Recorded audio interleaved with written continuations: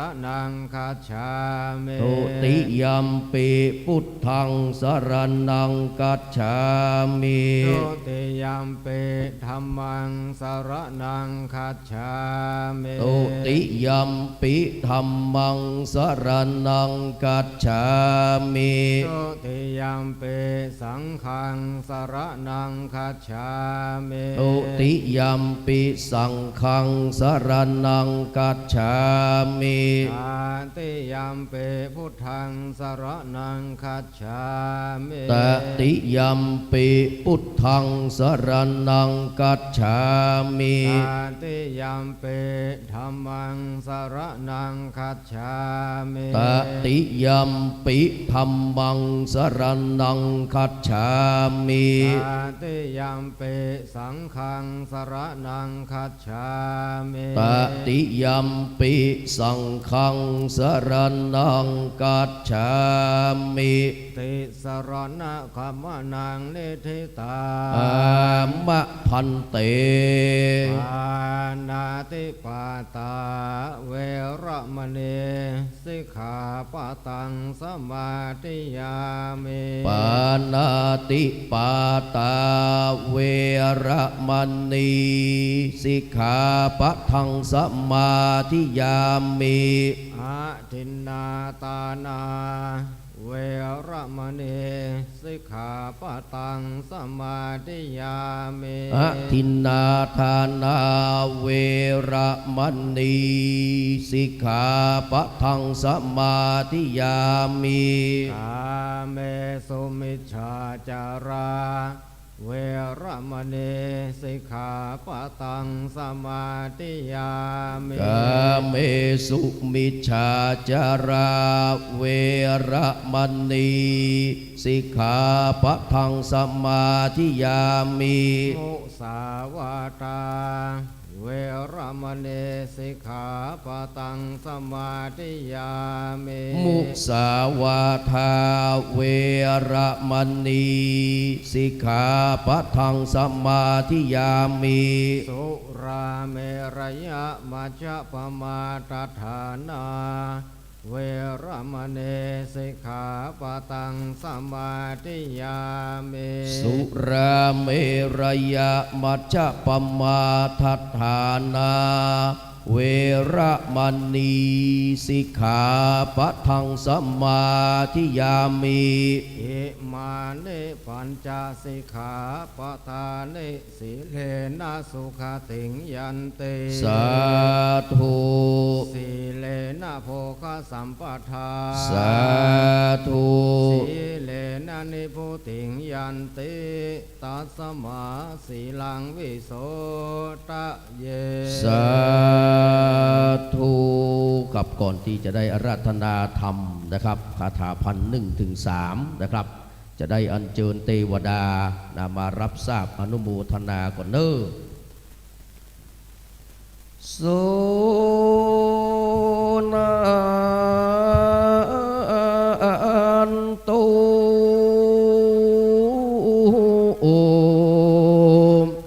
โพนโต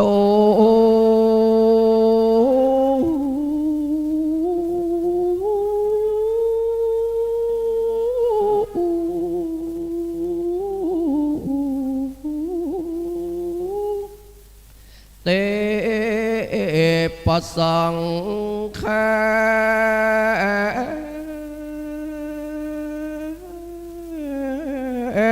โย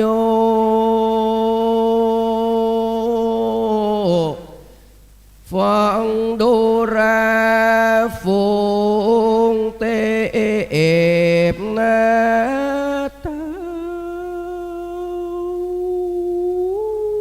อันอยู่แดนแดวเขตคงไขแผ่นดินไกลอากาศกว้างโลกจักรวาลภัยพนมบร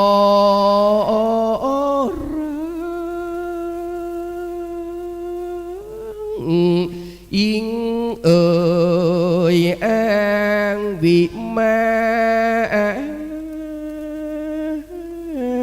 แอนพรหมแผ่นดินกลมกลมตัวตุกดาวรวมตึงฝูงเขตนาตาแดนโดองรี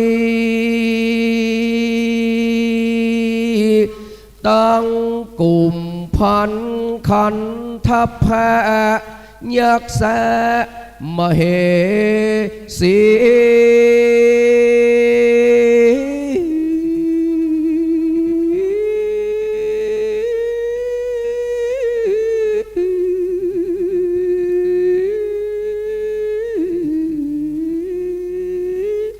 ตนมีฤทธิแก่กล้าต้อยลาเวจีทิราอาจนาตาตั้งตนแน่พญายุแม่บ้านจะตุโลกองคลานตูนองแอดแต่อุทิราชนาโอ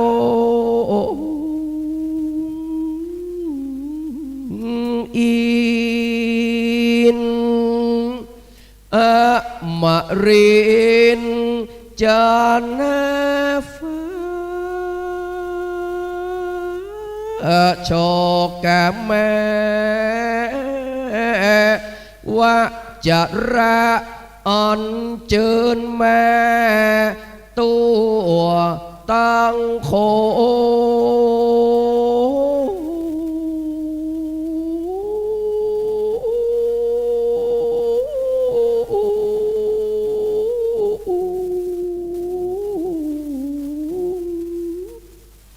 โสระสะลงแผ่ถึงพรหมแม่แอนมัน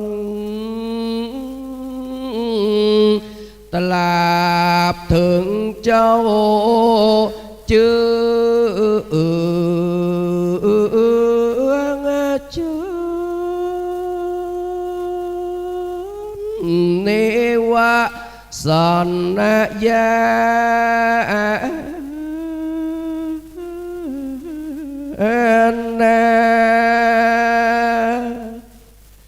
ขออัญเชิญมาปัตตา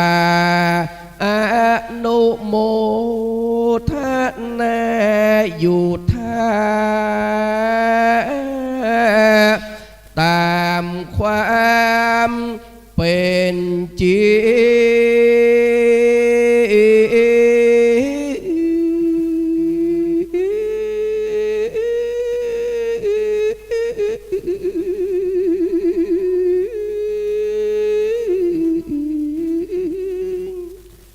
ขอนำเอาชื่อแห่งสมณะและมูลศรัทธาใจยิ่งตัวนาเมื่อถวายองค์อินจันทร์ฟ้า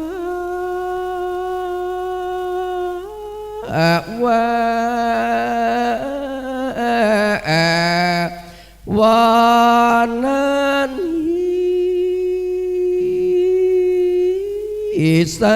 มณะศรัทธาพระมหา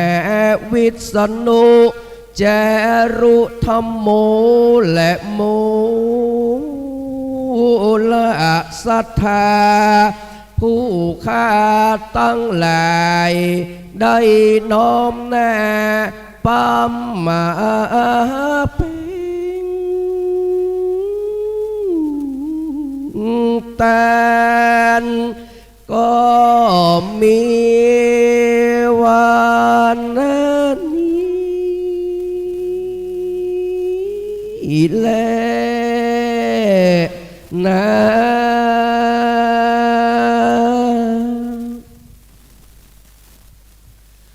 ส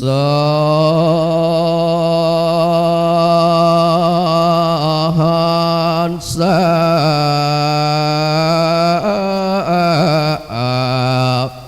ม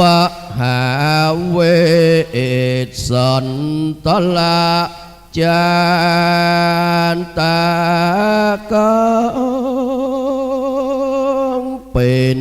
พันธนองแห่งนิบาตจืบมหาจาตสนอยองหังอันว่าผู้ข้าก็แม่นบน้อมนากราบปูจองยอ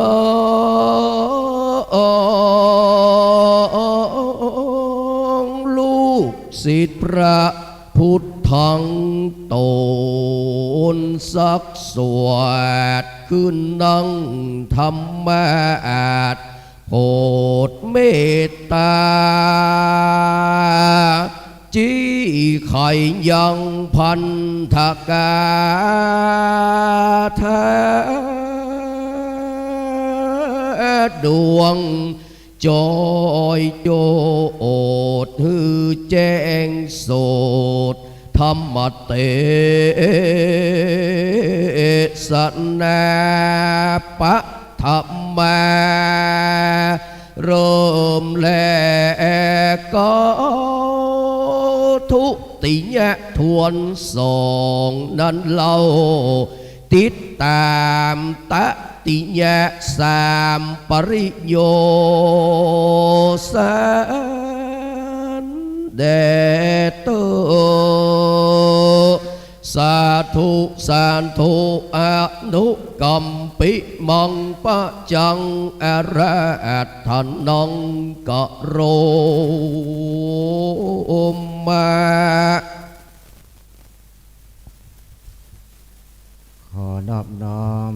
แด่องค์สมเด็จพระสัมมาสัมพุทธเจ้า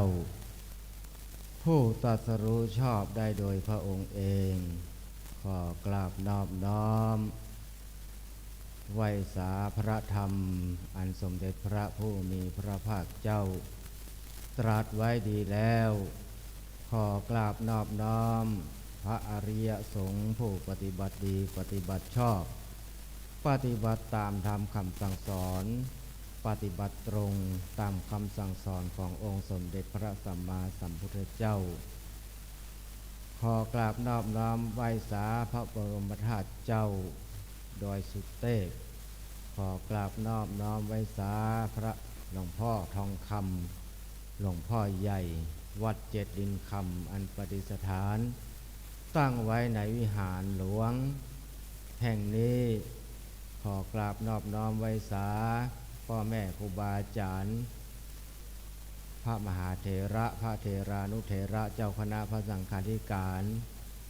โดยเฉพาะท่านอาจารย์พระมหาวิษณุจารุธรรมโมเจ้าวาดเจ้าอารามาธิปติวัดเจ็ดดินคำแห่งนี้ขอเจริญพรคณะสัทธาผู้ฟังทุกท่านตมาภาพได้กราบได้ถูกกราบอาราธนาเทศนาธรรมหุกแรกกันเรียกว่ากาถาพันคาถาพันหนึ่งหรือพระคาถาพันสองถึง1,300เนี่ยเป็นภาษาบาลีล้วนๆเตศนี่มาได้เตศมาได้เตศเอาม่วนแต่เตศเอาเพิ่นเฮาว่าเอาขัง เนาะเอาขลังเป็นพระสูตรเป็นบาลีล้วนๆฉะนั้นเจริญพรคณะสัตยาทั้งหลายตั้งอกตั้งใจถ้าได้ฟังธรรม2-3ภูกที่ว่ามาเนี่ยเป็นภาษาล้วนเนี่ยเปิ้นว่าได้รับอานิสงส์เหมือนได้ฟังตึง13กันเลยถ้า13กันเนี่ยตั้งแต่กันที่ทศพรเป็นต้นไปนะถ้าเป็นที่1 2 3ถึง13นี่อันนี้เปิ้นเป็นภาษาไทยโดยอธิบายให้ฟังเป็นเรื่องราวที่เป็นเรื่องราวของสำนวนภาษาไทยม่วนแต่ว่าคาถาพันนี้เป็นภาษาบาลีล้วนๆปลุกเสกเทศเพื่อปลุกเสกวัดวาอารามปลุกเสกคณะสัตยาทั้งหลายเพื่ออยู่ดีมีสุขอายุมั่นขวัญยืนไผได้ฟังธรรมจบตึง19กันในเปิ้นถือว่าเกิดจากหน้าฉันใดคำว่ายากไร้จะมมี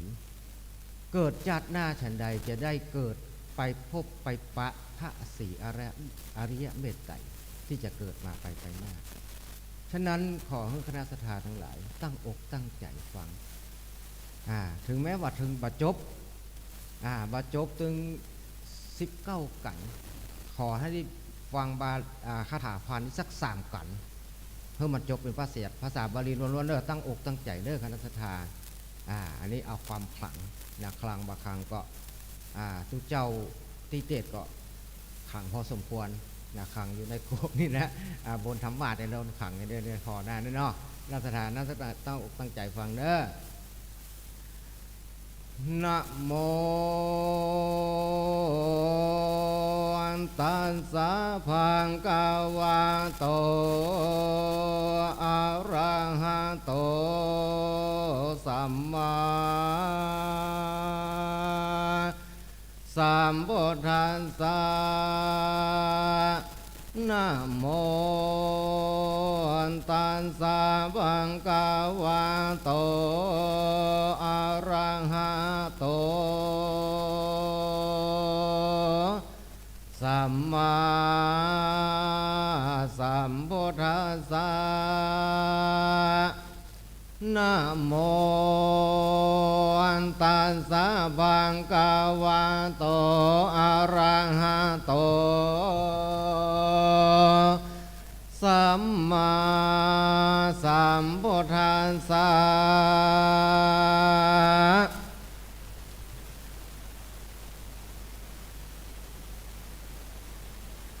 โหนัสสะเทวระวันนะเพติอิตังสันทางกัมเปละวันทองอมปานิสายานิงกอนตาราเมวิหารันโตป้องกันละวันสังอาลาภกาเทสีเอสาจันตันนะจุนเนนะปูจาตุมเหสุเตอเมกตาตุมหาติสัสสะพุทธัสสะมาตาเฮสังอนาคตาติพันเตสวรรณมาลายามายาตวังโปจิโตอาสิเตนะไมหังอุเลหอนโตมาลาปุญเยนะนิมามิตาเตยาเตถาวัตเวหิตุมเหหิปุจจะไมหังปฏิทิตาตายาอิจจันโตตมหากังยาธาวปัตตนาตถาเตสัมมาเนสัมมานาโกตาภิกขุเนภิกขุตาสิกาธรรมาเจวะสุธรรมาจะสังฆทาเสจะสันตมาติเขมาจะอุปัลละวันนาจะปัตตจาลาจะปิอังโคตามิตัมมาทินนามหามายาวิสาขาจะปิสัตตมาเตปุณสันเตวะละวันนาเพวารันโสทัสสะดาวะเรปะทัพยาจารุปปังติหังอาตุยหังมันนะโสปิยันติ เตวาลาจานาโมตายัตโตกิงปาปังกาตะกังมายาลัมมังจาเวสิมังฐานาเวโตตาลานเนตุตันตินะเจวะเตกะปังปาปังนะเจเมกาวัมมาสิกัปปิยายา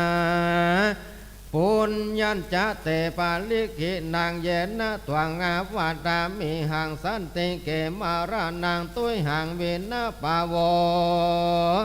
พระเวสสันเตปาเตกันหาหิอาเมเตวะเรตัสสะปะเวจโตติวารันเจเมอัทโธสกากะสัพพะภูตานามิสาระเวสีราชจาพันธันเตตัตตะอาสังนิเวสเนนิลาเนตานิลาปาโมอานิอาลังขิยะธาเมติพุทธาตินามะนาเมนะตัตตะอาสังปุรินตตะปุณตังลาเพสกาปุณตังลาเพทะวัลลาหังยาจะโยคังกามัจจเลงปูจิตังปฏิลาชูอาหิอากิติมันตังยาสัสสินังกัมบังเมตาลายันติยามาจิมากังอนุตายานาอนุนาตังอาโกนจิอนุนาโตอาสาปะปะจาปังวาลาเคตังสามังยะธาเมนัมปะวัตยงปาลิตานาสันโตวาสาวะกะเยลาโจนาลิมาปะเททวายันนาวาชันจาปิปะโมจะเยมานุละอาโปจะปิอาตุอาเลนะเลวัลละกัมมายุเตจุจะเจลาวะกาปินเนอาสุธรรมกัมมาตะวันนิเตจินตาลันกาเลโกวาลุสิเตสุรามังกะปะโมตันเนสิวิเสสีวิลาจัจจลาภานาตันเตตัตตะอาสังมเหสิยติอาเยเตอาสสะวาลาตินามายาสบังกะโสปเนสีวิลาจัจจวิจิเตสัพเพเตอาลานาจัจจิเวเลเตตมัทธังปะกาเซนโตอัฏฐาอาหะอิตังวัตวานาคันนาวาเลวะลาจาสุอาคามาปะเตภูสัตติยาวาลังวัตวาอนุโมติทาอาสวาวาสาวติตัสสะวาลกาถาเนติตาขิญากาวยังกาถายังอาการโตสะพร19กาถาก็บังคมมาเป็นห้องก่อนแลนาอันนี้การทศพร19คาถาผ่านไปต่อไปหิมปานแห่ม134คาถาตาโตโจนตาสาพุทธาเตขันเตเยอุปัจจทาเจตุจาลัมหินากาเลสัญจเยนะขมาสมาคามิตาสมาเสตาลญิตวากาลนติปุราตวัตกินังเวสานังวิทยามะเจจันเนสิพุทธสติมามังนะไมหังมาติกังนามังนามิเปเตเปติมากาสัมปะวังจาโตมหิเวสวิทยาตัสมาเวสันตโรอาหุตาทาหังตาระโกโหมิจติยาอัตตวาสิโกตถานิสัสสะปัสสะเตตานังทัตตุงวิจินตยิงหาตายังตาเตยังจักขุงอามังอาสังปิอาลุติลังปิจตาเตยังกายังสาเวตวญาติโกอาญาจะเยอามามันติราสะภาวังจินตยันตัสสะอากาสาอากัมปิตามาสันเดตังอากัมปิตาสะปัทเวสิเนรุวานะวัตกะเสอาปาลุทะกัญชานาลานาคโลมาปังกาอาตันตาลาชาสิตาปังไคหะตระเขนังพาหุงกิงมังปายาญาจันติพรหมนาติลัตตานังเยเทวายาจามาสีวินังลัทธวัตตานังทัตตาหิปาวาลังนาคังอิสิตันตังโอโลทาวันติตาธามินักเวนาอเวกัมปะเมยังมังยาจันติพรหมนาปะทินนางปุญจาลังตันติโอปะตุยหังกาจุนจามันติอาหาราธิอากากันตะโกอุรยหะลาจาจาคาทิมานาโสพระมานานังอาทาตานังวิเศนังลัตตวัตานันติตาธามันโต ตามาทางปะกาเซนโตสัทธาอาหะตถาสิยังพิงาสนากังโลมหัง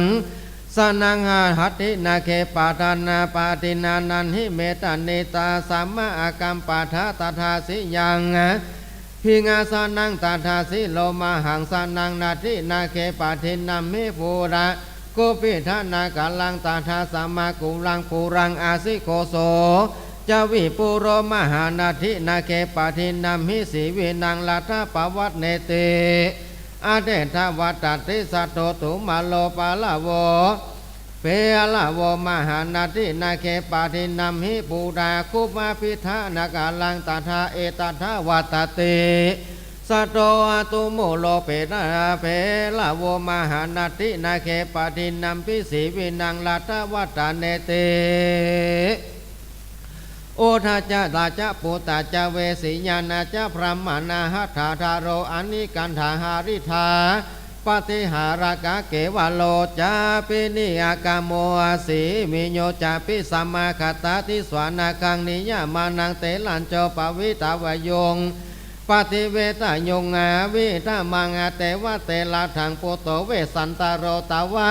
ตาทังโนหัตถินังจัจจานาคังลาทัจจาปูชิตังกาทังโนปุญจลังจัจจาอิสาตันตังอุโลหะวังเหตานายุงสัพพยุทธานังสัพพเสตังโกจุตตามังปันตุกัมปัลลาสัจจันดังปาทินังสตุมันดานังสันเตงจาวาสลาอาวิชานิงเตสังอากาลาสาธิทิสังเสยตัชตังอุปัฏเถยังอาทาตาปะปานังสหัตถิปังอาจอาคิยานังราชวาหิงพระมานานังอาทังดานังอันดาปานันจะโสตาชาวาสเสสนานิจเอตังโคตานาปฏิรูปังเอตังโคพระมานาหลังหละหังอายังเตอวังสารมาลาจโนวิสินังลัตตวัตโนกะถังเวสันตโรปูนาโตกะจังภาเพเชติจจยสเตตวังนาคาริสติสีวินังวาจานังอิตังมันเจตังสหปุเตนะสีวิหัตเถการิสเรติกามังจันนาปาโทมาสิจันลาจาปิวินาสันโตนาหังอาสีวินังวาจานาลาจาปุตังอาโทสังกังปะปะเจยังสังกาลาโถปุโตหิกามามะโอลาโสกามังตนะปาโทมาสิลันจานะลาดาฐานจาปิวินาสันตุนาหังมีสีนางวาจานาลาจาปุตังอตุสกัง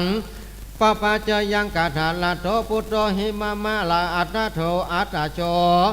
นาจาหังตัสสามิงทุปยังอาริยศิระวะโตหิโสอาสิโตอาโกปิเนเมอาสะปะปัญจสวะเวปาสเวปาหงกาถังเวสันตาลังปุตังสัทเถเนอาขาตายามาเสตินาคัง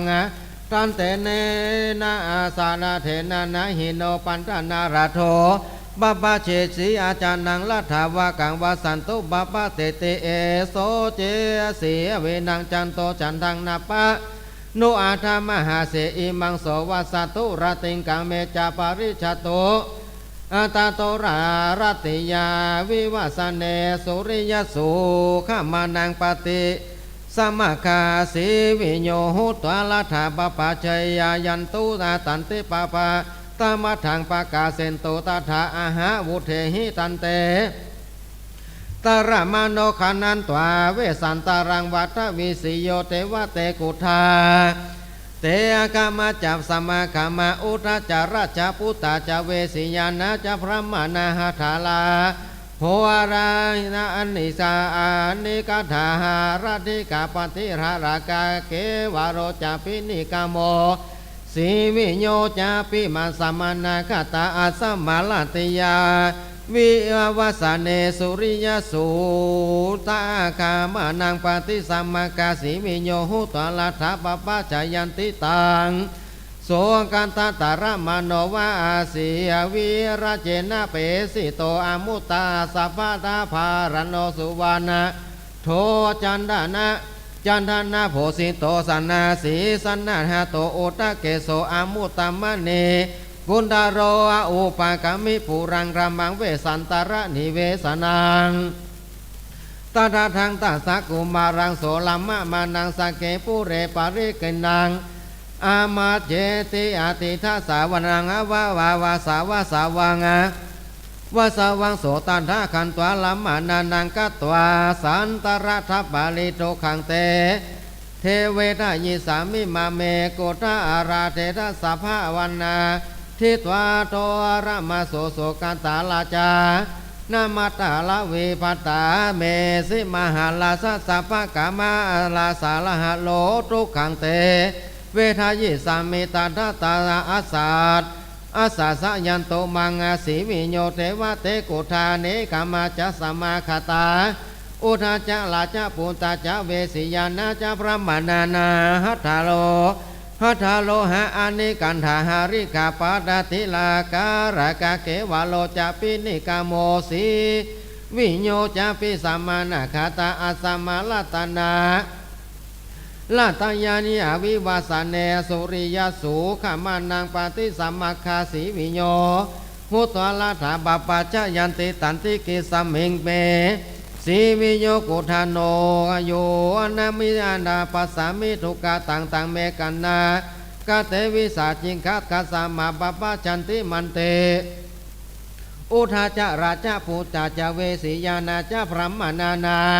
หัทธาโรหะอาทิกันธาราติกาปฏิกาลกานาคลานาเทนาอาขียันติตัสสามาปปะจันติติตันเตหะทายังอาจักคูอาจากาคุมปิหังลาจังกิงเมกิงาเมปะหิรากังตานังหิลาจังวาสุวรรณังวามุตังเวตุริยามณีทักขีนังวามหังอาภาหุงทิสวาจายาจักามหาละยากามาคาหะเตอตาเตยังวิกรรมเปยยังตาเนเมรามาติมาโนกามังโนกามังมังสีวิโยสัพเพอาบัปปะเชนตุหานะหานันตุวาเนวะลัจอาตานาวิลามิจังวิลามิสังกามังชิตาชินาฉันนาตุสัตตะสัตตะดาสิเอวะตังสีวิโยอาหุเนกามาจะสัมมานาคตาโกนติอามารายติเรนะกิลิมาลาจาจังชาลังปฏิเยนะปัปปะชิตายันติเตนะขัจจตุราสุปะปะโตอติโสหังเตนะคามิสามิเยนะขัจจันติตุระวารันตินติวังเมขมาทายาวตานังรามะมิหันเตตามัทังปะกาเสนโตอาสัทธาอาหาตาอามันตายิทธาลาจานังมัทิงสาฟังโสสาฟังข้าโสภานังยังเตกินจิมายาตินังตานาตัญญัญจะวิชาเตหิรัตยังอวาสุวรรณังวามุตตาเวตุริยาปะหุงสัพพันตังนิหะละเหยาลาสิญาสิยัญจะเตปะเตสิกังทานันติบะตานาบาลิลาจะปุติมัจเจสัพพังกะโสอังกะมากุเหงาเทวะอนิตาเหยายาสิเมตังเมอากาขาหิปุราชิโตติอสิระวันเตสุอาทัจเจสิตานังมัติมัติดาลยาถาลาหังเยหินาหิตานาปาลังอาทิปติตาสัพพะปานินันติปุเตสุมัติตาเยสิสัสุยาสัสุรัมหิจโยจตังกัตตาภัตตวาภัตตาปัญเยยามันเยยะอาชักกัตตันตังอุปจจตุโยเจตังกตามัจจเจยะญะมายาวิปวาสเนวาสเสนาเตอัญญังภัตตาลังปาริเยสิมากิลิทมายาวินาติอาหังเยวาจานังคามิสามิกาลังปะหุมิคามิคายุตังสังสยโยชีวิตังไมหังเอกกัสสะมหา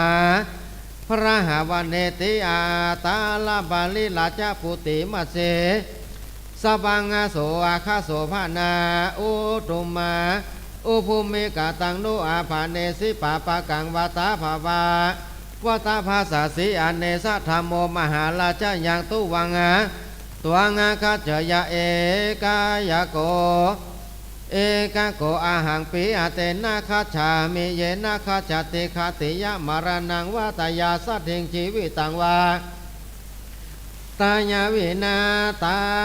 เทวมารานังสยโยจันเจชิเว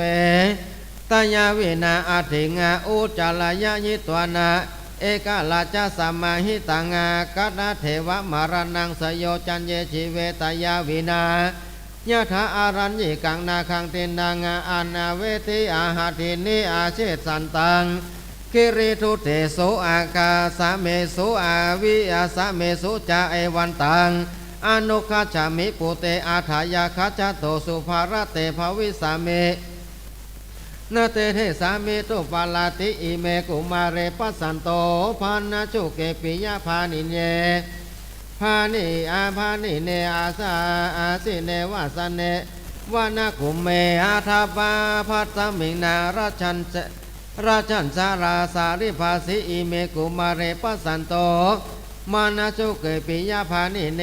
กิลนาเตวานากุมภัสเมงนาราชันสาริสาสิอิเมกุมาเรปัสสันโตมาจุเกปิยะภานิเนอาสะเมรามานิเยยามหินาลาจาจาภาริสาสิอิเมกุมาเรปัสสันโตมาจุเกปิยะภานิเฮภานิปิยะภานิเนกิลันเตอาสะเมละเมนาลาจาจาสาริสาติอิเมกุมาเรปัสสันโตมาราตาติอาลังกาเตอาสะเมมารานิยามหินาลาจาจาอาราสาริสาติอิเมกุมาเรปัสสันโตมาราธาริการังกาเตกิลันเตอาสะเมลาเมนาอาลาจาจาสาริสาเรสาริสาสิตาญาธาทากาสินันดันเตกุมาเรมารารานิเนอาสะเมลามานิยยามหินาลาจาจาสาริสาสิยาธาทาคิเสนันนานาจานาเตกุมาเรตามาราธาริเนกิลันเตอาสะเมราเมนาลาจาจาสาริสันติยาธาทากาสิมาตาตังกุจาลังสันนิหายกังเอกังอารัญเยวิอาจารันตังนาราชาสาริสาสิตถากาเรโนสังคสะโยอาทันทะปุระโตวาสังโกนสังโกนจังกาหิมาตังโคโกนจารโรสันทิหายาโนตัสสะตังนาทาโตอาหุตัวสุตวนาราชาสาริสาติอุปโตวนาวิกาเสตถาทากาสิอากามหังวาเนภาลามิคากินเนนาราชาสาริสาสิมีคังที่สวานาสายันหังปัญจลีนานิมานาคาตังเกงปุริเสจานันจันเตนาราชาสาริสาสิยะจายะธาโสสาสินิกานิโคสังสันทมานายาสันโทยาติตังกังเกงปุริสาสัญจานาราชาสาริสาสิยะธาโสสาสิอานิโคสังกิลิภพะจาภิภะลาจาริโนวานามานาสะโอรุกัมมานาราชาสาริสาสิยะธาสีหัสสะพยาคัสสะคัตอาคัสสะวาคยัสสะจาวาเนโสสาสิภาลานังนาราชาสาริสาสิยะธาโมลหิปาลิกินนางวลหินางมาทกาสินางโคลังทักาสิจันนันตังนาราชาสาริสาสิอายาธาโมริหิอาปาลิกินนางานกันดาคังจิตตเปคานางโมขังราคาคาสิจานาตานาจานานาจันตังนาราชาสาริสาสิยาธาโมลหิปาริกินนางนิลาคีวังสีกิเนติวังโครังทักเกทักอาคาสีอานันจันตังนาราชาสาริสาสิยาธาอาทากาสิเหอามันนาเตบุปะเลตาลานีลุเหลุลาหิลุภะหิปิอาสัมภวายันเตนาราชาสาริสาสิยาธาเหมันตะเกมาเสหาหาริตังทากาสิเมธานิงอินทโคปากามาสันทนังสานาตันนางนาราชาสาริสาสิยาธาทากาสิเนมันเตปุวาปุปิเตอาทอรานิหุเลทอรานิรุเฮอุอากาจังพิมพาอาราจันจบุปิตังโลธาปานดาธรรมกังสุลปิอาสัมภวายันเตนะราชาสาริสาเยราธาเหมันตะเกมาเสวานังอาทากาสิบุปิตังโอบุวะโอวะปุภานิอาเปาทุมานิอานาจาราชาสาริสิติหิมา วันตาคาถาเนธิตากิยากาวายังคาถายังนาหิมาพานกันอันมี34คาถาก็บังคมมาห้องงานหนึ่งก่อนแลต่อไปคณะขันแหม209คาถาตามัดถังปากาเซนโตสัทธาอาหะเตสังลาเปลาปิตังโสตาปนตัสสะโสนิสายาจากาโลนางปาลิเตเวสิลาจาโปเตยาสัสสิเนสยวิสังเมกาเยนางปะปะตาปะปะเตยยะหังโลจุญญาปะปะเมยาหังกัสสามาเวสันตารังปุตังปะปะเชนติอาโทสังกังอาจาญิกังตานาปะเตงยาจาโยกังอามาจาสิงโปจิตังปาติลาโจหิเกติมันตังยาสัสเสนังกัสสามาเวสันตารังปุตังปะปะเชนโตอาสุกาโตสังกังมาตาเปติการังจันโตโกเลเจตาปาตาเยนังกาตวาการสามาเวสันตารังปุตังปะปะเชนติอันโดสังกังรันโยหิตังเวเตวะหิตังยะเตนางสะกินังหิตังสัพพะสะลัดดันสังกัสสะมาเวสันตารังปวนตังปะปะเชนติอาโดสะกันติมาโตเนวะปาลิตานิอัมปะวะปะปะติตาจะมาเอวังเหสันติเตละจังปะปะเจนติอาโดสังกังหังโสอาตากาขีอานาปัตโตวะปัตตาลาสามิงอนุตาเกปัตตาดิโตอามาเจหิเอโกลาจาวิลันนาสิตังปุมิมหาลาจะอาโทเตมาปัจจจาอุปัจจคมานังวิสีนังวาจนาบาปเจติอาโทสกันติธรรมัสสะปัจจิติงโกมิวิสีนังวินามังตาจังปะปะเจมิสากังโพตังปานาปิตาตาโลมิเนยัสสะโบเบตาจัจกาเนกาเนกาลาวะโบปิตาญายันตะมาโนญายันติจันวาจาวาจาเวโกวะคามิสันติญาสะโบเพคาจัจกานิกาลาวานานิวะยายันตะมโนญายันติสาวาจักาเจโกวะคามิสันติญาสะโบเพอเนกามิกาเน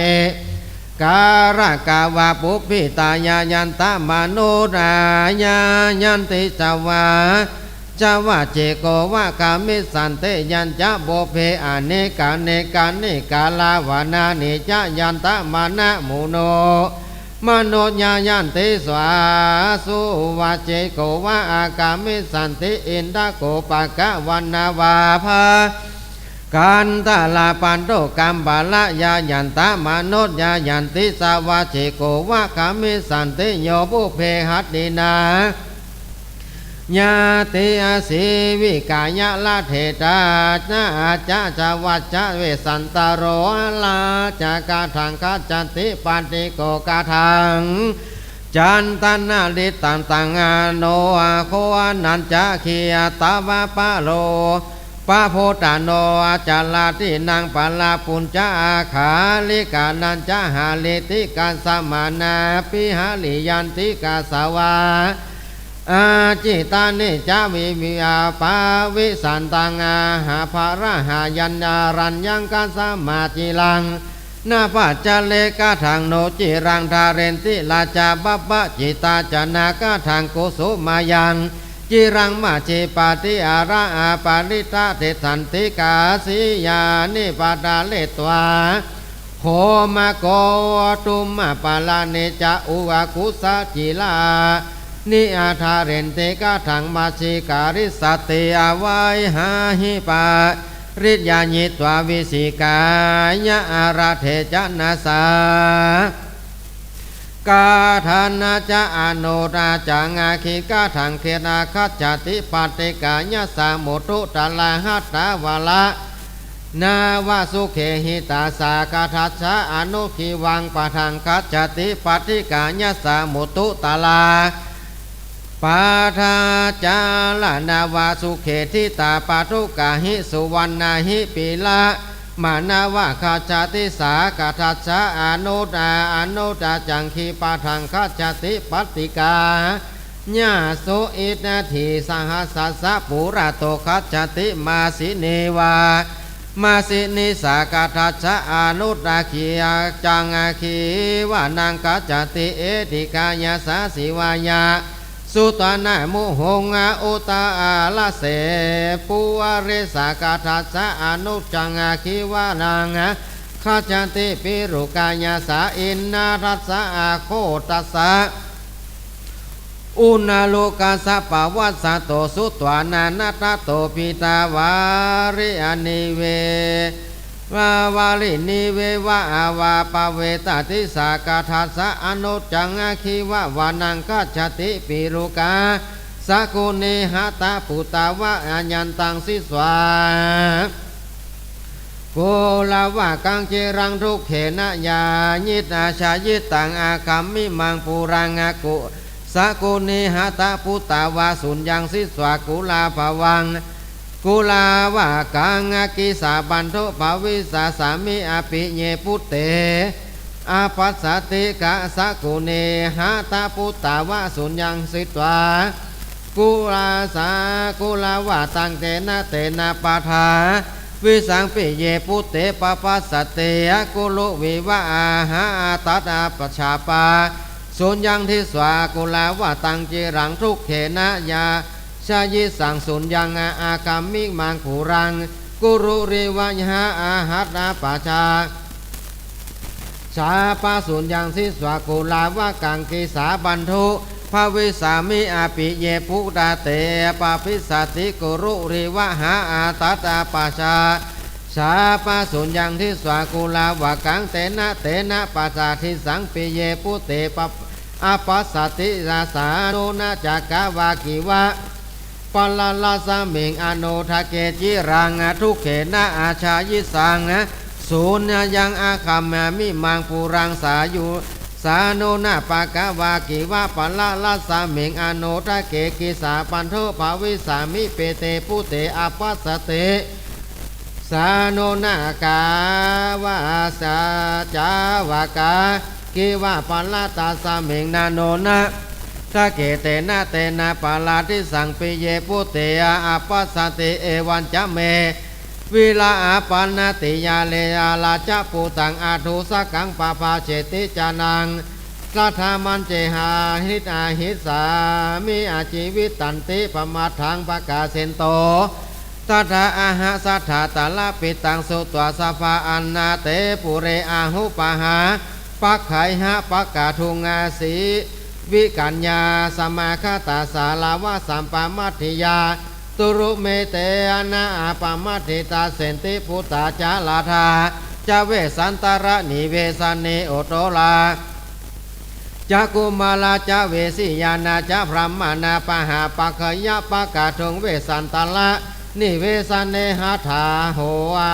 โรหาอนิทัตนาอนิกันธา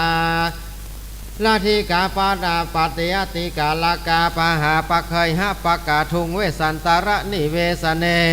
ตาโตลติยาวิเวสเนสุริยสุขามะนังปฏิเอทะอาทะเอเวสันตโรจาจาละลาจาตานังทาตุงอาอุปาขามิงวัฏานิวัฏกามานังอาโสทานังเททะวาโลเนงโพจานังปะโภชนานาทีนางสัมมาเทวะปะเวชชาทะมา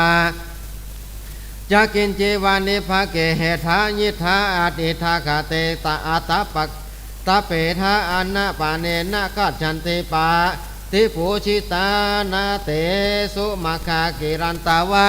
สัมปตันติวันิภากานิกากะมันติอมหาลาเจสีวินังลาทวัตเนอาตาเชสุงอวัตโพลูกขังนานาภละทานังถุมังยะธาเวสันตรังทัตถาปภาเชนติอาทุสกังอาเชตุงาวัตโพลูกขังนานาภละทานังถุมังยะธาเวสันตรังสัตตาลัทธาธาปภาเชนติอาทุสกังอาตาเชนสุงอวัตโพลูกขังส สัพพกามะทานังโทมังยะถาเวสันตรังอัฏฐาปปาเชนติอาโทสกังอาอัจเชนะสุงวัตโพลุขังสัพพกามะลาสาหาลังยะถาเวสันตลังดาถาปปาเชนติอาโทสกังเยบุทาเยจะหัตถะเลหาทะลาเยจะมัชชิอามาอาโปลิสาปาหาปักเคยหาปักกาทุงนิฆมันเตมหาลาเชสีวินังลาทวัตเนอติญขาเวสาวาลาอิทาคาลาจาราชิโนปะหาปักเคยหาปานาการทงานิกะมันเตมหาลาเชสีวินังลาทวัตเนทิเปียโยปิตถะปักขาทงปากากันทงยาจามินาคาเรอาหงานิฆมันเตมหาลาเสสีวินังลาทวัตเนเยพระมานาเยจะสัมมานาอันเยวาปิวานิปะภากาภาหาปะกายหาปะกาทุงอัตโมอติละโพอิติยะถาเวสันตโรลาจาลาจโถมโนสเกปุเรสีวินังปาวาจามัทยนาตัมมาสัมหาลาธานิชันสติสัทธาหาตาธิสเตหัตวาสัพพลังกากาลาภูเตผู้อสิเตอาสุวรรณกัจเฉมา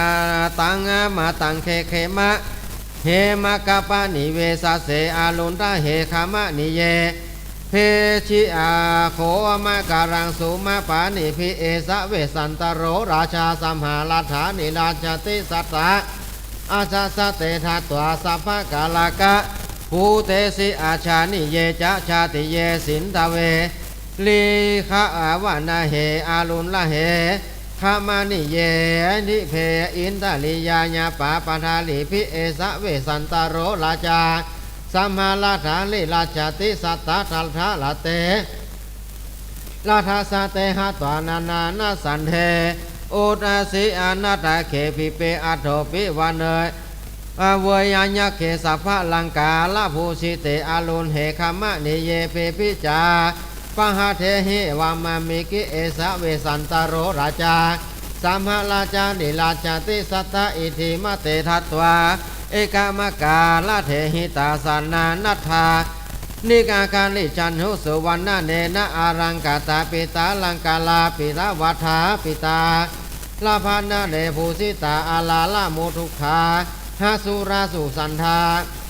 สุสัญญาตาโนมาชิมาเอสะเวสันตโรราชาตามหาลาฐานเลราชติสัตตาเนเทนุสเตหะตวาสาภาสังสุปทานิโรเอสะเวสันตโรราชาสัมหาสัตตาธานาลาฐานิราชันติสัตตาธาสีสเตหะตวาสัตตาตาสะ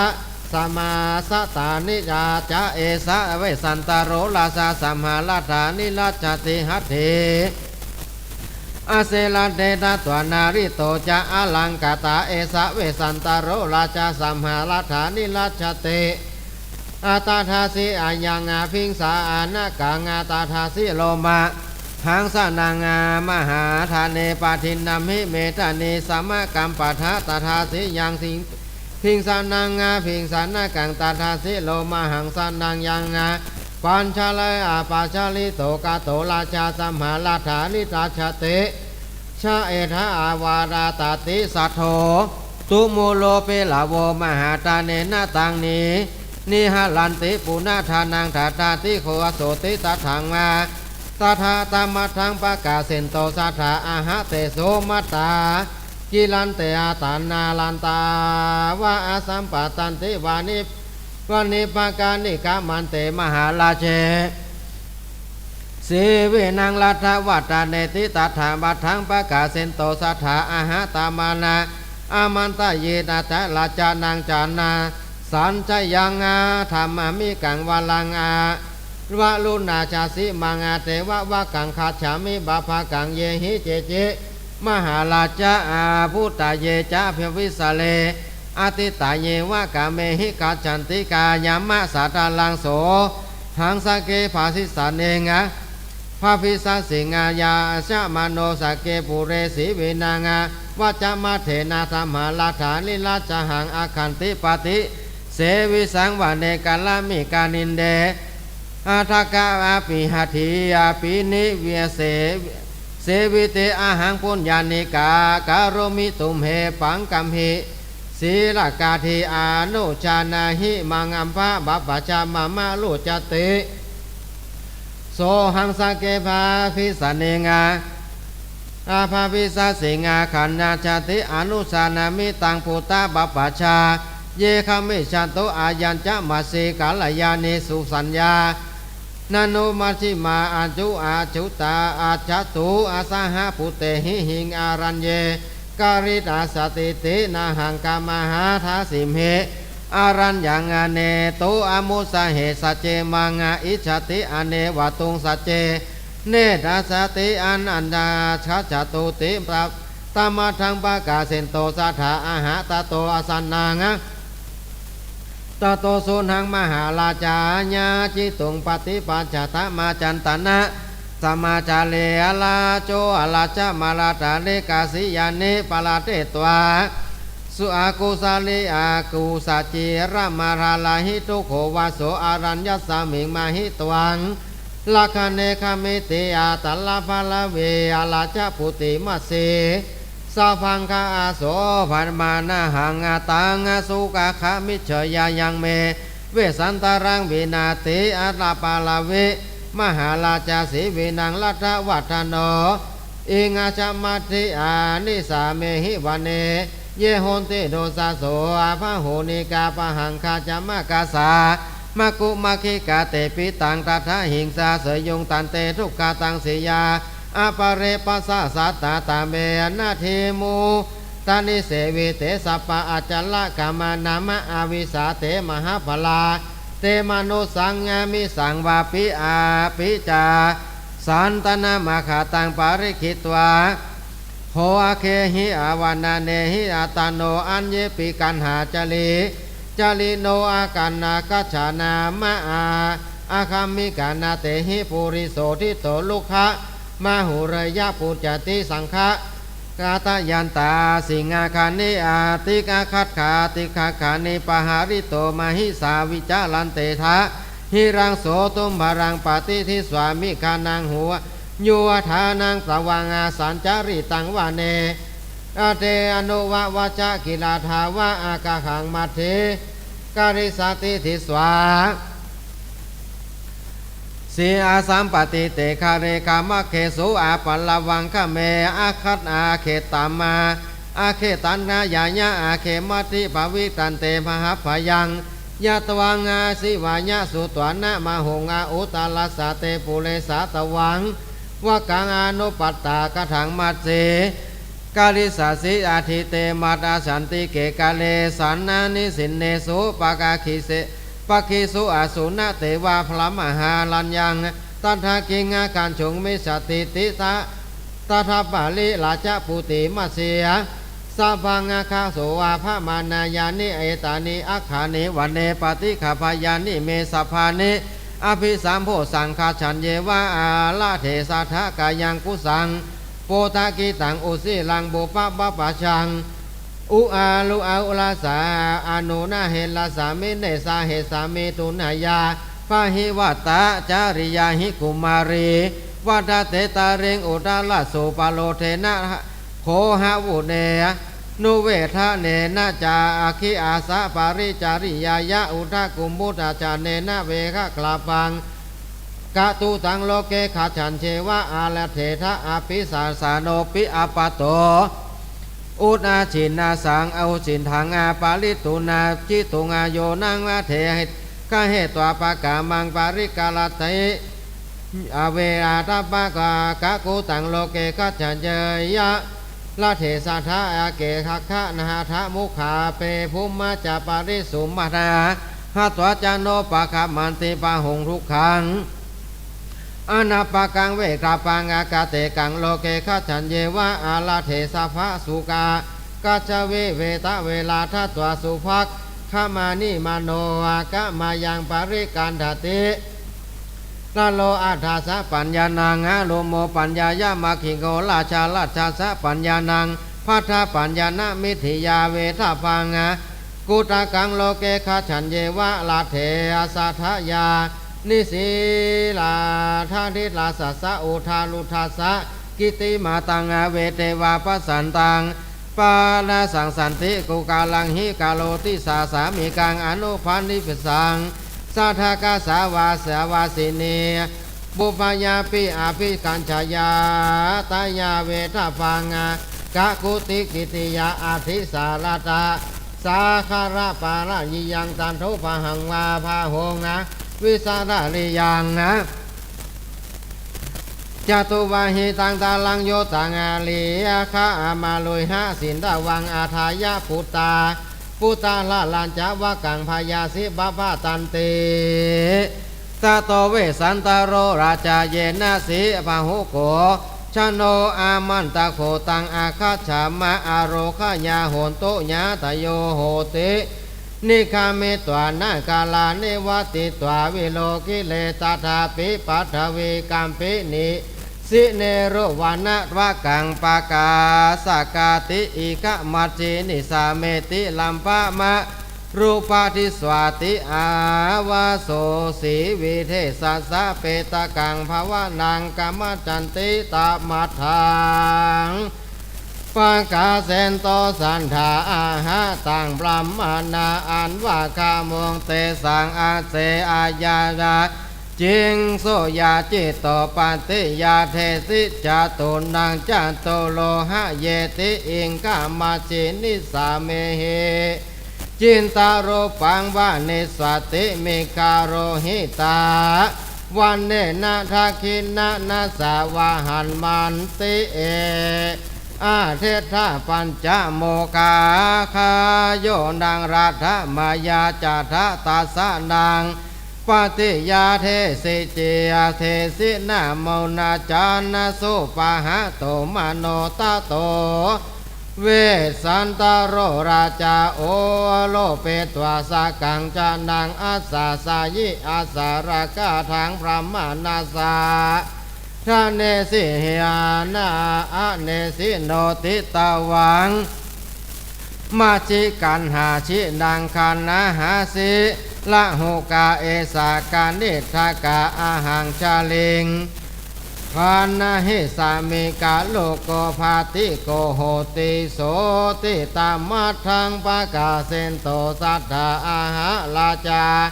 กุมารังอาทายาราชพุติจาหาริกังสัมโมทมานาปากามงอัญญามันจังเปยังวาตาติตานากานาคาถาเนติตาเขยากายังกาถาในตานนาการ209กาถาก็บังคมสมเลศเสด็จหันทะมายังสาธุกรังกะโรมะเสสา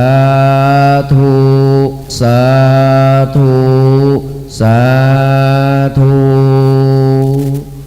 กับปฐมังสหะ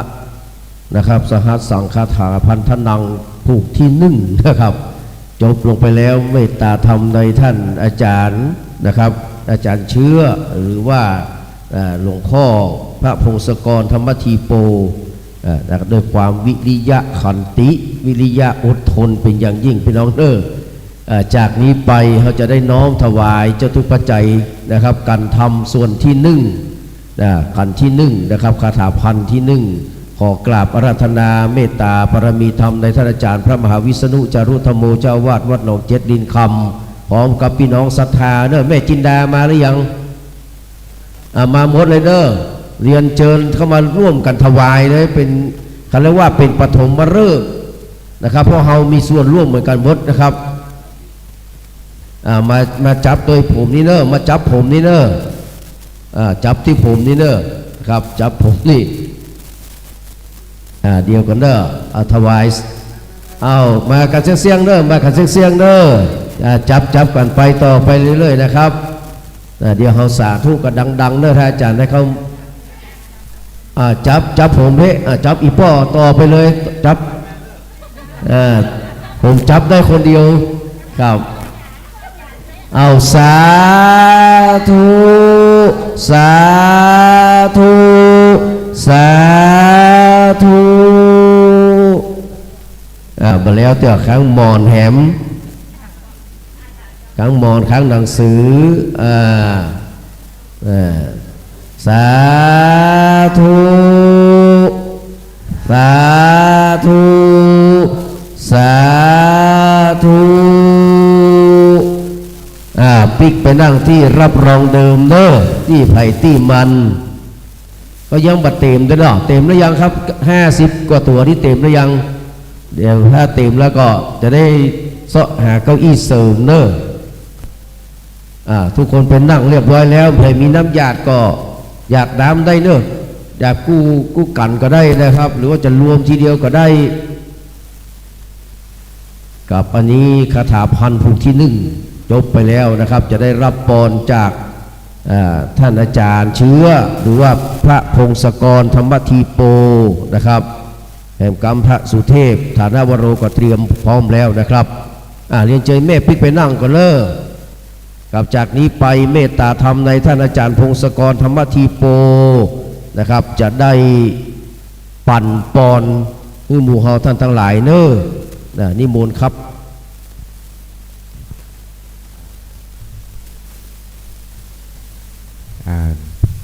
จะอู้ยาวก็ดีจะไปนี้กันอื่นเนาะเอาปอนกันเลยเนี่ยอย่างว่าเนี่ยยังมีแหมยาวอยู่ลาตีแหมยาวไกลแหมยาวนานแหม3 วันอดทนอดทนกันเอาเป็นบุญเป็นกุศลถือว่าส่งท้ายปีเก่าตอนรับปีใหม่2566ที่จะมาถึงนี้ถือว่าเราเนี่ยได้สร้างบารมีโดยการทำความดีได้ตั้งธรรมหลวงได้ตั้งธรรมฟังธรรมมหาชาติเวสสันตระเวสสันตรอมนี่แหละมันมีหลายกันรวมกันแล้ว19 กันแปลว่าตะกี้อย่างตมาตะกี้นะถ่ายได้ฟังทั้ง19 กันนี่ว่าสุดยอดเนอะเป็นว่าบุญกุศลนี่ได้เต็มที่ขอให้คณะสัตยาหลายช่วยกันมาร่วมกันฟังเทศน์ฟังธรรมถือว่าเป็นบุญเป็นกุศลทำจิตใจให้สวยให้งามให้บ่องใสให้บริสุทธิ์ให้บริสุทธิ์ดุจภาชนะที่จะรองรับเอาบุญเอากุศลที่เราจะได้เต็มที่ต่อไปฮับก่อนเด้อ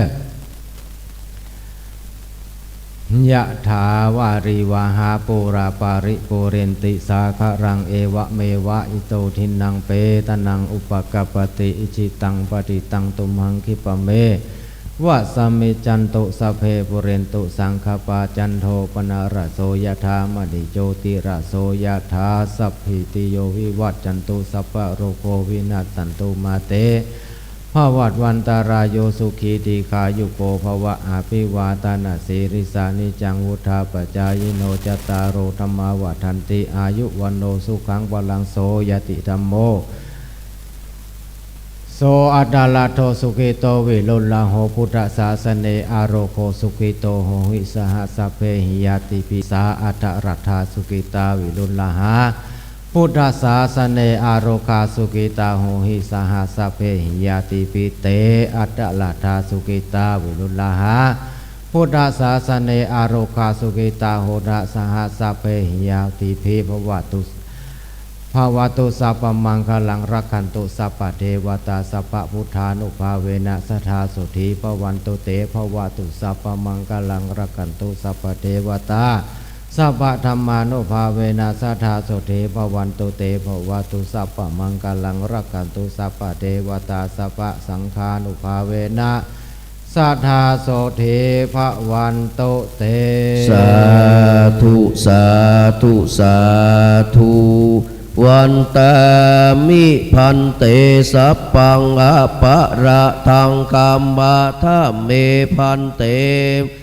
กะตังปุญญังสามินาอนุโมติตัพพังสามินากะตังปุญญังไมหังทาทัพพังสา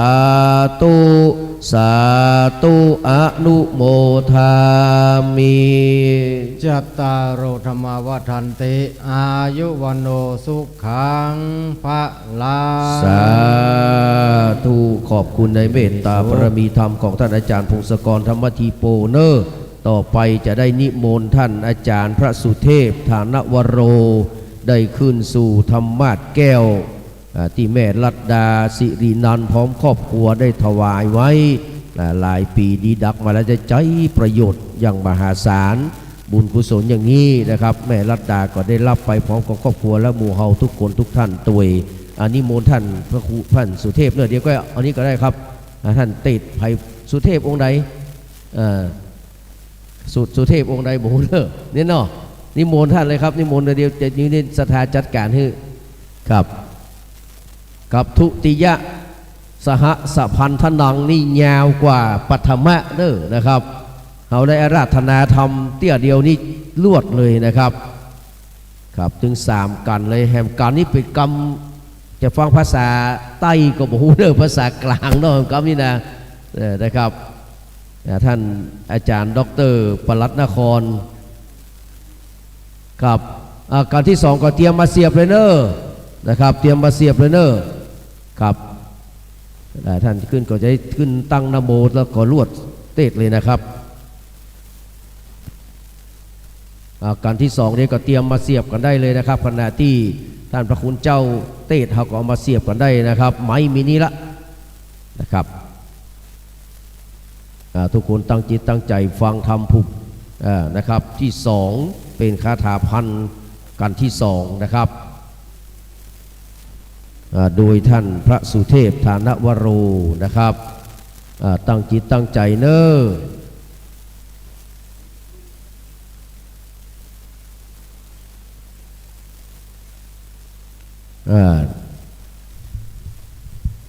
ตั้งใจฟังก็ทำก่อนเนอะกราบพระพุทธพระธรรมพระสงฆ์กราบพระมหาวิษณุจารุธรรมโมเจ้าอาวาสวัดเจ็ดลินบัดนี้อาตมาภาพจะได้มาเทศนาธรรมคาถาพันโภคที่2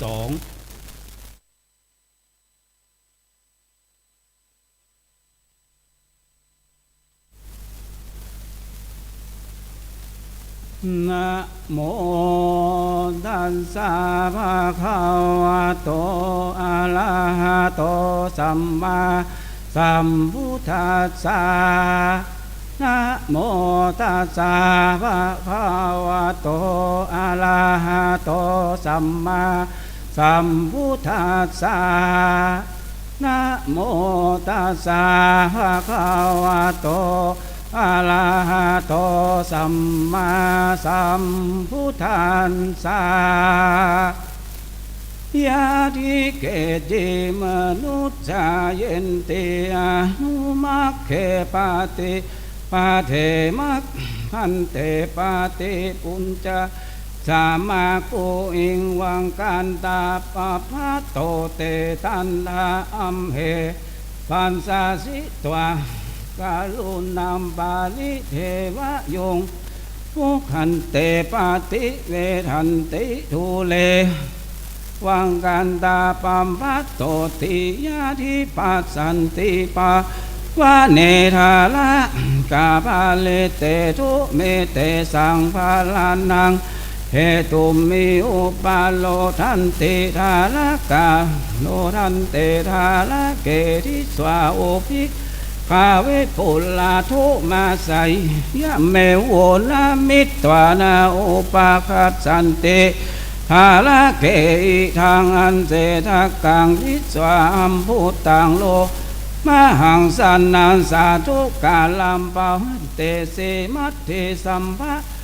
คะโสภะนาอัญจัลลังวัตตาโลกัสสมิงอัมปัตตังโลกะหังสันนังเวสันตาลันสาเตชันนายัมมะ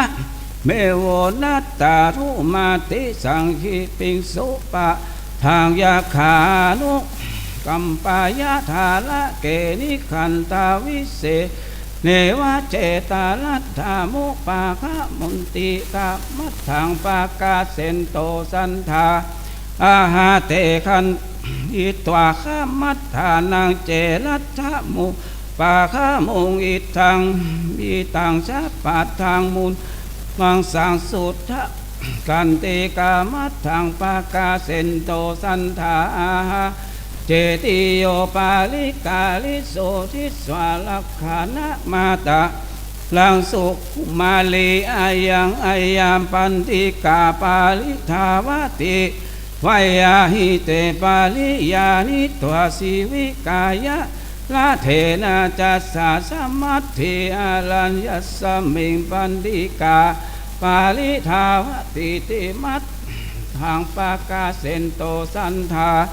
อาหาตังทิสวาเจตาปามงขากาธามานาอุปาคามุงกันจินโนเทวะกุสลังกันจิเทวะอานามายังกันจิปิตวาโลโคเตชีวินันจาอานามายังโกเตพลังมหาลาสักโกนุเตลาธามัทธาลานาสังโกอาลัตโกทิมัทธานะมาคาโตปัญจมิตวาหิปากาโตอนุปันโตสิมังสันติกุลันเยจาเมสัมมาโตสัมมาอามยังโตปิตาโลโคเมสิวินันจานามยังหังหิกุณชัลลังทัจฉังอิสาทันตังอาลุหาวังเขตันยุงสัมภายุนทานังสัมภัสเสตังตาสุตตัมมังปันทุกกัมภาลสันสันนังปาวินนังสันโดมะทันนังทันตังสวาสีวิชะนิงเสตังเกลาสะสามิสังสัตเตตันสัตตังสุปัตไตยังสาทัพพันนังสาหัสหิปังอังคายานุลาสวะหิงพรหมนานังอาธาทานังนัสมิงเมวิสโยกุธาปิตากายาจิตุงนิสัพเปตุงมหาลาทังชีวิตนังรัตถะท่านังตังเจตาปุลักขิตวปิติกาลันตปัจจัยยาปาลิวาเลตวานาคัสสันติเอวังชันนาหิกันติมาโวลัตจิตถาคัมมานังลัญโยสันติยานุจิตุงจิตจาเปตุงมหาลาจังลาจัตตันทานะอิสโลอันจุขัตตาหิวิจัยโยภาลักขาเนขมาจายเยเตปะทังเสตุมิสันติลาชนังมะมะคาลานาเตสะเจสะปาวัตเทนทารัตถะสัมมิงรัตถะทะเนชะวะมะรัตถังกาเลหิเจติหิปาลิวาลิโตอิทังหิตันทิทังรัตถังอินโทชันนาปันโทมหามติงกโรตาวังเทวรัตจมนุสสาตุนตินะเมอาสัมโมทิยังปิโวอันสะอาจายันตังมะมะกาลานาวิหิพันธานันจะปิวิกาโหเมนาลุจติอาทันสะพันนังโพลังสัมมาหาโลอานัปปะโกเอกันสากาลนาไมหังหิงไสยาภาหุโกชันโนปาติต่างยังทินนางสัพพังอังคะนิยังกาตังอาวาลุทธาสิมังลาชะวังกังคัจฉามิภะพะตังโอกาสังสัมมาสันนันทาวันเนยันดาวัสสิมอาเสติตัตคาเตมันมะขมมะยะถาปิกุสลตถาลาสิสิตยัตถาสัมมันติอาหุสมาหิตาเอสะเสโลมหาลาสัพพัมภะโตขันมหาโนยัตถาตวังสหปุตตาหิสหปาลิยายะสัสสิตังเจตานุสัสสิสุอาสุเนตามุลมุขาอิโตขันจามหาลาสะอาทุงเยนุตตาลามุโคอันทาทักขสิพันเตวิโคลังนามาปัมพะลังนามาทุมาขนากินนังสีตัดสังมโนละมันตัม ติกามะพันเตอันดาทักขาสีอาปะกังนาทิงเกตุมาติงนามะคำพิลังสิริคำพลังพุทโธโลมะสากินนางสุปฏิถังมะโหภากังตันดานุอาตัวปิสาตัวจาสาเตสวาสาพุตตะเกอันทาทักขิปันตันเทนิโคละทังมาวิพลังลัมมะเกสิขาเลชะตังสีตัสสายังมโนละมังอันดาคาสิพันเตอาริกันนามะปะพะตังนานาริชาคานากินนางเตลังกินปุริสายุตังตันสาอุนตาลปุปเทนามัจจารินโทนามะโสสาโลปุณณเกหิสันโนเสสะโตขันติเยหิจัสโสวะนังเมฆาสังกาสังทุวังอาหิกาลัตถังสีโหวะมิสาเปกจีวะวานาสันทังวิคายะปุพาลุกเกหิสันดังพาลาลุกเกหิจูพายังทันทาพิน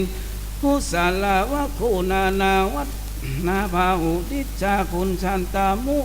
ขะกุชันติอุตุสัมปุทิเตทุเมขันตวาขีลามุเทนาทีนางปะภาวานิโสทัก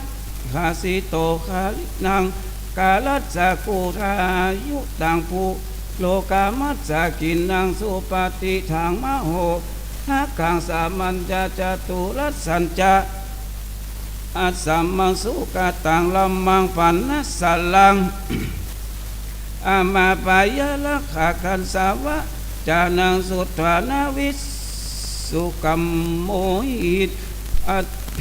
สัมมังกุสัตตังหัมมังปันนัสสลังอามาปายะปัมมัสสตาปาลิกาเลมาเปตวานาสัมภโสอาคาเลตันทาลิขิตวาสักขัตถายังปะปะกามิติอัตตาเหตวามปะวะนังอันตับสัทธังนิลาจตุชะนามายังตันทาสาวะมาปะพัตตังสาเลอาหังปีมัตถิเทวิสาลิกันหาสินาจูโบอัญญามันยังโสกานุทาวัสสัมมะปะพัตตันตาเลทาละเกอนุรักขตาอสุญโยโหติอันสัมโมมัตถิพันลังอาหาลติโปเสนติจะกายโยชะเนติตัตโตเวสันตาโลลาชะปัญจศีลานิลักขาติอาหังคัจฉามิภาวะเนนะโลคาเตมหาสุขิติวานาปาเวสานาคาถานิติตายังเก่าคาถากันวานาปาเวสาอันมี17คาถาก็เป็นห้องก่อนแลต่อไปเป็นคาถาสุโชคมี79คาถาอาหูวาสิกาลิเกโสโสกะโคนะมาพรัมมโนตันสาปิทาลาอาลิยานะเมนิตาปานาตานังตาทัตตาคาจุงนาทิอาทากาลิยาทิโยนังปาลิภาสิสุสมาคันตัวกุตุหาลามิตตัวนุนาเตมาตาอาโตเตปิตาเยชินนันทปะทังสุเอวังถ้าหาลังยังสติงอาหิตังวัตเตยติมันตายิงสุละโหข้าตาเยตังสินนัตตัสสะปะทังสุเอวังถ้าหาลิยังสติรูปกังวัตเตติมันตายิงสุละโหข้าตาเยตังสินนันสะปะทังเอวังอาลิยังสตังปะปะกังวัตเตยติมันตายิงโสเอวังคาลิยังสติงทุยิสันเตนาวามิยังอากาตังอาคิตะกังเยสินนัสสะปะทังสุเอวังอาหาลิยังสติงสัมมาเนพรหมเนนุนะพรหมจาริยะปายะเนยะตาวังโลเกอาภิสาสีสีลาวันเดภาโหเตสุยะตะวังว วัสสีกิเนนัสสะเอวังสาหาลิยังสตินาทุกขังอาหินาทางนาทุกขังอัตติยตาทางตันจะทุกขันจะตับปัญจายังปัสเสสินากังปาติงนัตถิกิธานัตถิลัตถิสิกเนนะปาตินาสหานัตถิอันลาปัสสันลาโปสังกิตุมปิสโสภาติยะถาปิภาลาโลภาลาลาจัมมัญญาติงสุละโหคาตาสัพเพโสภาวินาสันเดเยเกจินายาทานิสัทายาหาลาตาวังรูปาวติปาลิตาพิพัตอิตาคันสายาติกุเลอันจาอิงชาโนลามายัตติตินาเตพัมมานาคันสามีนาทิอุตากะหาลิยาหิโยมาปาลิภาติงสุตายาสันนัตนาพัมมานาติมาเนตวังอากาลกัมมังมาเมอุทากามาอาลิอังอุทากามาหิสังมาโพติทิตาหุตินาหัมติโกเลชาติยังตาวังอุทากามาลิเอวังพัมมานาจานาหิเตวัจจามิคาเลจาเจมาทัสสังฆาสิวันนะสายิตสิพรหมานะเอวังพรหมานาจานาหินาเตวัจจามิสันเกตินัตถิเมสุตังเอสาเวสันตโลลาสะเกวสติปะพะเตตังฟัง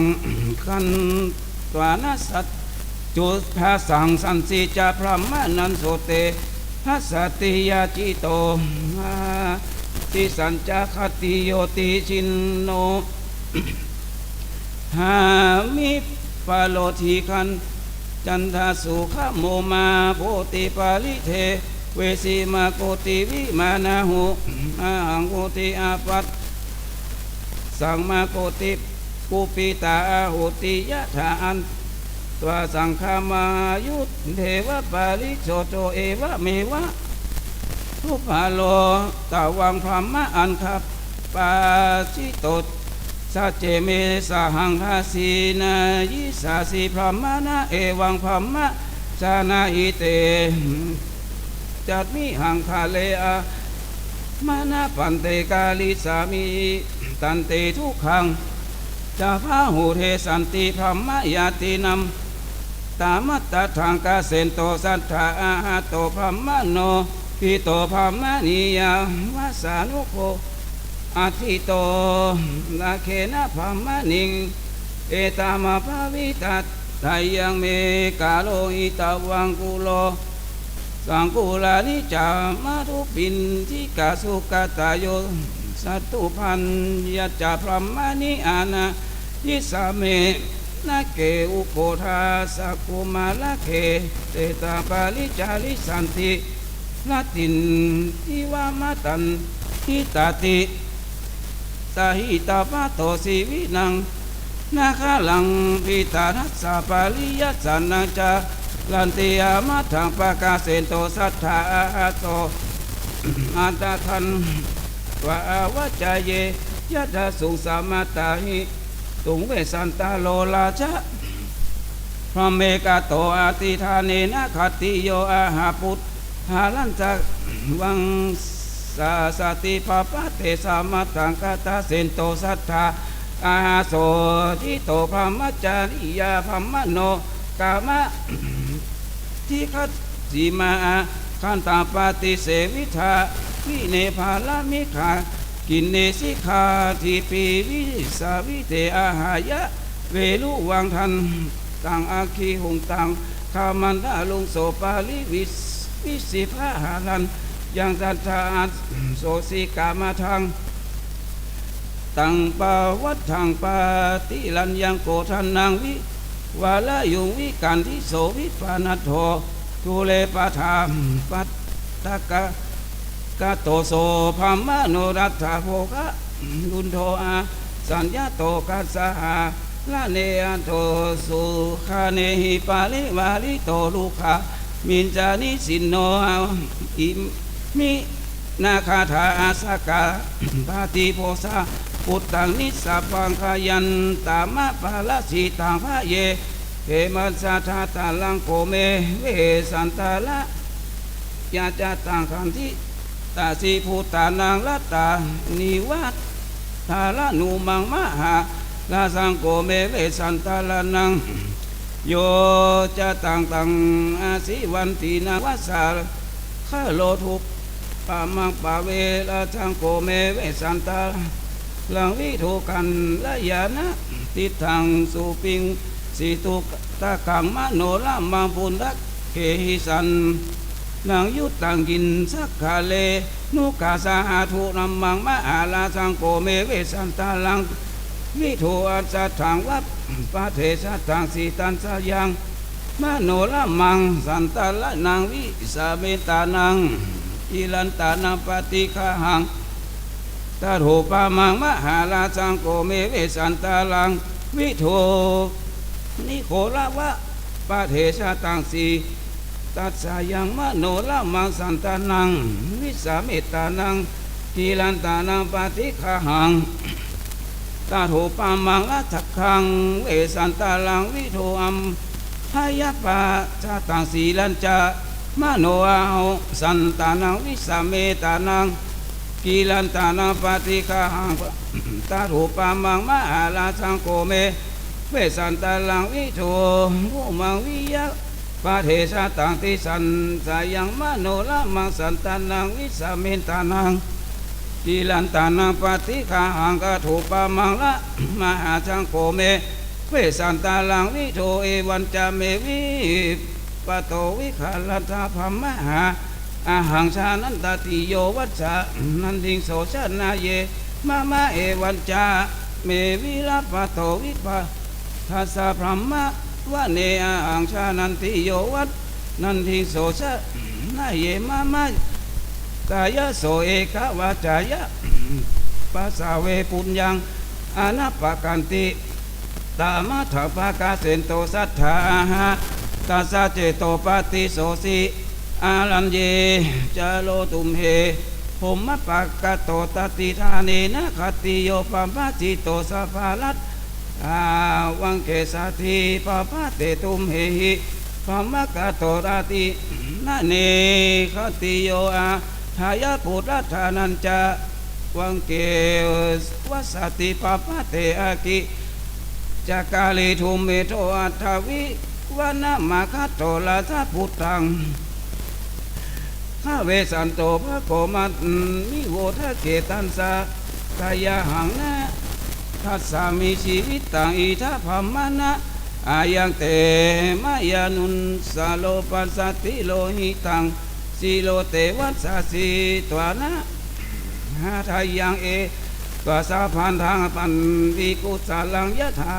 สามิตุยหังสาเนธรรมจานะตุยหังมังสานะสาเมนะมัตถาลุงเคนะพัมมนะอาหุตังภักเคหะสามินาทาจะยังเตตังเมสุยิทังสุหุตังตุยหังเสนะพัมมนะจะตะวังลาสะพุทธัสสะหาลิยังพุทเตจาเนสันติอาวัตพัมมโนทุโตเจตาพุตตาโตหิตัสสะมาทุตังนะนันติเอสาธัมโมสานันตันโนนัตคาทิวิโยสัมเพปิตานังพุทธามิจฉาติมาตา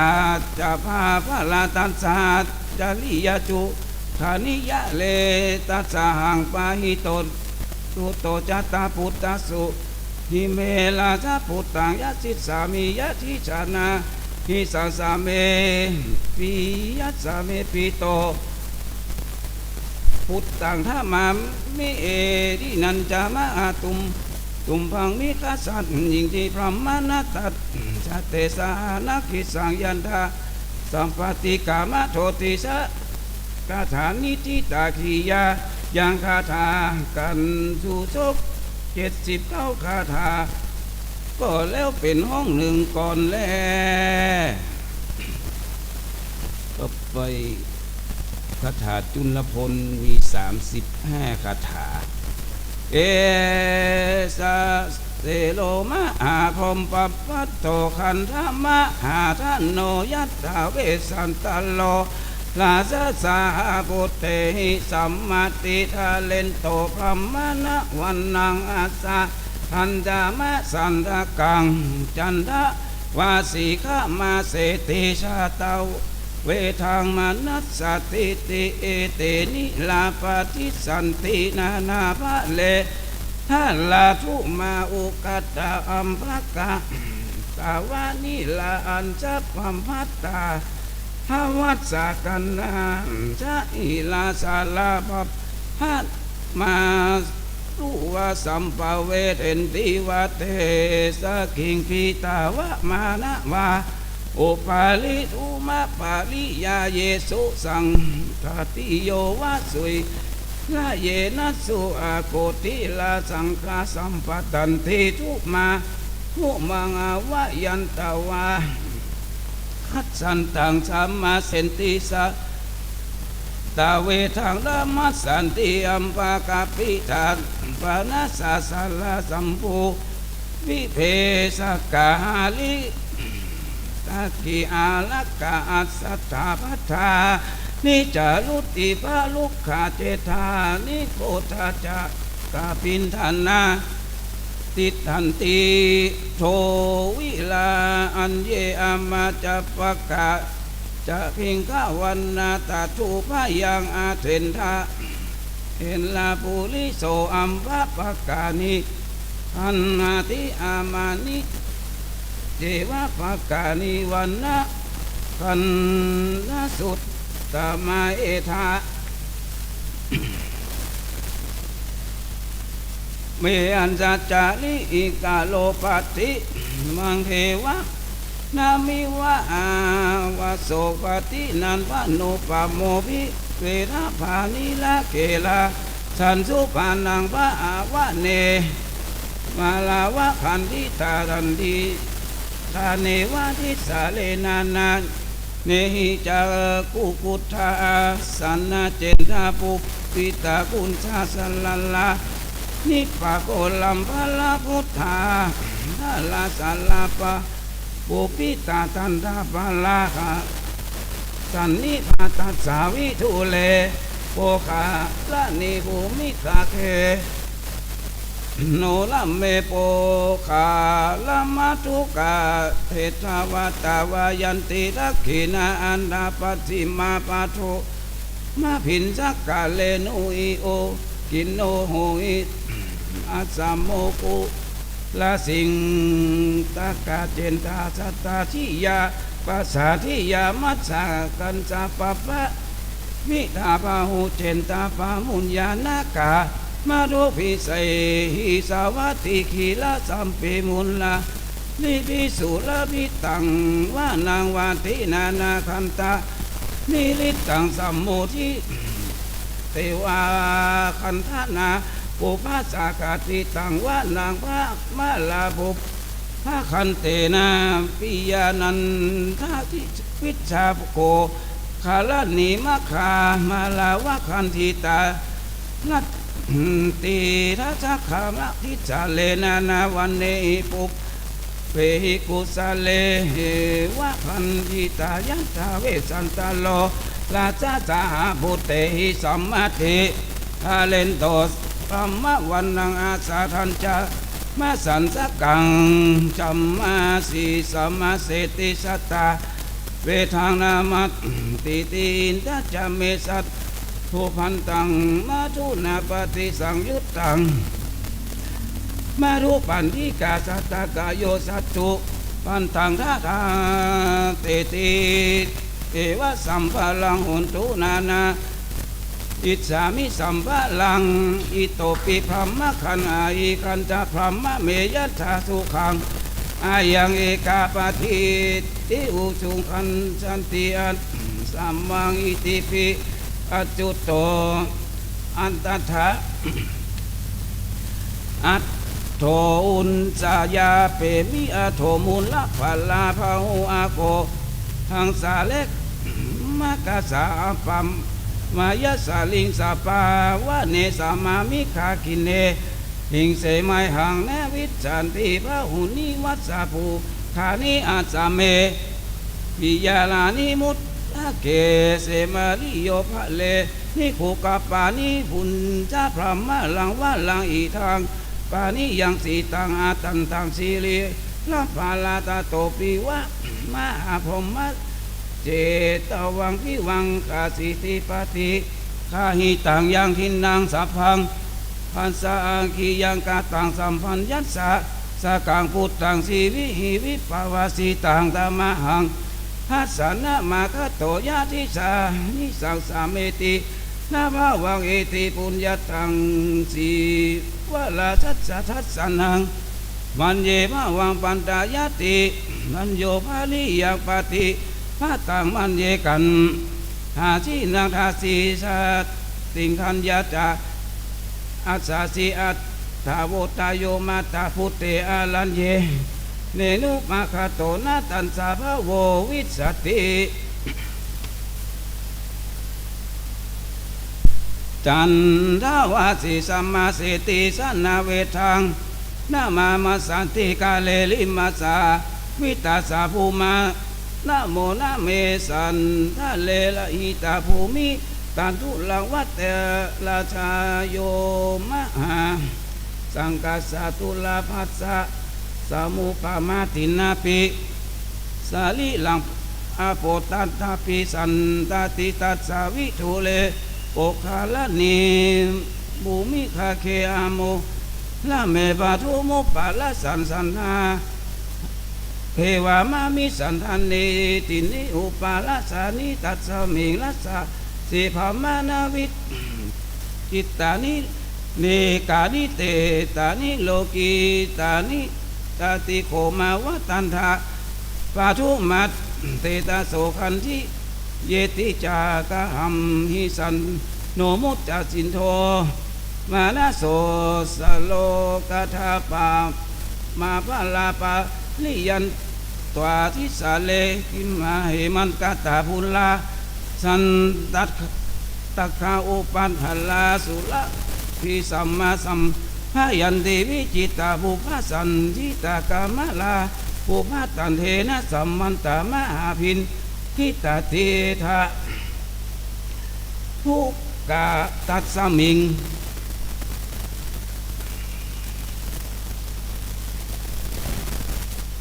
ภูขาติทันติพัมมนะกะธรรมอาปาตาลิปุลโกวิลาลาจาอุปปาลิตวาอังกาลกันจิกาลาจาปานิจัจจาปุทิตวาลนาวามุยหานาลุกขามุนจตินพระโตสังลังศิริสา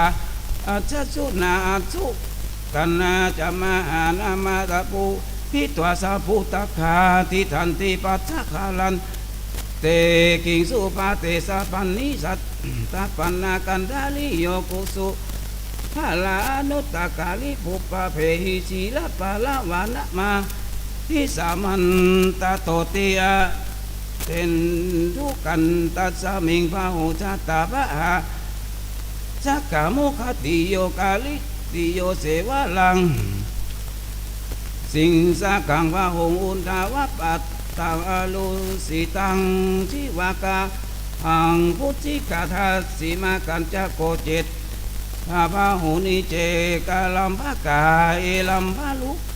สันสันนาลุกาติทันทิพัมมานาตัตตาหังทาลิยะ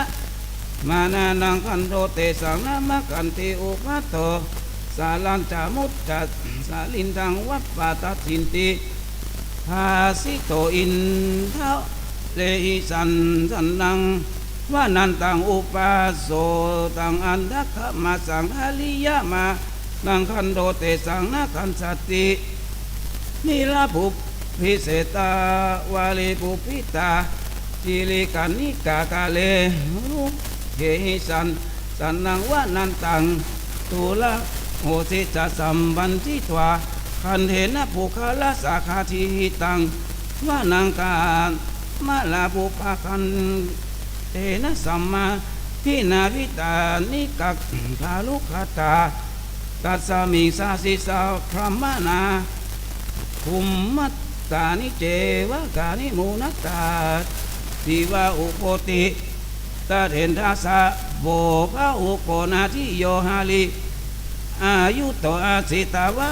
ติตันติไสยะอินทวาชาภาหุอาภัตตาสุริยวันติอาลิกาทุภาวะอาโศกามุตทายันติอาโลกิโตปุณฑะภูภาริโยโกรันทกาโนชาจาบุนิตวานาคาลิกาลุขามาลุอาติทันติวลากุงสากาลุนิโยกาเตลุอาภาวะเสนติโยทิกามาทุขันติยานิลิยาสุสันนาพันติโสภาติพาหุโสมหาหิสาโสนาสังขลาจัมวะกาจามันตโตอากุสะจัปปาลกาจิตละกาจาปิทิโยเจนะกาจานิกาศีลาโกนิสัตตกาอันดาปัฏจาโมลาจัปกัตสาลากาโกทากาจัตกาโลปกานาคานยามมันยังกาบุจิโนปกาภาลากานัต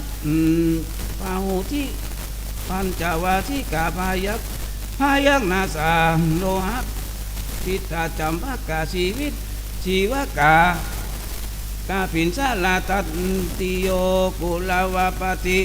ตากามันทะลากาเจละเกลุพันติตินามกาเจลามกาปิงกุลายโยโคหากาอังคาเหตุกากาลาวิกาจาสัจจาอาทุกากาจาสันติชามันสุตาลาสิตาเศตคิตาภัตลการทักทาจินตาเปปุนาเทธาสากาลุนาสันติทิสามันสุสาสิตาสุขีทีนาขีวะหิอัญญมันยังภากุจิโนกุกุตทากากุสหังอาตาปาลิเทนตันติกาจาหังสาธิมาลานัตสหุชีวิตวะกาปาเลวัตตาวะหิอังจักวาสตันทิจาลาวะละนาวิลุนลัมหาโอโภกาลุบุจิโนอัตเทนทา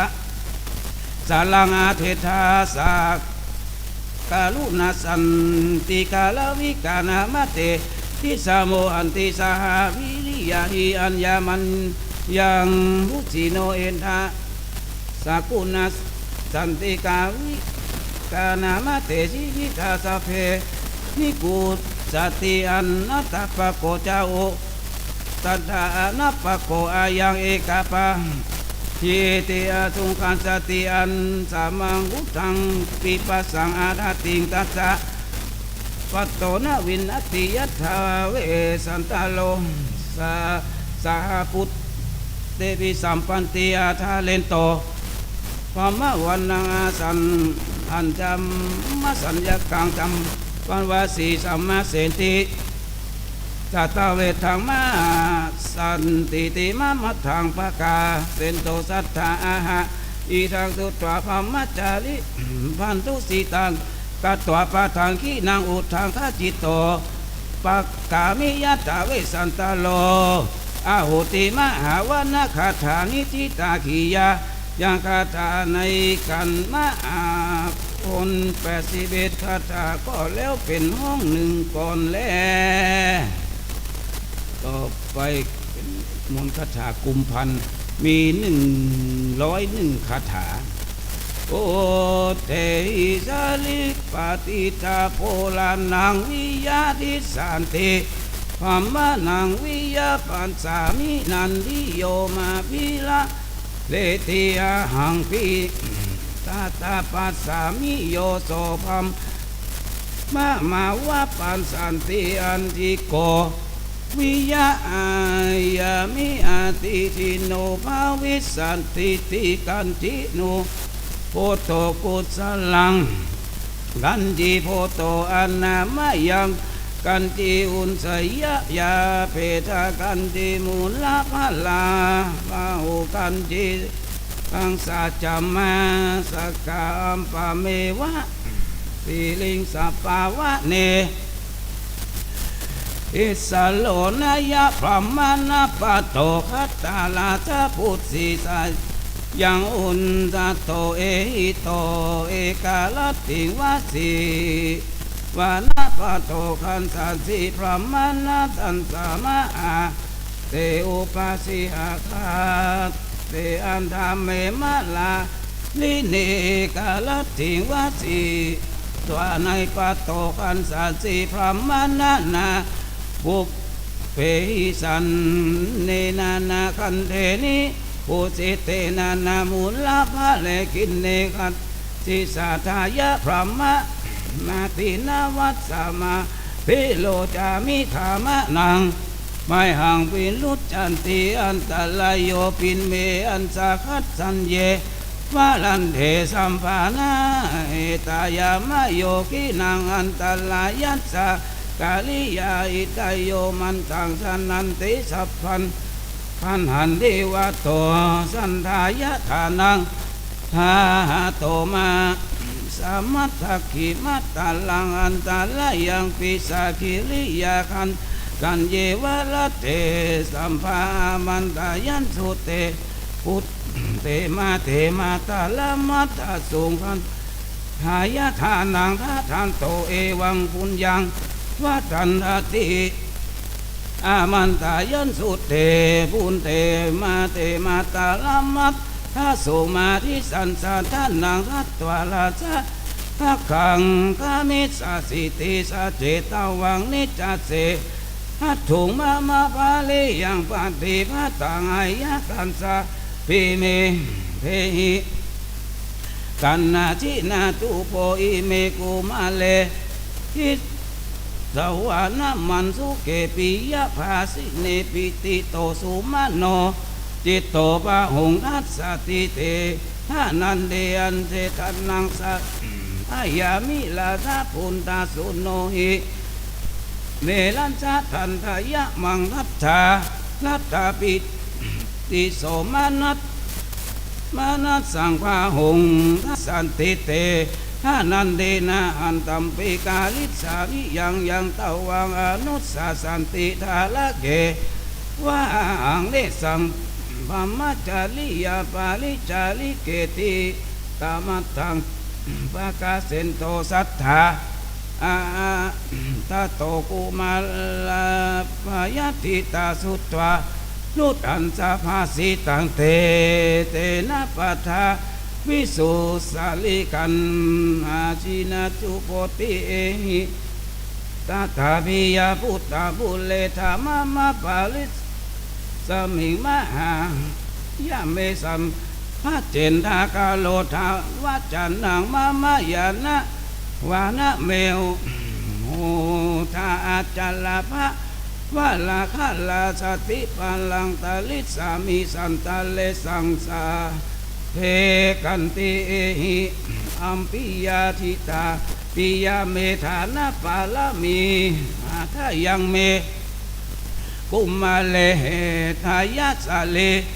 กันอาชินาจุโพภัมมานันสะอัฏฐาทานังชีวิตนังลันทันติตันโนตโตกุมาเลอาทายาชาลีกันหาชินาจุโพภัมมานัสสาทาทิโตพุทธเกธานามุตตมังตาทาสียังภาษานกังตาทาสีโลมะอังสานังยังภูมาเลอันดินนำหิเมทนิสัมมากันปันธาตานทาสียังพิงสานนะฝังนัทาสีโลมะอังสานังยังปัญจาลิกาโตลาชาภูมาเลสุขาวิสิเตพระมานัสสะอัฏฐาทานังชีวิตทานังรัตถวัฏฐโนตามัตถังปะกาเสนโตสันธาอาหาโตโสภัมมโนสุนโดอาลันตังเตหิสันติยัตนาตายาหัตถาพันธิตวาพายานะโกนะโมมนุสอาทูหูยะโคสัมมังโส ตาโพชโนคามาลัญญามาคามาละนันตังตายายาจตินิยะมานาปิสาจเตนินุตาตาอุริคาลิสามานุตเตมีคิวะคิละสัมมัตตายุธานินาวกันทะติตินาเมตังตาถาทุกขังละปฏิปุมุนาอิตังยัญจานามิ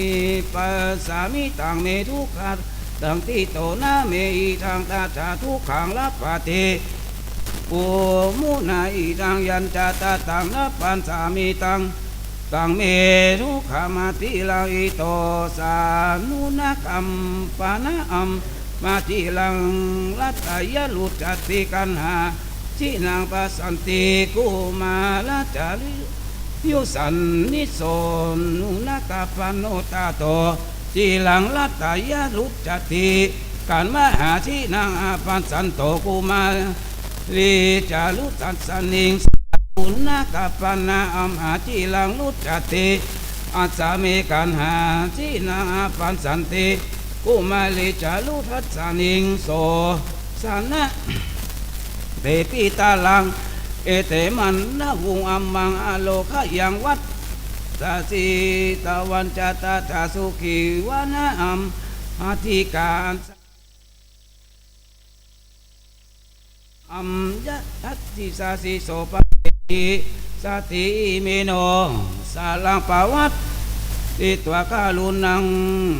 ปาวัตเทสิอิติกันวัตสัทธาสติตาอุปาลุเสนติธาละกาสายังสันเวสนาละเลโกนาสติโพชนังตันสวัตสัทธาสิตาอุปาลุสันติหาละกายังสังเวสนากาเลอัมเทวันโนอากานุปัฏฐังสันติปุตากานุปะหานาสันตาสุเนหิปะเทเนหัตเดกะเอสันติกาธนุโสลักไสยสัมมุขปาลังมามหาทุสกานังพุทธานังอลัจาวะพระมโนโยเอทาสีทาสีทาทันสานโยวะปานาเพสิโยตัสสะภิกษุวิอิโนตัสสะโกลัชิวิปาลิลัชิติสัสสะเจโนมหิกาสาเวธรรมะจาโนอิเมหิเมอุเปกิลามัตตานิกันเหชนามะเหสีติมะมัตถังกะกะเสโตทัตถาอาหานิยามานาคุมาลาเตภมะนันสาปามุญจายะเตนะภาตาวิสุสาลิกันหาสินาสุโพธิตามัตถังปะกะเสนโตสันทาอาหาตาโตโสละสุมาทายะกันทะยาทายะภมะโนอาโกตตัญยุตเตเนติวิชาชันสาปติโตติภมะเนยะโคภมะนะวันสันเนนะขายิตุงตาตาเนตินิยามะนาปิสาเจนะโนตาตาอิจิปัสสิติเมโนปาทุกขาทิโลจันทาระภูมาโกนิเจวะลัมภะเกสุริเยภมะโนวะปะเลติโนโอกันธามะเสภูตานิปัมปะตานิวะนานิจาทานัสสาลิละสาวันธามะพุทธติเกอาปาทาเกตินละตานิโอจาโทยะปัปภาสิเตนิวะนามิจามอัมมังกัจฉันติอาสันมาตาเมวะอนุปาเตยาสีอาภิสันติโนละองอาโหวัตตะเลสติเนวานิมุละปาลาหานิยสัญญังทิสานะอัสสะมังเตทุกขังวิสันติอาติตังวะนะอัมหามายะอันสาลัตถังอนัปปะกังยาโนพันเหนะชานาติพระมะเนนะทะเนสีนาอันสาจิเกนะลุตนะโยนิคาโวนะสุปฏิปัสสติอัมมังปันเสมุงสายังอุป ปัสสัตโตอาคาตังสัจจามมาพัมมานัสสะพลังพุทเทนะมิสกังตาทายังอาสิโตสานะภาหังอะละไสยโนสุนาวัตตาโนปาทาละหังตาลติพัมมโนอิติตัทธาวิลปิงสุกุมาลามาตุคิตติโนกุมาละคาถานิติตาที่ยายังกล่าวคาถาในกันกุมัน101คาถาก็แล้วเป็นห้องหนึ่งก่อนแล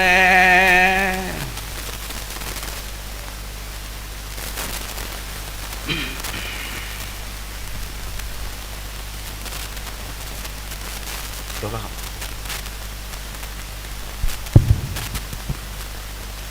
คาถาพันการที่สองก็จบลงไปศรัทธาเป็นพระคาถาล้วนๆคือศรัทธาได้ฝึกความอดทนปกกั้นในการปฏิบัติธรรมปุ่นคนที่พวกปุ่นพวกนิจามีตึงเตะตึงบรรยายโดยเพราะฉะนั้นในเจ้าวันนี้เป็นพระคาถาล้วนๆ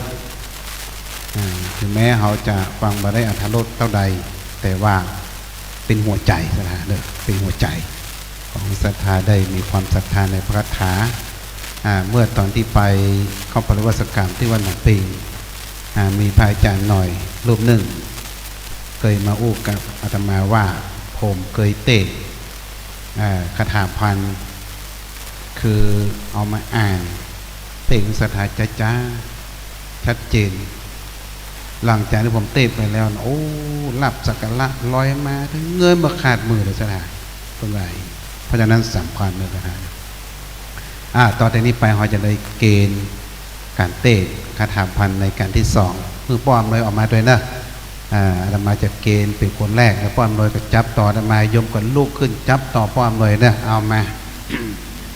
ป้อมเลยอยู่ไหนล่ะเอาปิกแล้วกันพอใจนะ มีก็ไม่ยิงเลยคนพ่อปัญญา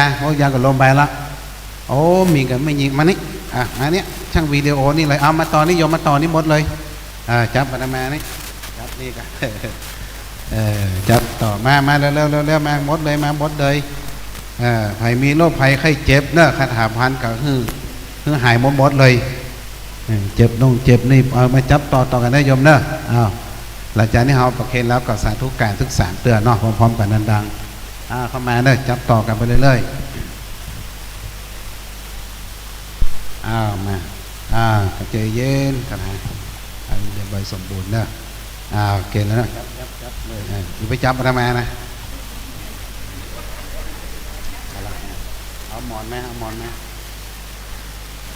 มีอยู่กันหมอนของแม่จินดาถูกให้โศกให้โรคให้ภัยเนอะ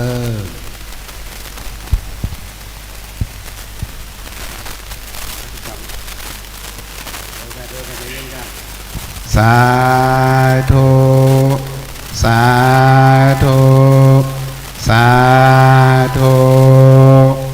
พี่เป็นนันที่เก้า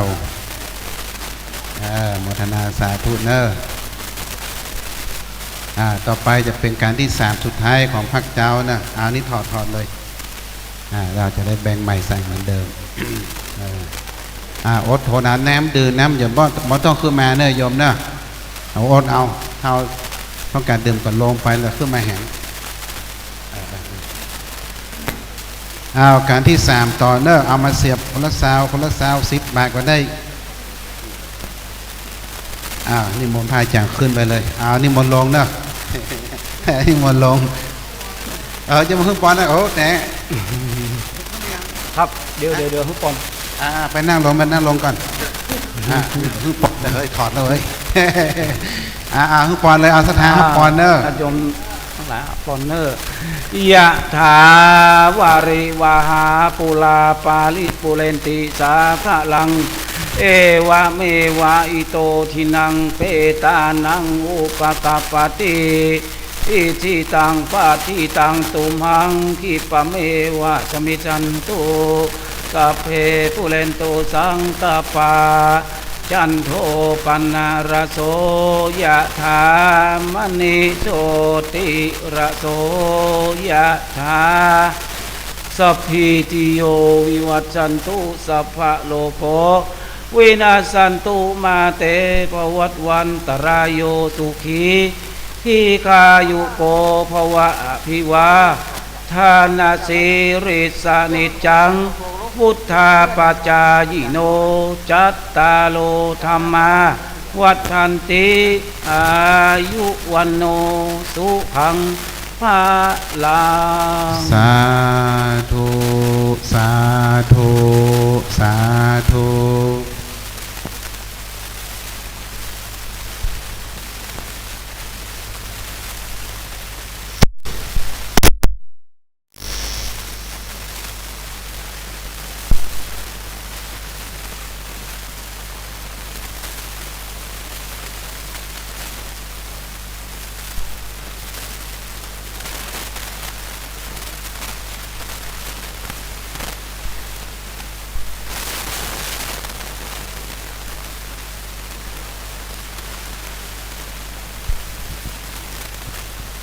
ต่อไป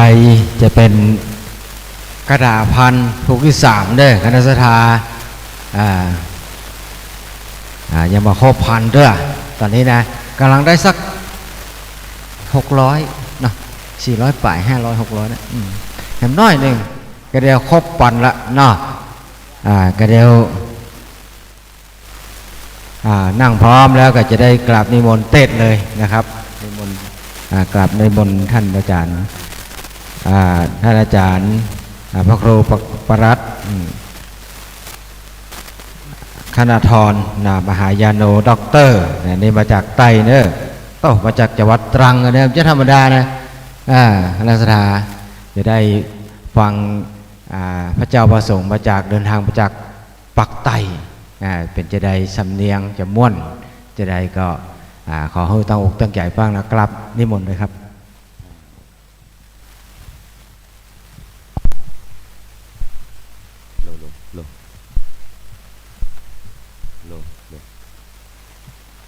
โ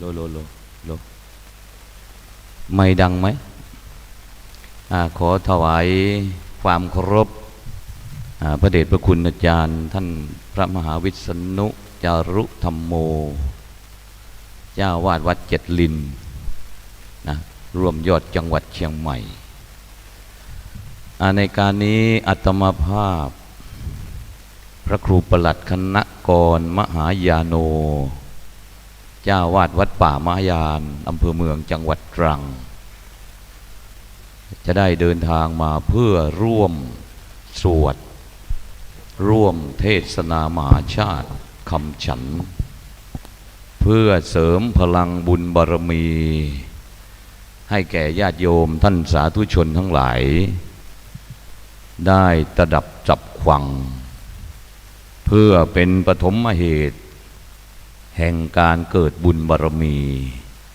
ในการระบัดนี้การเทศกันนี้คาถาพันผูกที่3มีมัตสี90สักกบัน43มหาราช69สักกติ36นคร48ขอเชิญญาติโยมรับฟังในการละบัดนี้และขอมอบความสุขขอมอบความดีไปยังญาติโยมท่านสาธุชนทั้งหลายที่ติดตามรับฟังทาง YouTube และก็ตอนนี้ถ่ายทอดสดทั่วโลกว่าวัดเจ็ดลินจังหวัดเชียงใหม่โดยพระเดชพระคุณอาจารย์พระมหาวิษณุจารุธรรมโมท่านได้มีการจัดเทศนามหาชาติคำฉันญาติโยมบางท่านก็อาจจะฟังไม่รู้เรื่องไอ้กันที่1พันที่1พันที่2พันที่3เนี่ยเป็นภาษาบาลีแต่พอในกันต่อไปก็เป็นภาษาไทยขอเชิญรับฟังได้ในการระบัดนี้ นะโมตัสสะภะคะวะโต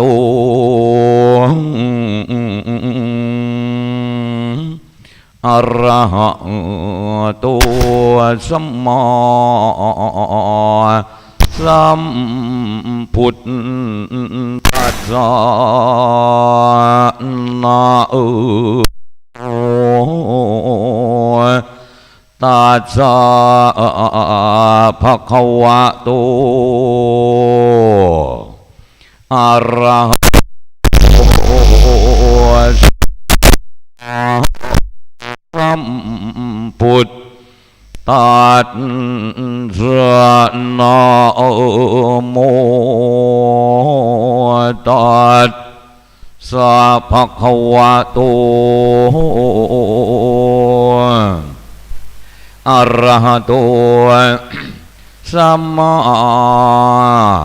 สัมพุทธัสสะกันนี้เป็นกันมัดสีมี90คาถาตะมาทังปากาเสโตสัทธาอาหาเตสังลาลาปิตังสุตวาตโยภเลวัตเนมิคาสีโหพยัคโคจาอิปาจาอิทังวัจนามะระวุงมา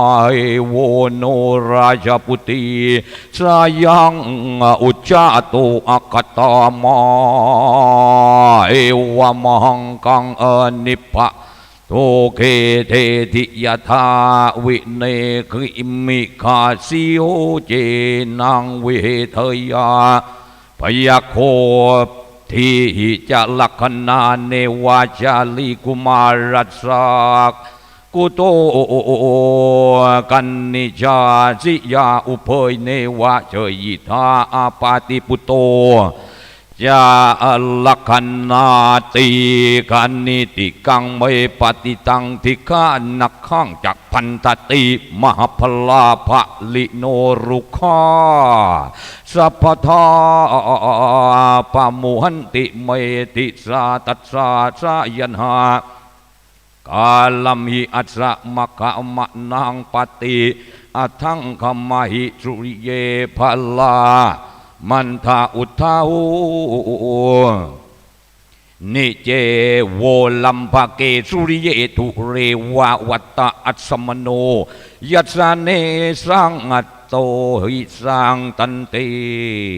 ปุจเจยังปุจเจยังโสนุนะยักขันติโยเอโกปนารยสยา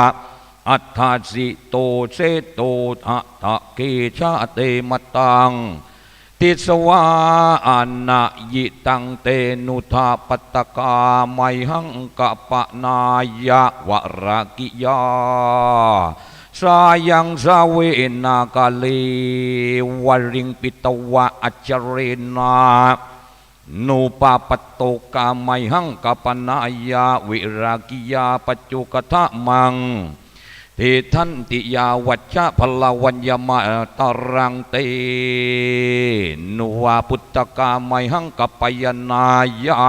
วรกิยาจตุกตามังทิทันติหังสาวะปะรุวัลเจเดนาปุตตาไมหังกัปนายาวรกิยาปัญจุกตามังทิทันติอัสสะมัสสะวะทุระโตกายโนเอกปโทสราภุภาจาปันสโตอัตถมะขังนาปัสสะมิเยนะกัจเจยาอัสสมังมิขานามัตถุราชโน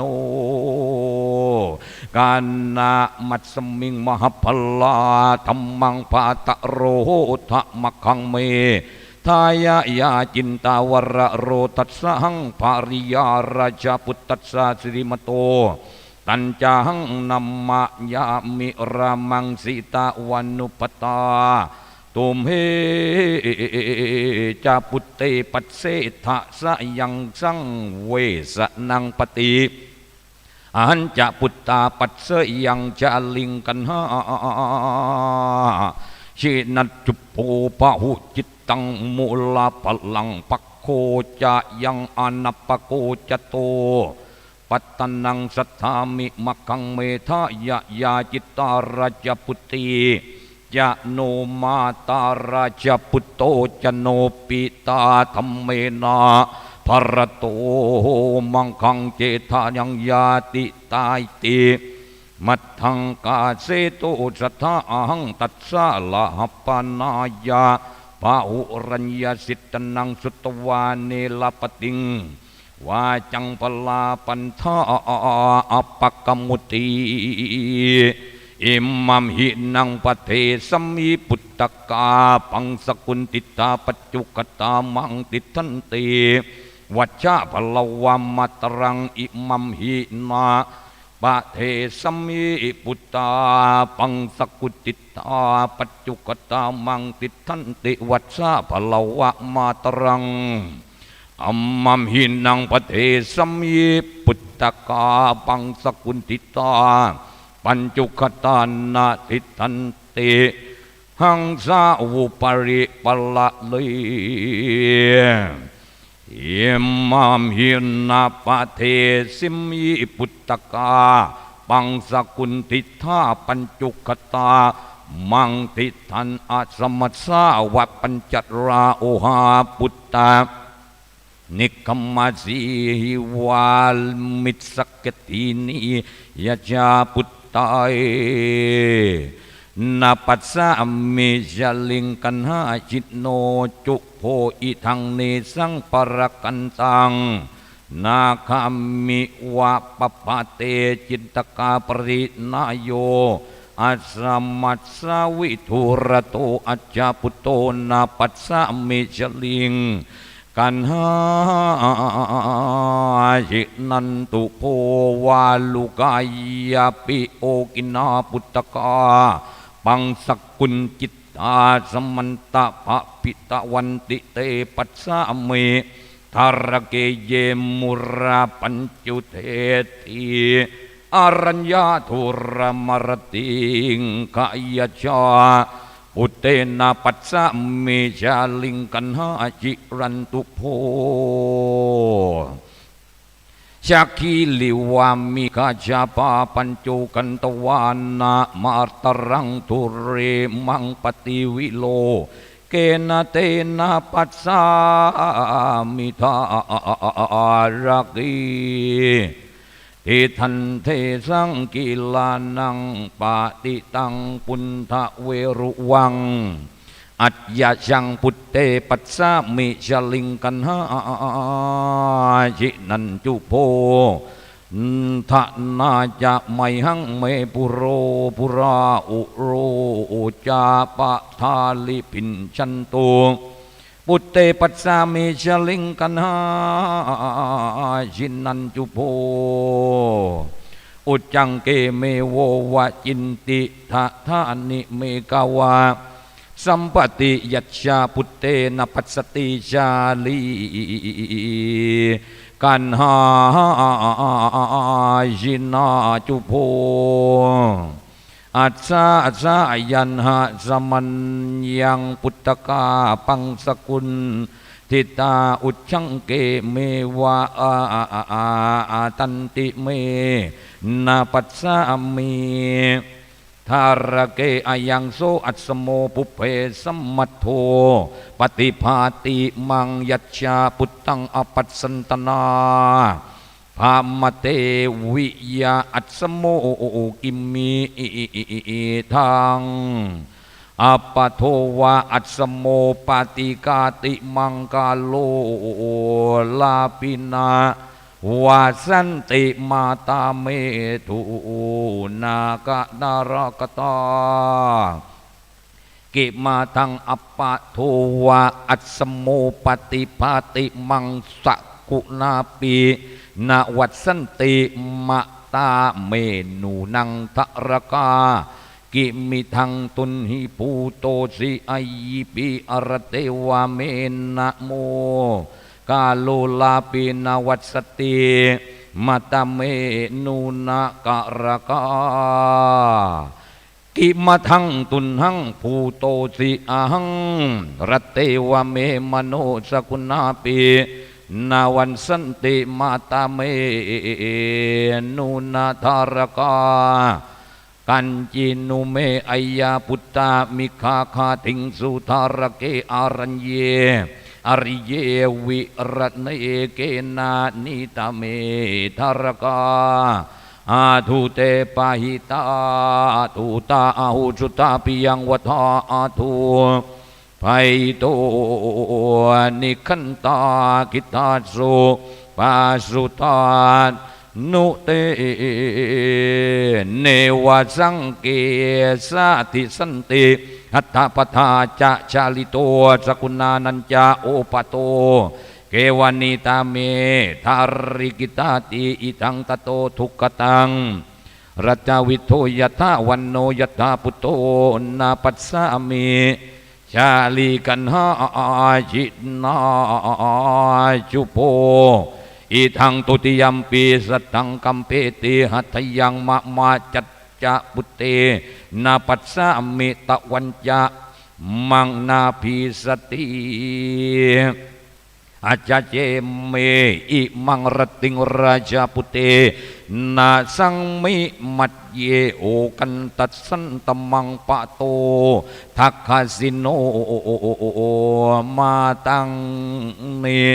นานุมัตถิวรรุหาราชาปุติ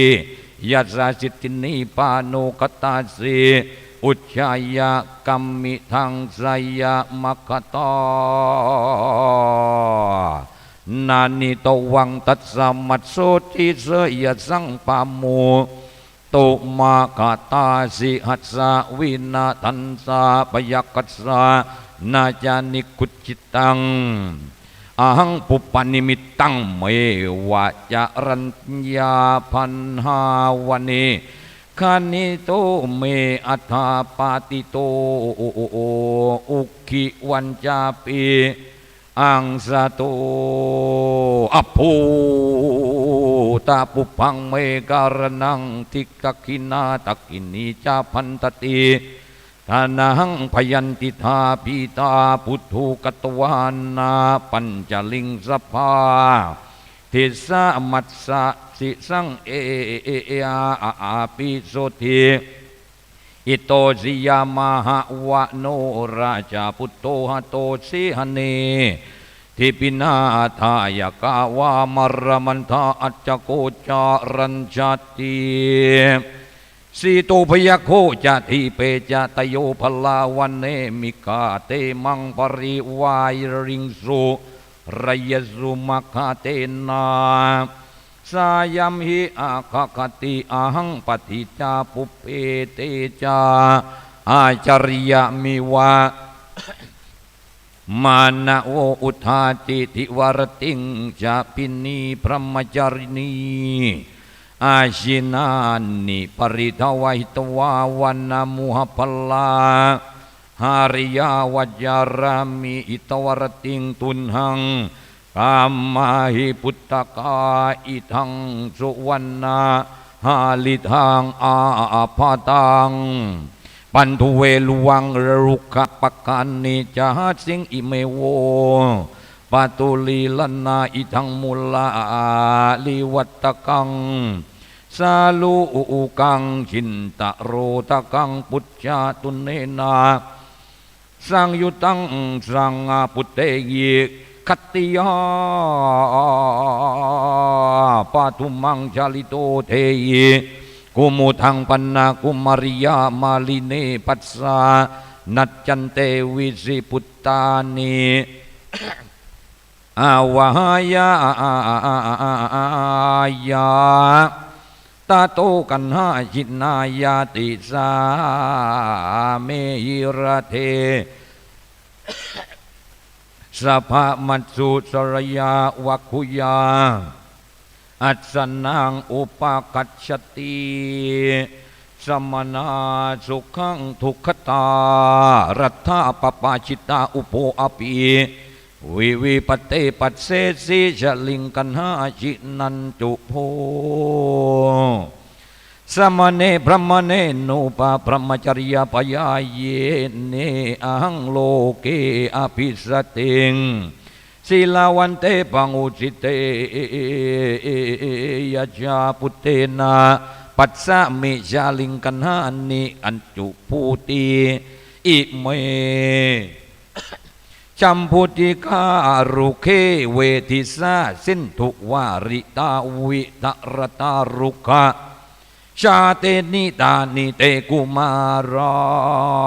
นาติสรีอัสตาปนัสสะเจเมนิโคทาจะปิกทานาวิธานิปังอัปพลาชาตานิเตกุมารีนาทิเรอิเมอิเมติทันติอิเมอาราเมอายังสีตุตกานาทิยัตถสุปุเพกะกิงสุเตกุมารานาทิสเรวิวิธานิปุพพาชาติยานิอิมัตสมิงอุปาปปาเตนัสสะสุปุเพทริงสุงเตกุมารีกุมารานาทิสเรวิวิธานิปาลาชาตานิอิมัตสมิงอุปาริปปาเตยัสสะนุปุเพปุจิงสุเตกุมารีกุมารานาสะเรอิเมโคอัตถิกาอัสสะภะเลปัทธาจันโนอิเมเยสิจูปุเพกิลิงสุเกกุมารีกุมารานาติสะเรติอิเมสมาสะลามุกาภาอุกากัจจามิกาเยหิสุปุเพกลิงสุเตกุมารีกุมารานาติสเรอิเมหังสาจาโหจามายุราจิตตาเปคุณาเยหิสุปุเพกิลิงสุกุมารีกุมาราติสเรอิเมตาวานาคุมพายโยภุปิตาสัพพกาลิกายาตสุภุเพกลิงสุเตกุมารีกุมารานาสเรอิมาเตโปกรณีรัมภาจาวาอุปกุจิตามัทลาเกยจันตนาปัตุมุปเลนาเกยยาอัตตาพรุพรุมมาเพกลิงสุมากุมารีกุมาราตัตเรนากันทาสิพินานินาเตอุทกามาปตังอักขิปินาอิหาสิโนกินโนมันโตวายายสิปิโยปิเยสังคมาสัมโมหังปยะปะหัตติยาอัจฉะปุตตังนาปัสสามิชาลิงกันหาหินันจุโพตินาโคเทวาปัสสามิเยนาเตนิหะตามตาโกละเกปีนาวัตสติมาเมมะนุนรกานาโคโซนาวาปัสสามิเยนาเตนิหะตามตาสุขุนาปีนาวัตสันติมาตาเมนุราตาการากาติตัมทังปะเกสันโตสัทธาหิสาสัทธาปริเตตวาติปปาตานิวนานิจาภุเปตัสสังสัตตกตวาสามิกัสสารุโทอตินาโคโนเทวาปัสสามิเยนะนิหตามาตากาโนลิปิจาวันสันติมาตาเมนุนาธารกานาโคโนเทวาปัสสามิเยนะเตนิหตามาตาสกุณาปิวัสันติมานาตาธารกานาโคโนเทวาปัสสามิเยนะหิตตามาตาวัจจารติงรุขมูเลสุปปาเตสุขุอาสุจาอิติมันทิวราหุอาราชปุตตา ยาสัตสินิพาหาปักเคยหากันทิตวาตัเทวาปฏิยาชมติตมาตังปกาสันโตสันตาอาหะยาชาพุตตังราชาพุตติงอาทากมาภิสิงจิตตสัตตะสัตตนังวิธิวานะอัตนังอัตถามัมราวิสติอาทิเยวะเมมัติทุกขังอาคาติมิจิตตังทัลิโตยาจะโอวุฒโธพระมโนรักขะขมโตตัสสะทินนามยังปุตตามัตถิเมมัตถิมาปัตตะอิสะมังปัสสะมิถิมาพุตเตมาภาลังปริเทวะเยละชมาพุตเตชีวิตังอโรคาจาภาวะมหาเสพุตเตปัสสุจาทัญญาจายาอนัญญาคเรทนังสัจจาสัพริโสทินังทิสตวายทากตะอนุโมทามิวันทามิตุพุตเกตตาปมุตตมันติอนุโมทามิเตเทวาพุตเกธานามุตตังติวาจิตตังปัสสะเทเยปิโยธานังตะโพภวะภวะโยตะวังมัชชะเรภูเตสุนามเตสุจนาทิปาพระมนัสสะอาสะธานังสีวีนังรัตถวัตโนตินินทานิตาเตปตวีสัทโธเตทวิติสังโฆสมันตาวิจุตาอาทุกิรินังปัตตสุตตาตัสสะเตอนุโมทันติอุโภนารถาปัจจตาอัจโฉพระมาปะระปจีสัมมาสโมยโมเวสุวรรณโนจมหาราชาสเพเทวะอนุโมทันติตาวติงสะอัสสะอติตาอิตามันโทมวโรหะราชาพุติยัสสะสินิเวสาตรัสสะอนุโมทามิพุทธเกธานาพุทธมันติกล่าวคาถากันมัด490คาถาก็จบลงเท่านี้ก่อนลำดับต่อไปสักกับบัน43คาถาตัมมะตังปะกาเสโตสัทธาอาหาตาโตรติยาวิรัสเนสุริยันสุมากตังปฏิสักโขพระมะวันเนนาปาโตเนสังปาทิสัทธาติกินจานุโพโตสุสตังกินจีโพโตนะอนามายังกินจีอุเชยยาเปธากันจีมุหพลาภาหูกินจีทัสสาจะมากาซาอัปปะเมวาสิริงสภาวะเนภาลามิกากินเนกินจิสิหังนาวิชิติกุสันเลเจวะโนพระมะอโคพระเมอนามายังอัโทอุเชยยาเปมาอัโทมุลาภะลาภะหูอาโคสัทธังจะมากาซาอเปวะเมวาสิสภาวันเนภลามิกากินเนสิหังไมหังนาวิชติสัทธโนมาเสวัสตังอภรัญเยชีวโสกินังทิสังปิทุติยัมปิปัสสะเมพรหมนังเทววันตินังอาทายาเวรุวังทันตังทาเรตังอาจินนักขิปังสวากตันเตมหาพระเมอโคเตตะตุวรตังอันโตปวิสสะพัทธันเตปาเทปาเกลายันตุเตอินทุกายปิยานิลานิมุตตะเกกาลามาริโยพลานิคุตตะกัมปานิพุทธพระมาวรวรังอิตัมปิปานินาสิตังอาปตังสริกพังจาโตภวามะพระมาสเจตวังอภิกะสิติอัฏฐตวังเกนะวันเนนาเกนะวาปนาเหตุนาอปัสสโตจิมหารันตังตังเมอัคคาปุจฉิตโจยัตถาวะระโอปุโรสทากลัง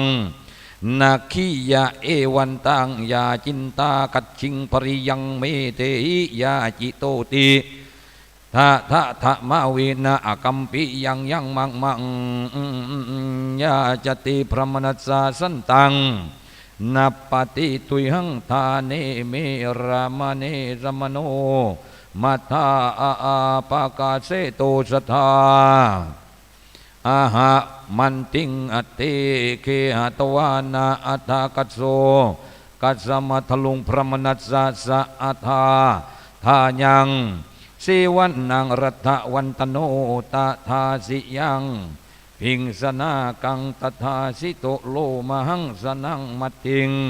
ปัญจรีจันตัสสะเมตนิสมาคัมเปตาเนวัสสะมัตถิภะกุฏฐินาสันทิยตินะโรตติเปฆาเตวันสาตุนหิยาเอสาชานาติยังวรันติ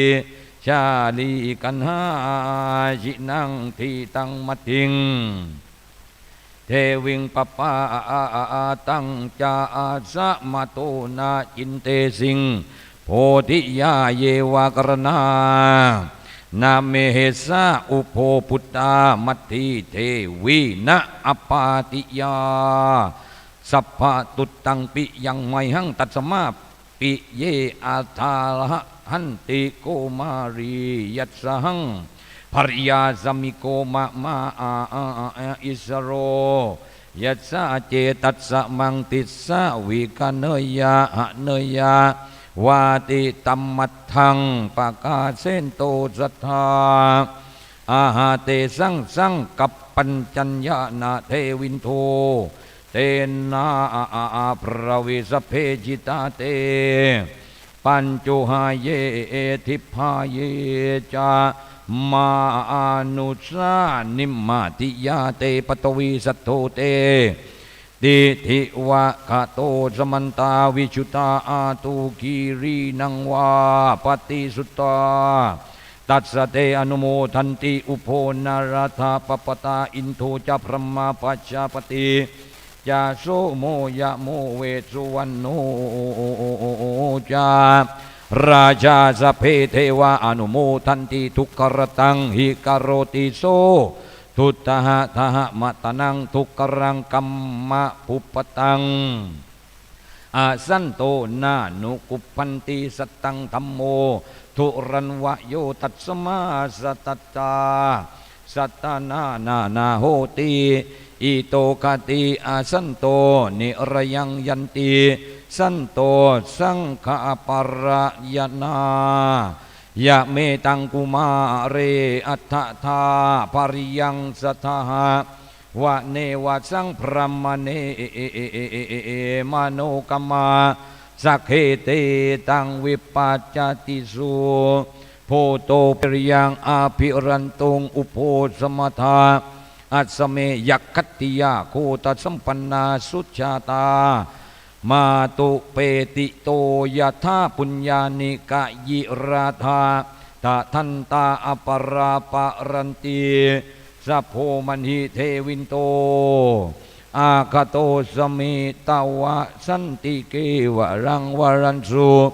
ราชิสีวเรอัฏฐาธามามิเตเตวรันเจเมอโทสกาสภาภูตานามิสราปิตังตังอนุโมทยาอัตโตพุตังสยังครังอาเนนานามันเตยาปัตตะเมตังวระวเรปุริตัสสะวรังนาโจรยังอภิกิมพิสการกังวัจจังวะธรรมาโมโจยังทิติเยตังวราวเรเยวัตตาเยจะหราเยมัชฌิมาปริสามะเมอุปาวะเวเชยยุงติตะจะยังวรังวเรปเรทังนักขัดเชยจังสถาพระโตยังทินังวะสังนักขัดเชยยังตาตุเทสังวระวะเรปุตโตเมสกาจายเยทาโสจะทิขายุโกสิยังธรรมเมชิเนปัตวิงป ปัญจเมตังวรังวเรตโตรัตตะวิวาสเนสุริยะอสุมตังปฏิทิปิยาภิกขาปาตุเพยายุงคัจฉเมตังวระวเรทัทวโตจากขีเนตาตวานาตเปยหังทะหะจิตตังปัสสติยังสัตตังเมวรังวเรอิโตมุจจะเมยเจหังสัทธาคามิวิสกูอานิวัตติตะโตอัสสังอัฏฐเมตังวรังวเรตินามาทางปากาสันโตสัทธาอาหะตัสสตังวัจนังสุตวาเทวินโตอาระอจิรังวัตตะเตตโตปิตังตังสเมสติอิทังวัตวามาควาเทวราชาสุสัมปติเวสตัสสะวรังตัตตวาสักขากายังอปักกะมิติสักกปัตตคาธาติยังขี้ยาได้กล่าวคาถาพันสักกบันไว้45คาถาไว้เท่านี้ก่อนต่อไปมหาราชมี69คาถากัดเสตังโมฆะมาภาติเมหังวุตตันตะมิกขินานิขังวาชาตารูปัสสะโอกามุขังปะหังสิตังอุโพสีสัพจังคาอุโพสัสสาติลักขณานิสีอาภูเอกากันหาชินายาธาสีหาวิลาวะนิขันตาอุโพสัมปติรูปกาชาตะรูปะมะเยมะปะมะยาเยวะอิเมติสันติธารกตาติอุทโธนุตวังภารตวาจาอิเมอาเนสิธาเรเกอารัฐามนุปัตโตกุโตอกัจฉัสสิพรมนาติมหันติธารกาเทวทินนาจินไตนาสยยาอาจาปรณารสารติยะโตเมลธาตารกติเกเกนา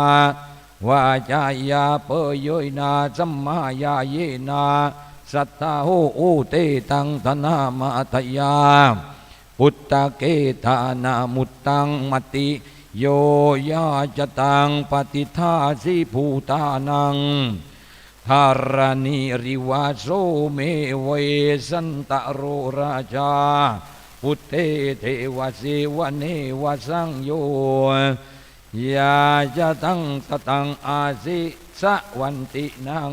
สาคโรโสเมเวสันตโรราชา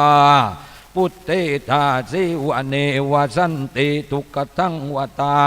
โพรัญญาสเตนะมะคารเมนะกันทันนุพุทธเกตัจจารัญเยวารารุขโตอิมังโพโตสินิสิมาเตยวาสมากตากะทังเวสันตโรราชาพุทธาทาชีวาเนวะสังทาสังทิสันตาสุตัสสะอัสสังวาสตังวัสริงกรตังอัตตินจาพุจจารังจัตตากัตถังนุพุตเตเกสเตสุวรรณังราชตังสิตังมุตตาเวสุริยามาในปุปูนาสนังสัตตังกัตตังโสสัตถาธารเกติยัสสานาสัตกกริเตโสอัตโสวัสสานิสติรัตโตอัตถิจะปุจจโรนาโคกิงโสสัทธาปิตามาตามหันตาหายัสสานาเมสีสังสุวรรณราชตังมณิงปปาลารัตนังเจวากิงโสสัทธาปิตามหาตาปิ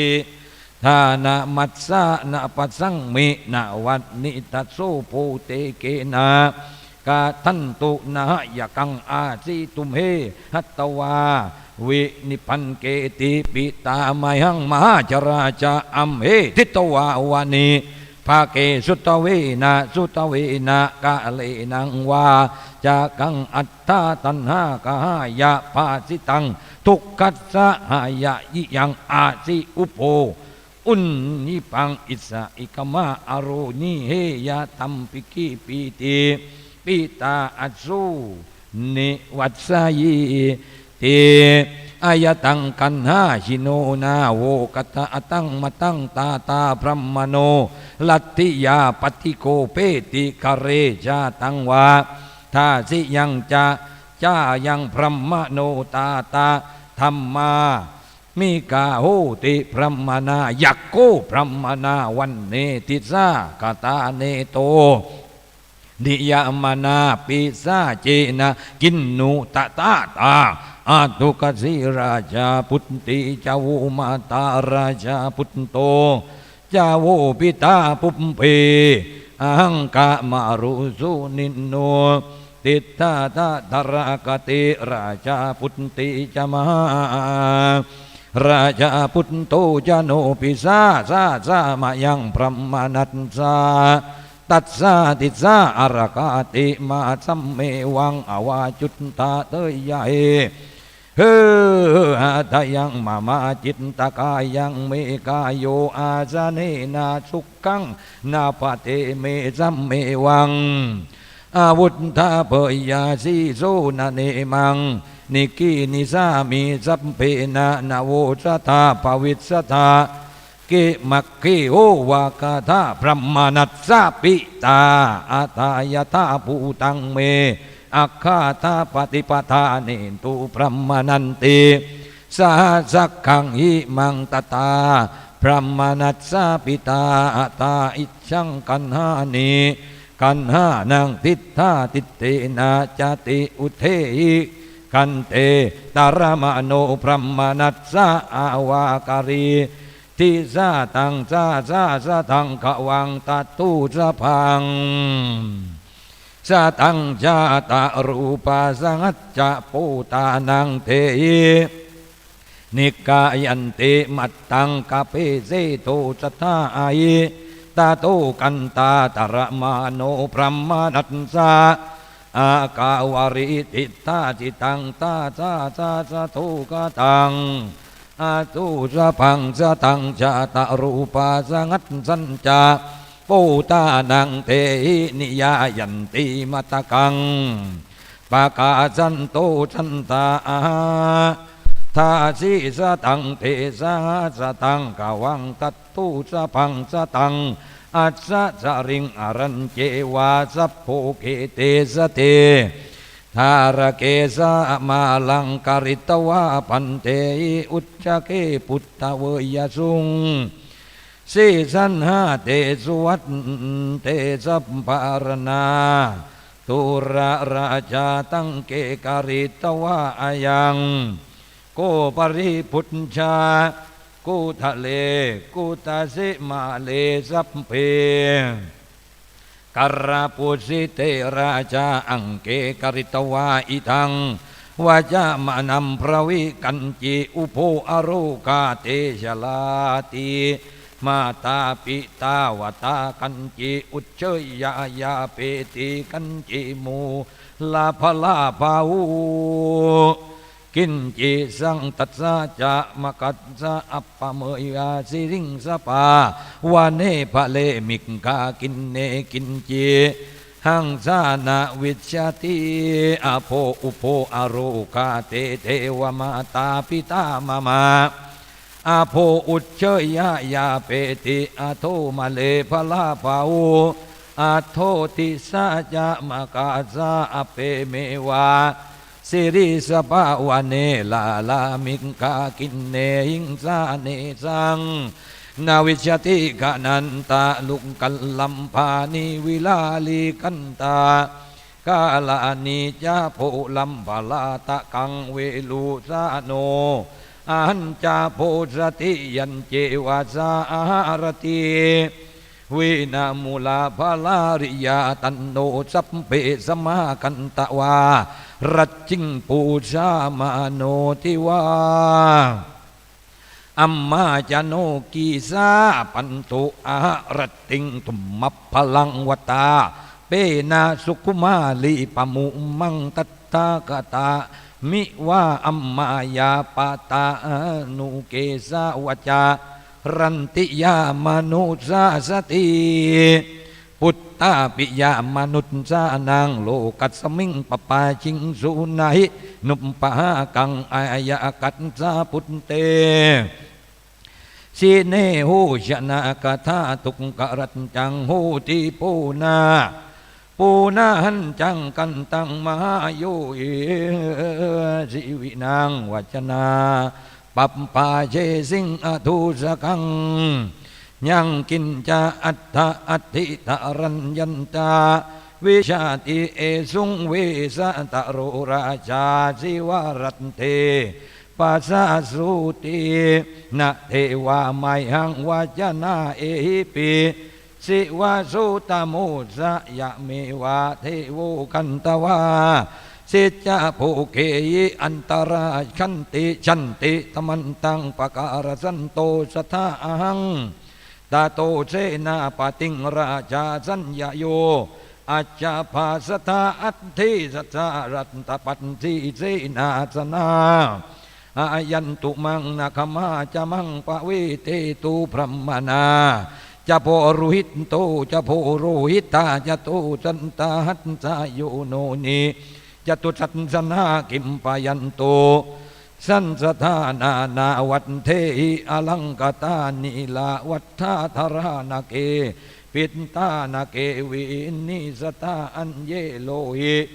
อิสาสุธานาเกนิวาสตาคิมมาปตายันตุสันสธานาวันตะเกอังกตาหิมมาวายทาคันตโรปัญจโตกัตตมนาธรรมโต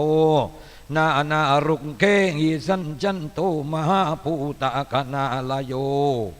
อาสาเทหิจาปเพจาติสาภาติภเวติจะคิมปมันตัญญันตุสทาสิตังพันตุปวันตุจาตโตนาคาสังัตสโยชยังจาตุสันสสุวรรณเจมาตังเคอัมมากัมปนีนิสาวเนอารุเหอาคัมมณียเกโตมาตังกุศลปานีภิคิมปมายันโตสันนเนอหิเกตังทันสิตากโตอัตสาสังัตสานิโยชานิตุจโตยัจจาอาจานิเยจาจาติเยสินทเวสีขาวาเน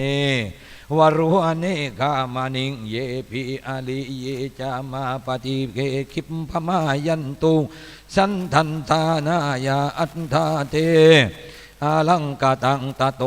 รัตถาสังัตสานิโอโยยันโตจตุสทาอโยสุวรรณาจิตตาปุงคเรอโรปเรตุตเทอัตตามจัมมานิกาวาจาวิปภเลตุจาจังตัมมาปาริโนกิปปามัญญันตุสันตตารันเทนารตาอิวันโนลาจาโลเกปุปปามาลาคันตวิเลปนังอักขิยาปันทัญญาเยมักขินาเอหิงกามาสตังภุมมาระยัตสรุราเมระยะมักขมาปาติทันตุเยนะมักเกนาเอหิติมังนุวาปาสังกุยากุมากัตสายังยุตาคัมมะคัปปะหิเตนามักเกนาเอหิสัมปะสัตถิงสัตถิงกังคูปิธาภอุสุรามักคัมเมปฏิทันเยนะมักเกอิติปิอินาจตุจาทาการิยาปานิสราภุมปะทุนิโยมัตถาเกกานิโสปกานิอายันตุงสัพพวิโยเพริโยเทติมิตามิจา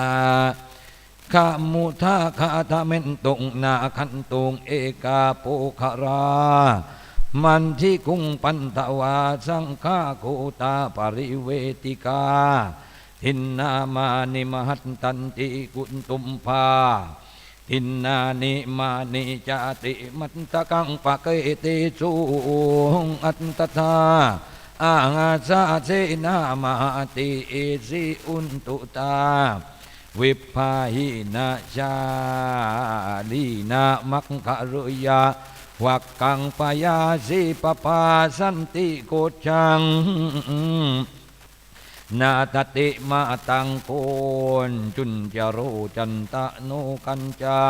มัจจมายากุญญาจาระนาราติวรโนอาชานิยาหินสันตินิเมโคโชอายายาธานะพังราโชอาคัจฉาติอุตุตาวิภาหินิสาเสนามหติอาสิยุตตามหาราคานิชาลินามคาวังกัปปะสังปายาปะปาตังเตปะวิงสุงพรหมานันตังปะหุชาคังโมตะกังปุปปะรุงเคอิสันชันนังพาลารุงเคยิจุปะยังตัดสะปินตุสาราวัตตุนานาวันนาปาวุธิชากุนตามุจติอุตุสัมปมุพิเตเตสุเตกัตวาติกามะทานังอโหรัตตามัจเจยปเทสันตังอุปาคัจจุงยถาเวสันตโรอทุติมหาปัปภกถาติตากิยากล่าวไหวในกันนี้มาราชไหวเท่านี้ก่อนจะกล่าวถึงอันต่อไปสักกัตติ36คาถา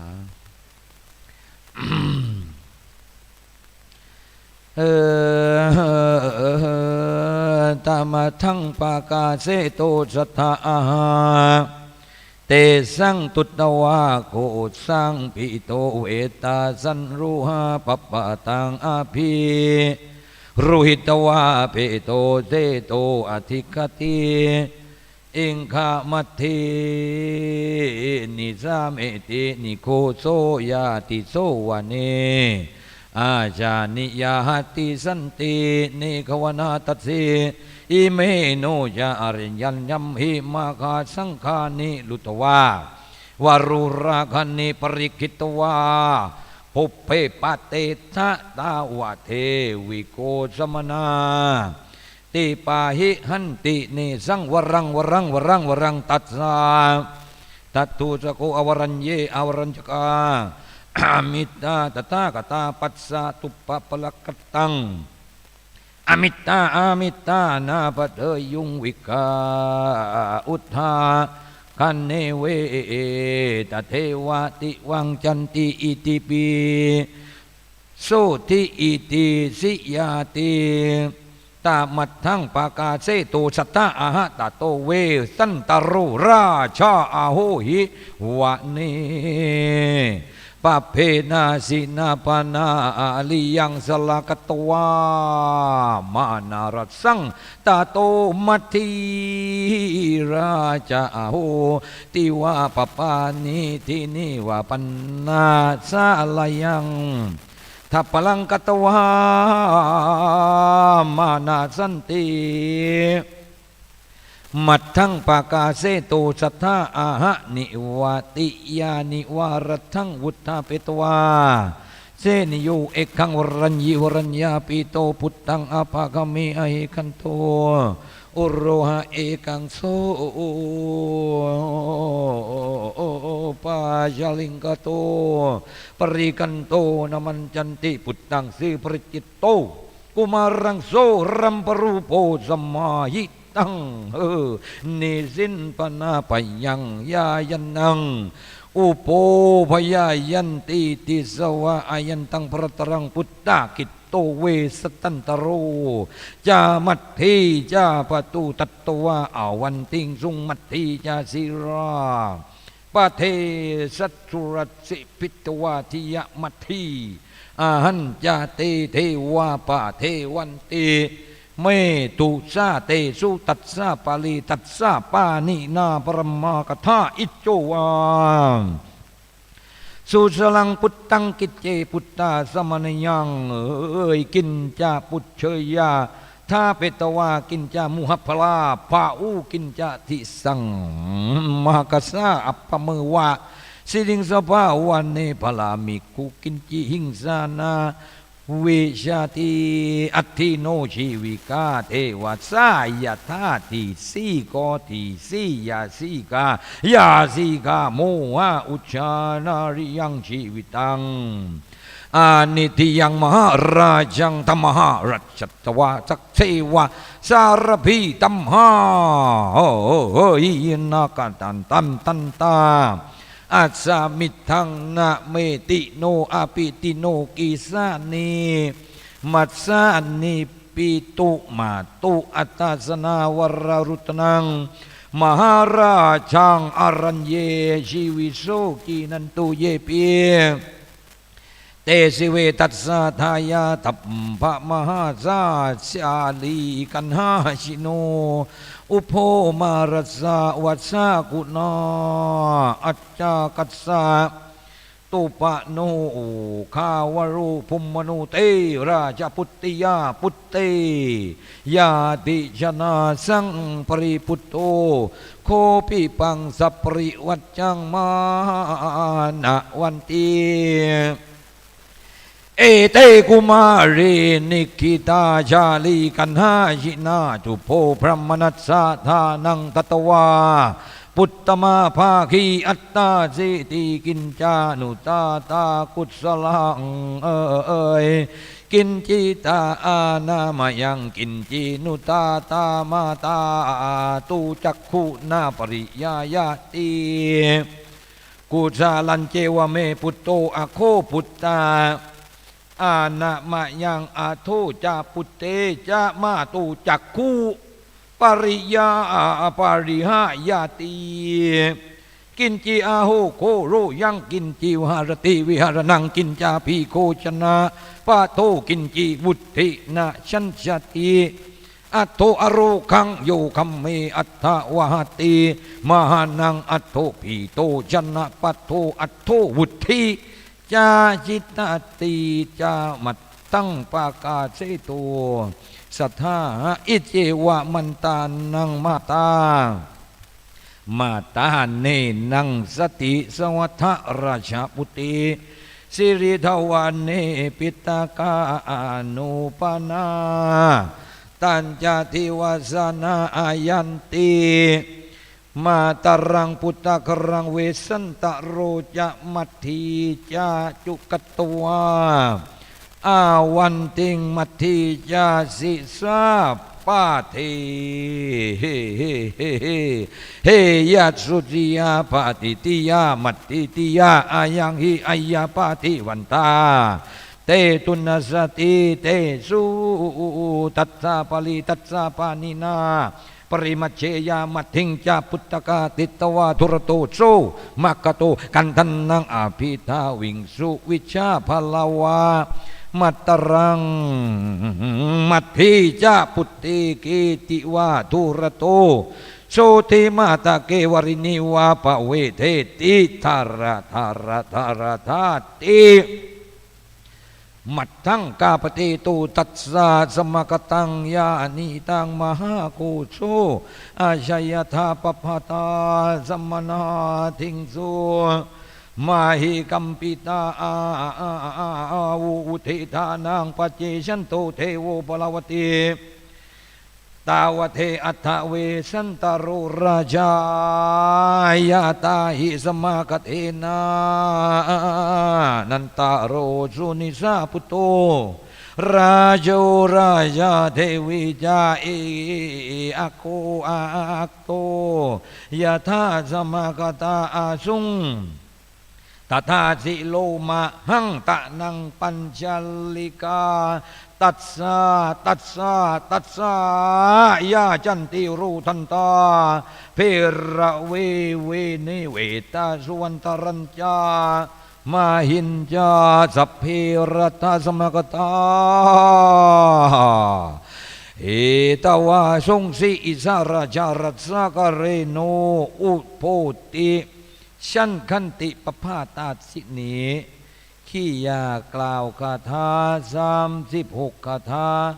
แล้วจบไว้เท่านี้ก่อนต่อไปเป็นนครการมีทั้งหมด48คาถาโยมฟังแล้วเบื่อไหมจ๊ะเบื่อไหมไม่เบื่อเพราะไม่รู้เรื่องใช่ไหมโยมก็ฟังไปเจอ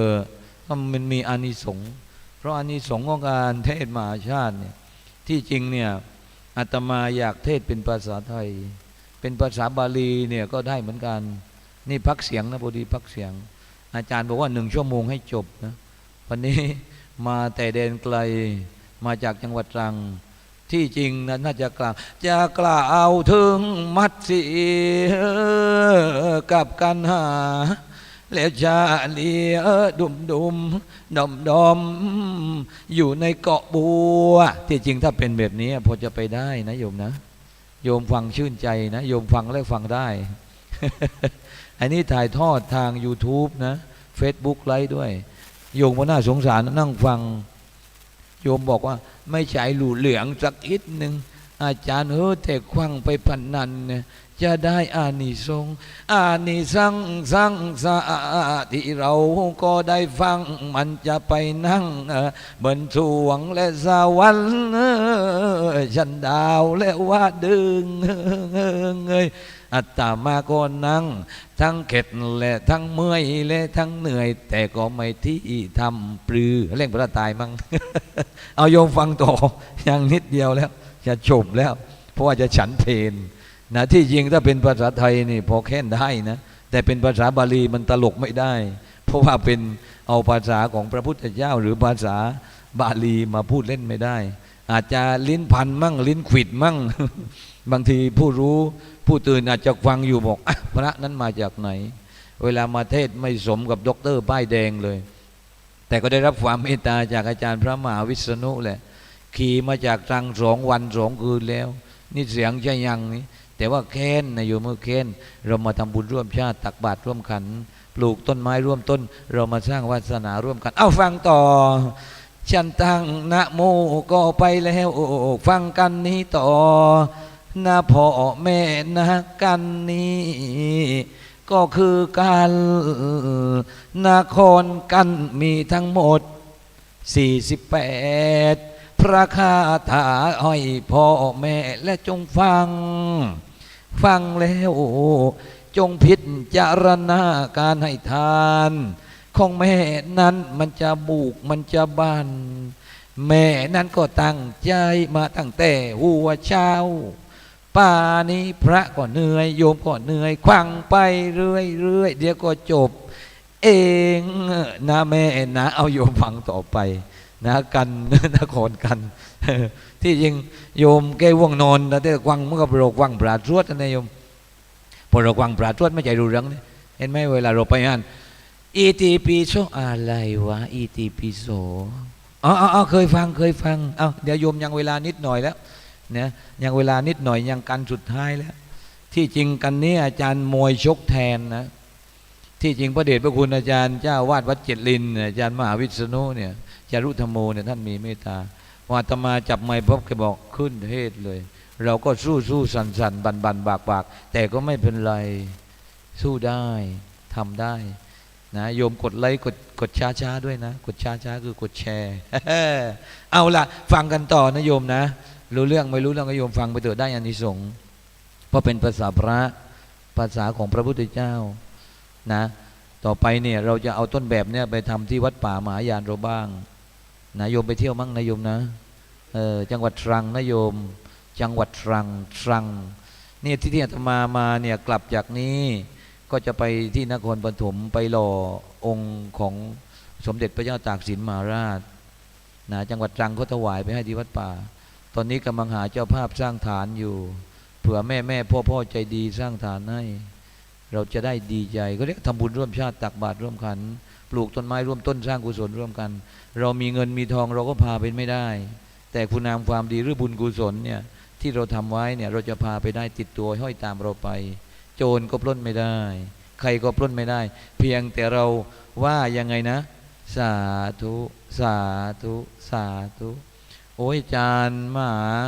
วิษณุนี่ท่านเป็นคนดีถ้าพูดดีอย่างเดียวไม่พอต้องดีดีดีดีดีดีโอ้น่ารักอ่ะ โอ้โยมนี่แค่กระปริบกระปรอยนะโยมนะแต่ถ้าเอาให้ร้อยกว่านี้เดี๋ยวจัดให้เอาฟังต่อโยมอาจจะกล่าวถึงเกาะนครกันมีทั้งหมดนั้น48พระคาถาเยธรรมานารทังทาเรตังรัตเทปัปพา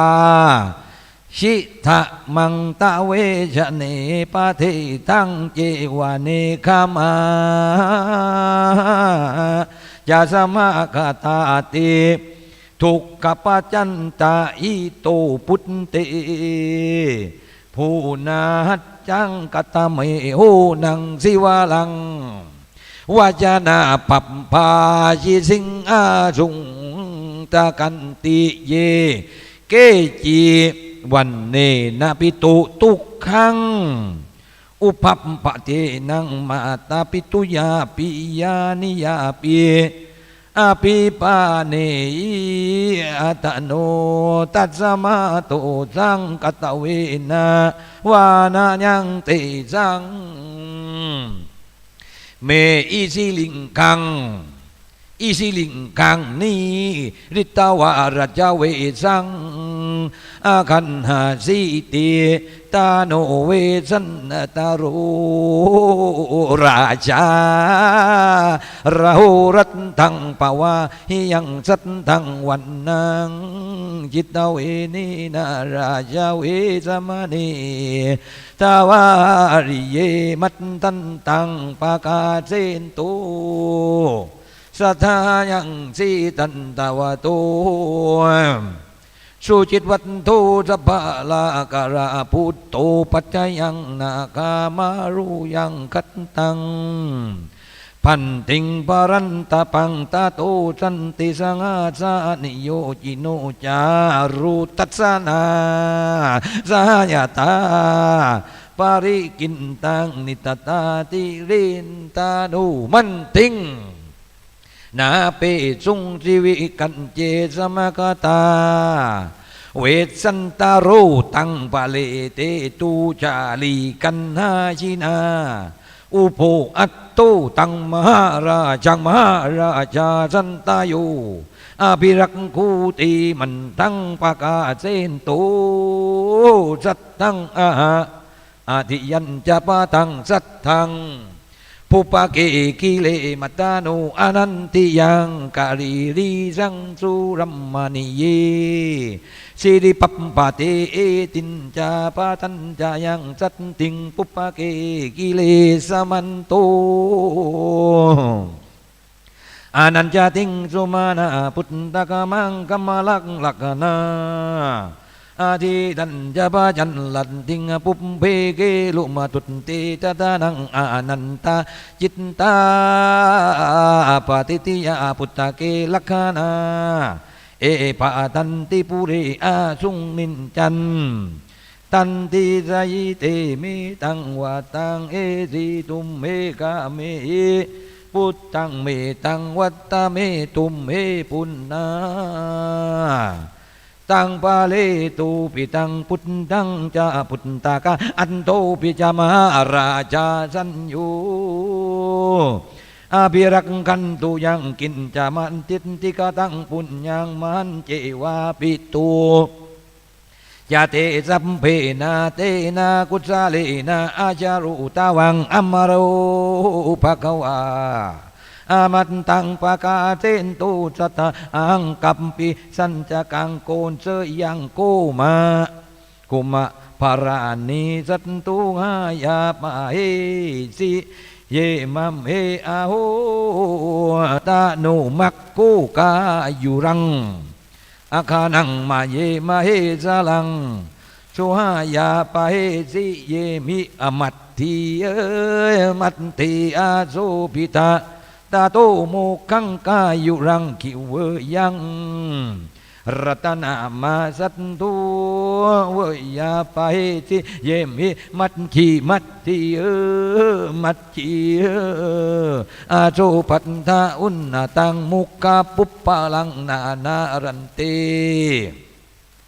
มาริเยสัตตุจุหายาปะเหติเย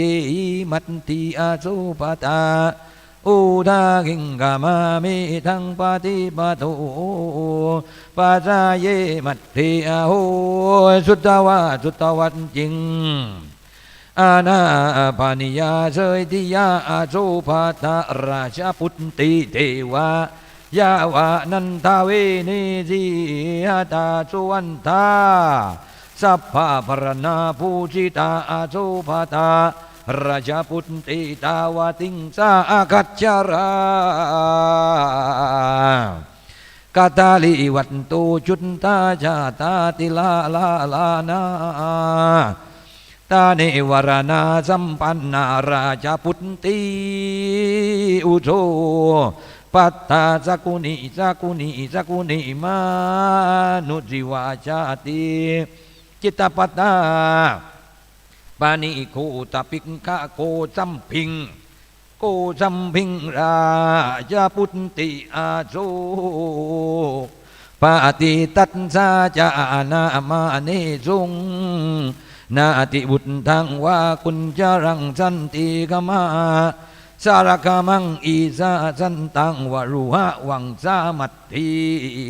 นาคามะเรยยุงหานาติบุตทังวุจารังสันติกามังสารคามังอิทาวรุวันติมัทธังปากาเจนโตสัทธาสัพพัมติตังหิตังอารัญเยนาวันเตตามิคาหุงเวสันตรัสสะเตชะเนนายามัทธังเวยุงสัพพิอัญญัญญาเทเวสันตรัสสะเตนันทมันจาวินยันสปติอรินเวยันสปติมิกังอาหูสันติงเวสตันริภเยตัมหิสีวานังรัตวันตาเนสัพพตังอายันเฮยัมวะเตติสาอาหูเอกัจจังสันนิปติงสุเวตาสันตาเรปยาตัมหิวิสีนังตตาตาเรสัพพะพามิตังอารัญญัมหิเนวาตาเนตามิกาอาหูนาสามัตสุนิกุงจิงสุเวตาสันตาปรายามหิเวชันตารีสัพเพหิตังวรัญญิยถาปิชังอาหูนาสังมัจจุเวทันสาบายาตัมหิรัจจาวานิตัมหิปัสสโนอาหาปาติโยราชมัคโควิจิตโตปุปาปัสสันโตวิจิเวตาสันตารุราชายะธาเทวังเตสุราชาตาโตสันสังานิโยนิจัตตาสาสานังสามันตาการิสังเวสุปาลายันตุ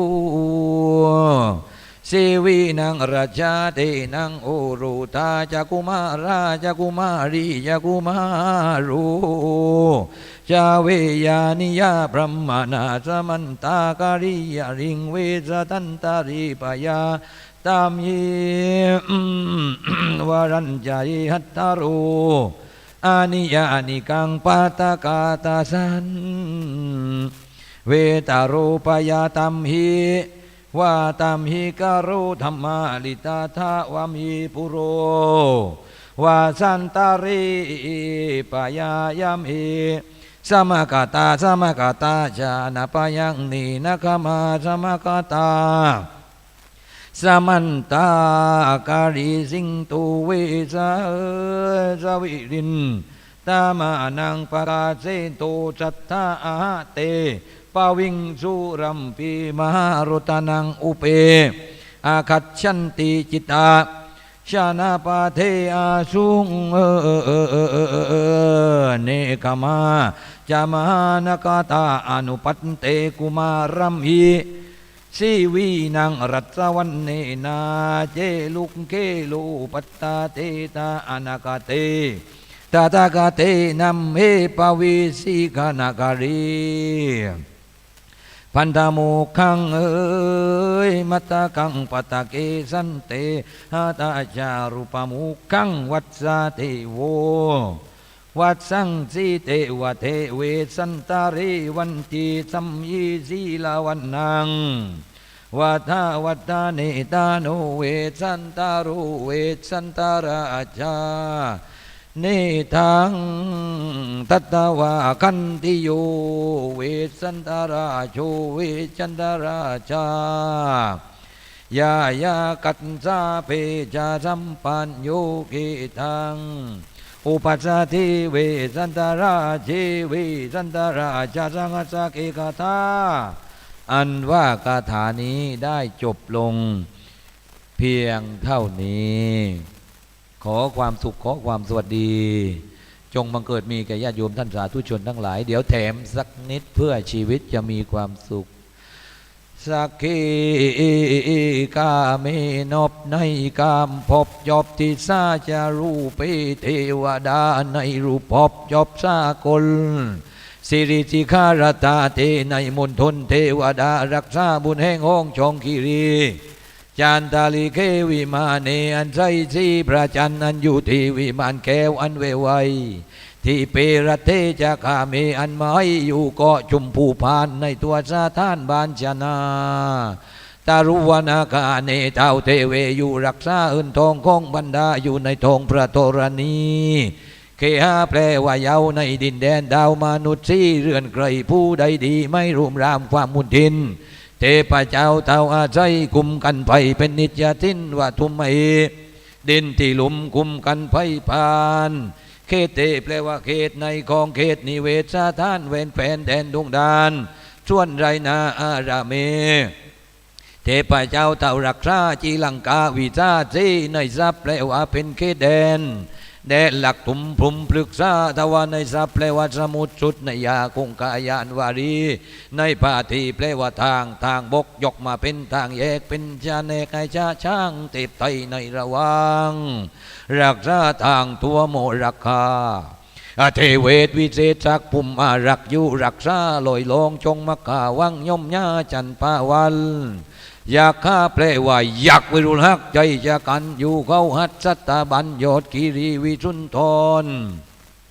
คนทันแปลว่าคนทันนาคานั้นไม่พันพ้นในสัพประดับกลอนพญานาคเรื่องฤทาอยู่ในสาอนุดาตนาคราชชาติมหาพลผิดเรื่องฤทาพระฤทาลันสนันขนองตีสันตาวิเศษช่องอากาศกาดขนองอันเที่ยวช่องอักขเนบุล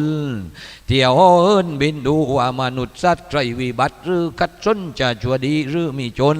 สันติเกว่าชั่วร้ายมูนีว่าฤาษีมีฤทธิ์ดังใจไม้ซ่อนเสร็จทั้งยิ่งชายเป็นอาจารย์เจ้าแห่งมูนีเราว่าจะนั่งตัวกานีนั่งขัดออกจากบาลีตัวกานีนั่งข่าวพรองรองก็เชิญวันนี้ก็เชิญเตปยุดากว่าดินตั้ง16 ชั้นกว่า15 ชั้นดิน14 ชั้นบาดาลที่เมืองเชียงใหม่ตัวทุกสถานจงมาปีบานรักษาป้องกันภัยให้ประเดชพระคุณทานพระอาจารย์มหาวิษณุจารุตโมเจ้าวาดวัดเจ็ดลินมีความสุขพร้อมด้วยญาติโยมที่นั่งอยู่ตรงนี้ให้มีความสุขกันทุกคนทุกท่านสมความปรารถนาคิดเอินได้เอินคิดทองได้ทองคิดก้าวคิดก้องให้ได้สมความปรารถนาพุทธังเบิดธรรมังเบิดพุทธังเพิ่มธรรมังเพิ่มโอมเพิ่มมาเพิ่มจิตเพิ่มใจเพิ่มลาภเพิ่มสิ้นเพิ่มบุญเพิ่มบารมีเพิ่มความดีให้ที่นี้เจริญรุ่งเรืองตลอดไปเถิดสาธุสาธุสาธุม่วนภาษาไอ้ภาคใต้ว่าไงว่าม่วนเนี่ยร้อย ร้อย ร้อย ร้อย ร้อยอย่างหู พอๆกับจำปาดะกับไอหมูย่างเนาะครับจากนี้ไปนะครับจะได้น้อมถวายว่าเนื่องจากว่าเวลาฉันเพลเหลือน้อยแล้วครับนิมนต์ท่านอาจารย์พระมหาวิษณุจารุธโมกับพี่น้องศรัทธาเฮาวัดเจ็ดลินทุกคนทุกท่านเน้อได้เขาน้อมถวายกันเทศนะครับแด่ท่านพระคุณเจ้าท่านพระครูปลัดคณกรมหายาโนด็อกเตอร์นะครับเจ้าอาวาสวัดป่ามหายานอำเภอเมืองจังหวัดตรังบ้านเดียวกันในหัวชวนนะครับ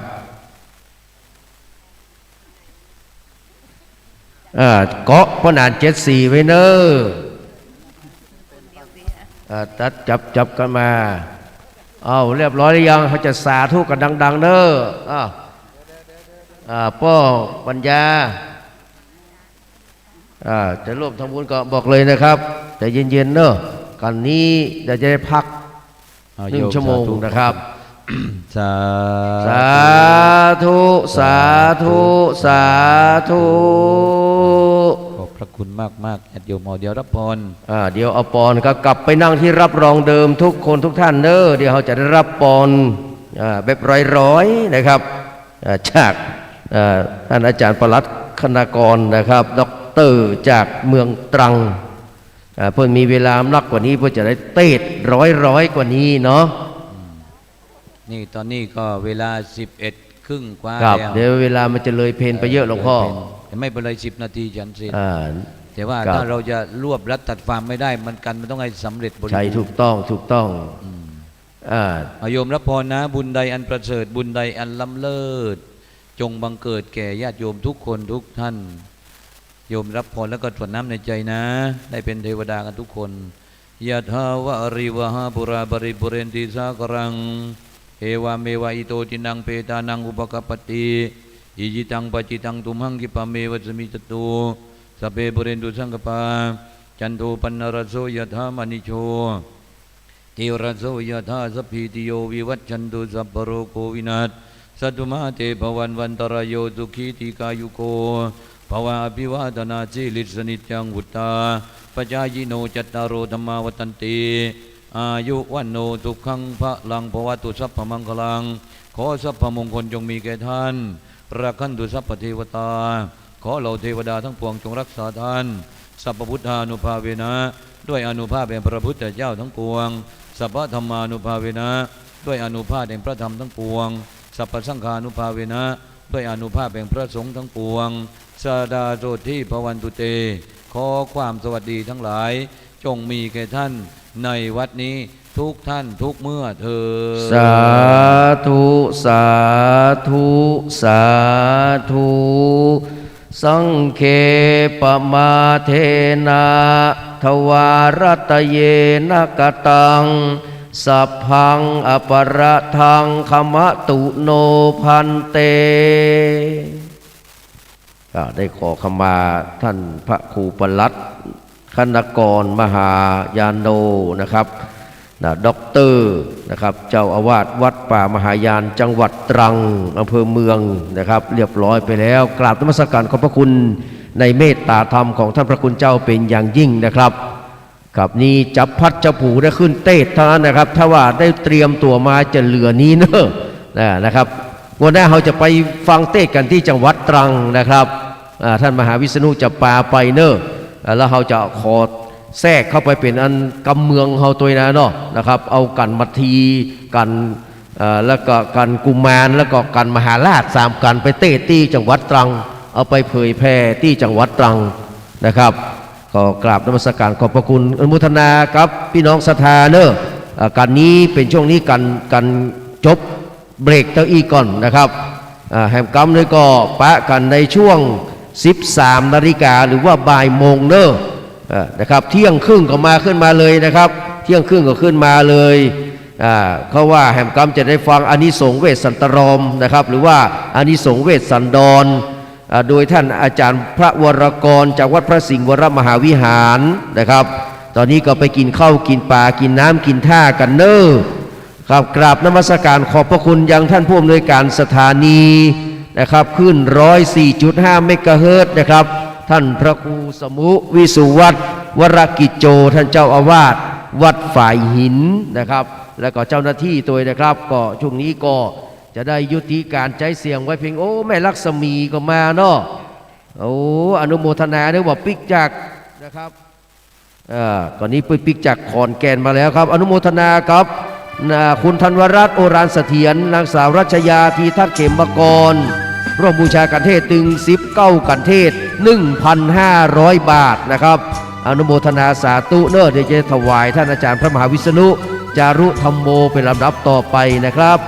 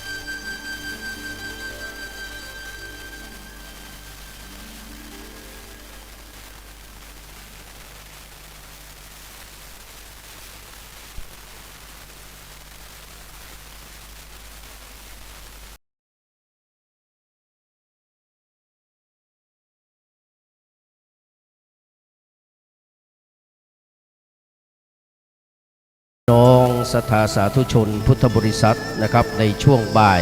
นะครับจะได้ฟังอานิสงส์เวทสันดรนะครับในเวลานะครับ 13 นาฬิกาเนื่อตามกำหนดการแต่ถ้าทุกเจ้ามาก่อนเขาก็จะเทศก่อนนะครับโดยท่านพระวรกรนะครับวัดพระสิงห์วรมหาวิหารนะครับกับก็ขอเรียนเชิญเนอร์บรรดาพ่อพี่น้องนะครับที่อยู่ทางด้านล่างนะครับที่อยู่ทางกลางควงวัดเนอขึ้นมาทางบนวิหารได้เลยนะครับเรียนเชิญทุกคนทุกท่านเนอวันนี้นะครับเริ่มต้นกันโดยที่คาถา1,300ผูกนะครับ 1,000 คาถา3กัน3ผูกจบลงไปแล้วนะครับต่อไปเราก็จะได้ฟัง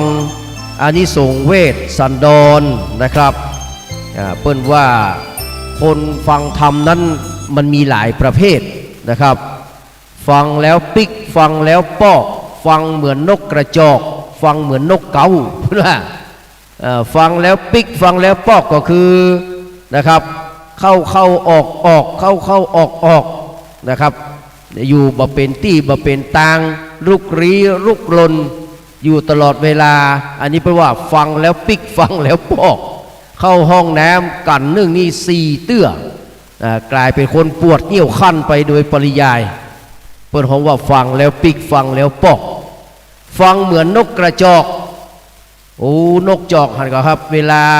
ลามันลงมากำนี่มาสักหมู่ใหญ่เนี่ยมันถึงจับเสียงมันนี่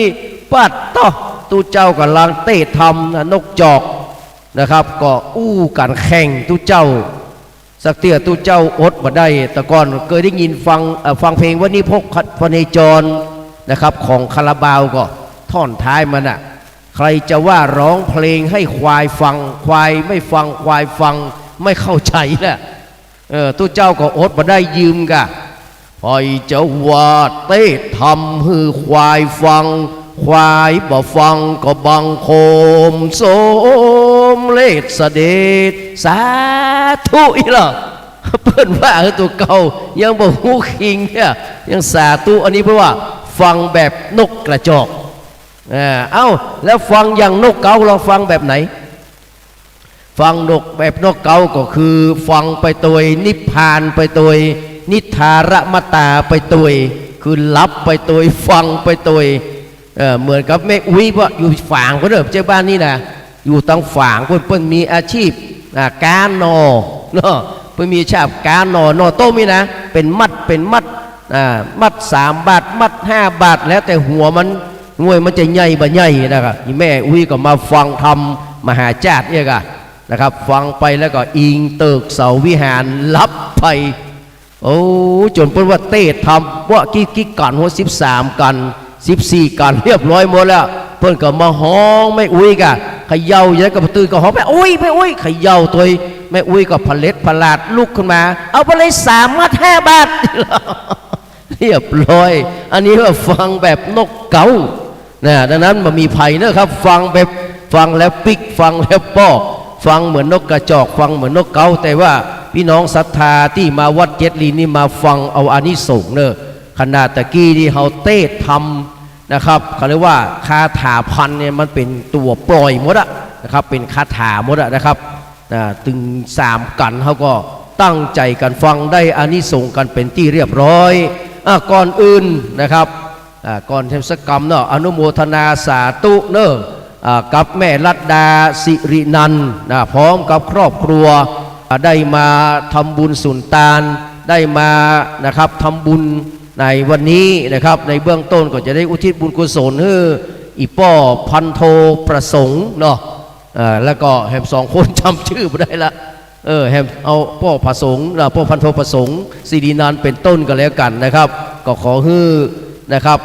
จิตตะดวงวิญญาณของป้อพันโทประสงค์สิรินันท์พร้อมกับผู้ที่เสียชีวิตไปที่แม่ได้อุทิศบุญกุศลให้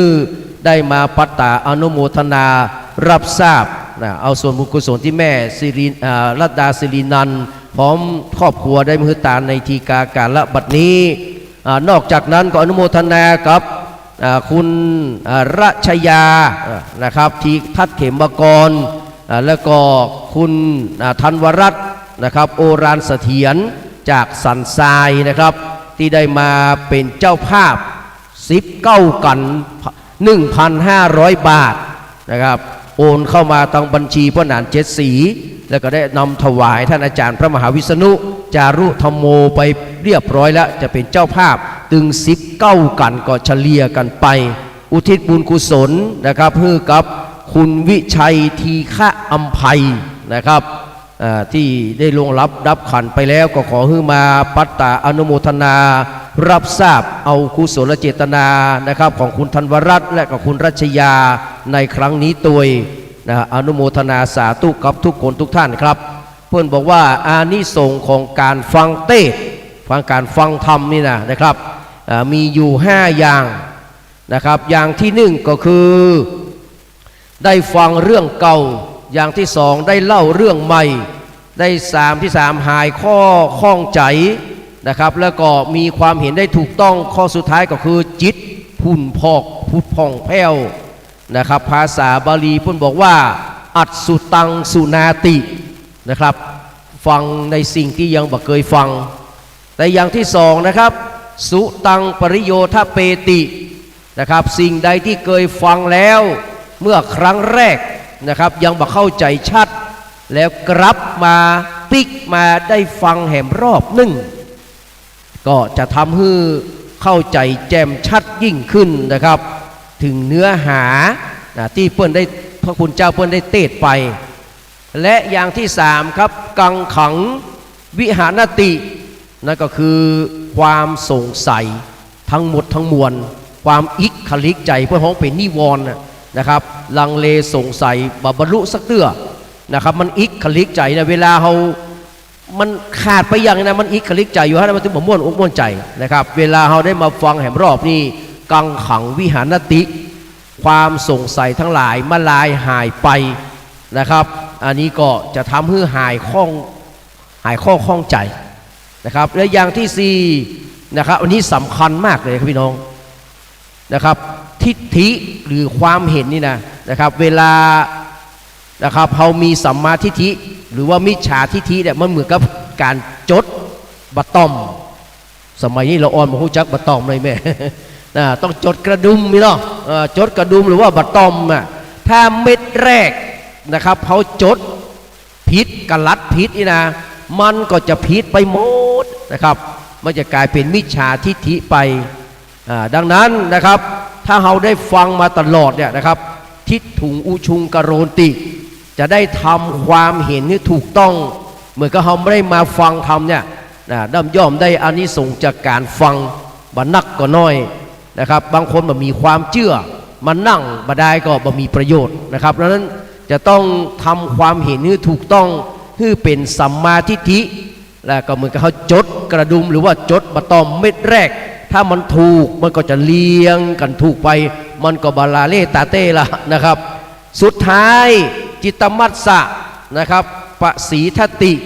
นี่ก็คือทำให้จิตใจเฮานะครับเมื่อทำความเห็นได้ถูกต้องจิตใจก็จะพุทธพองแจ่มใสนะครับอันนี้คืออานิสงส์ของการฟังเทศน์ฟังธรรมจะเข้าใจบ่เข้าใจก็ตามแต่นะครับถ้าเราตั้งใจเรามีศรัทธามีสมาธิมันจะทำให้เกิดปัญญา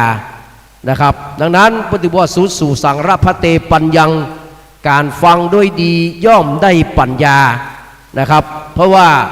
สุก็คือการสุตะเกิดการฟังนะครับแล้วมันเป็นข้อหนึ่งในหัวใจของนักปราชญ์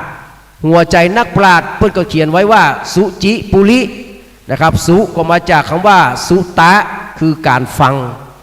นะครับจิก็คือจินตนานะครับจินตนาการเพราะว่าจินตนาการนี่สำคัญกว่าองค์ความรู้ด้วยซ้ำไปนะครับ imagination นะครับ important than knowledge เนี่ยนะครับผมว่าจินตนาการเนี่ยสำคัญกว่าองค์ความรู้ด้วยซ้ำไปนะครับภาษาฝรั่งนะครับของที่เปิ้ลบอกว่าเนี่ยองค์ความรู้เนี่ยสำคัญน้อยกว่าความคิดของคนเฮาเพราะนั้นนะครับเฮาฟังไปตัวคิดไปตัวนะครับมันก็จะทำให้นะครับเฮาได้รับนะครับความรู้ไปตัวแตกฉานไปตัว คิดบปอนะครับคิดบปอสองข้อเนี่ยสุจินะครับฟังกับคิดบปอจะต้องมีการถามพุทธานะครับพุเนี่ยมาจากคำว่าพุทธาคือการถามไม่ใช่ว่าถามในขณะที่ตู้เจ้าเตศไม่ใช่นะครับ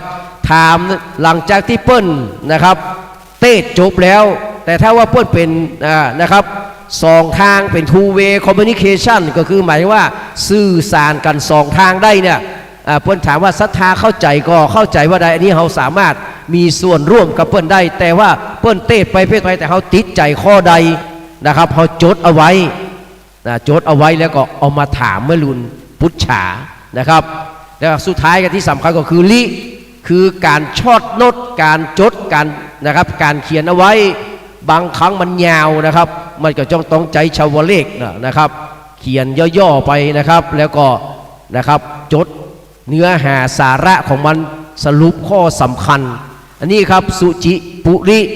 นะครับเปิดก็เลยมีภาษิตว่าสุจิปุริวินิมุตโต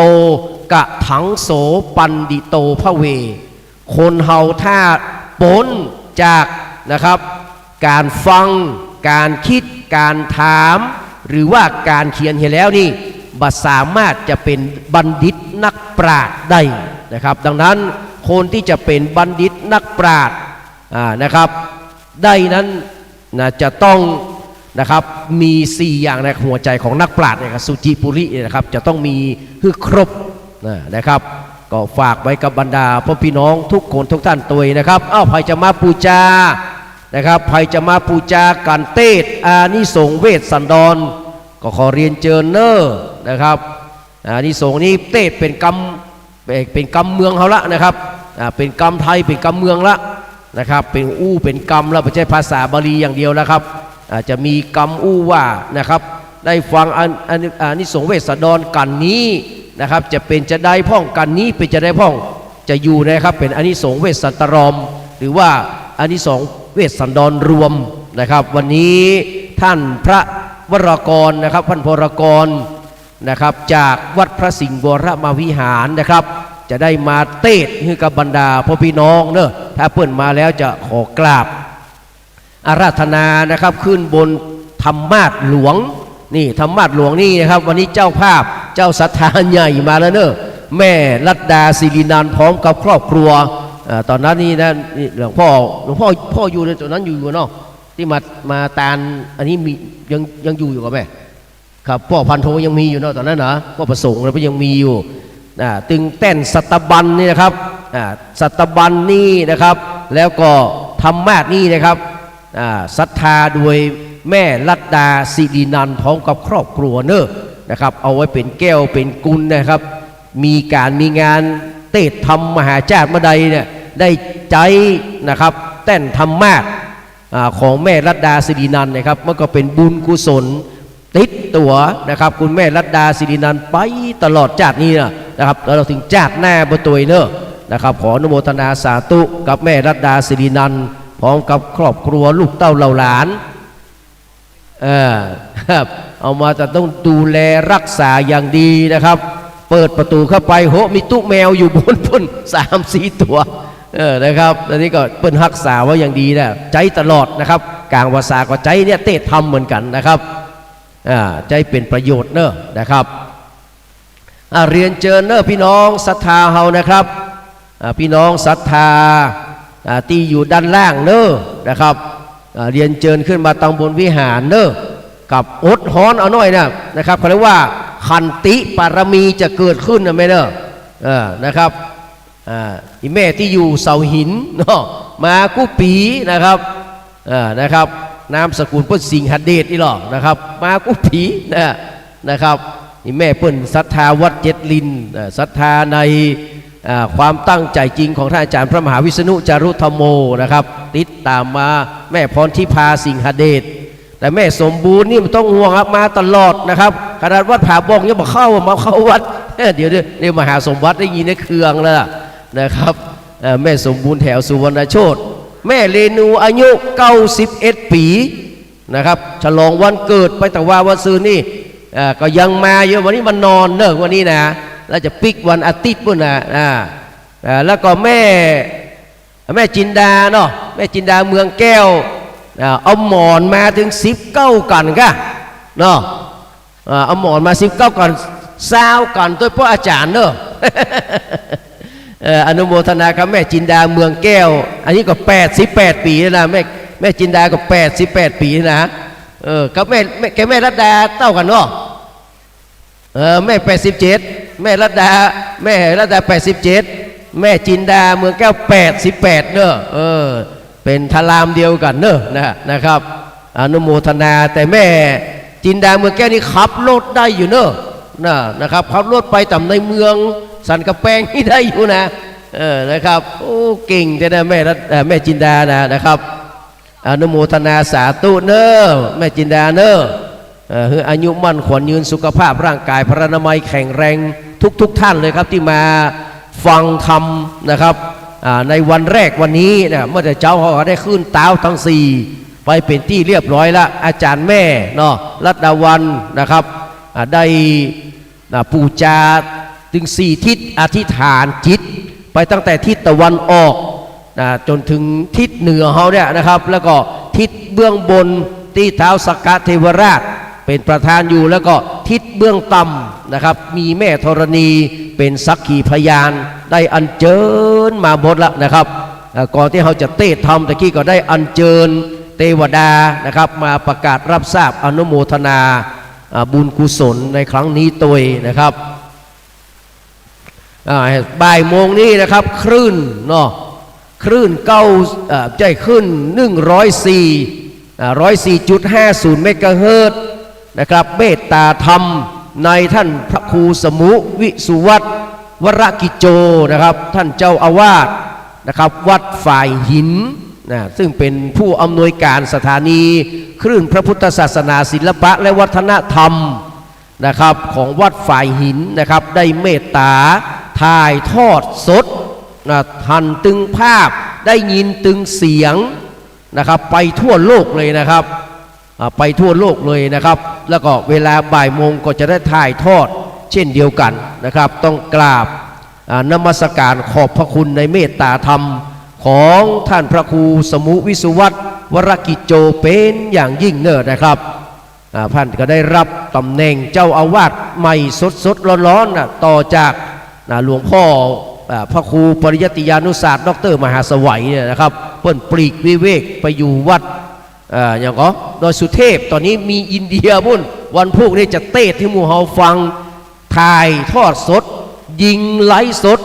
มาจากประเทศอินเดียเนอะวันพรุ่งนี้นะครับจะเป็นบุญกุศลข้ามทวีปข้ามน้ำข้ามทะเลข้ามอากาศนะครับมาที่วัดเจ็ดลินวันพรุ่งนี้เปิ้นจะเทศถ้ามันตันนะกันกุมารบันกันกุมารบันการที่ชูชกนะครับไปขอ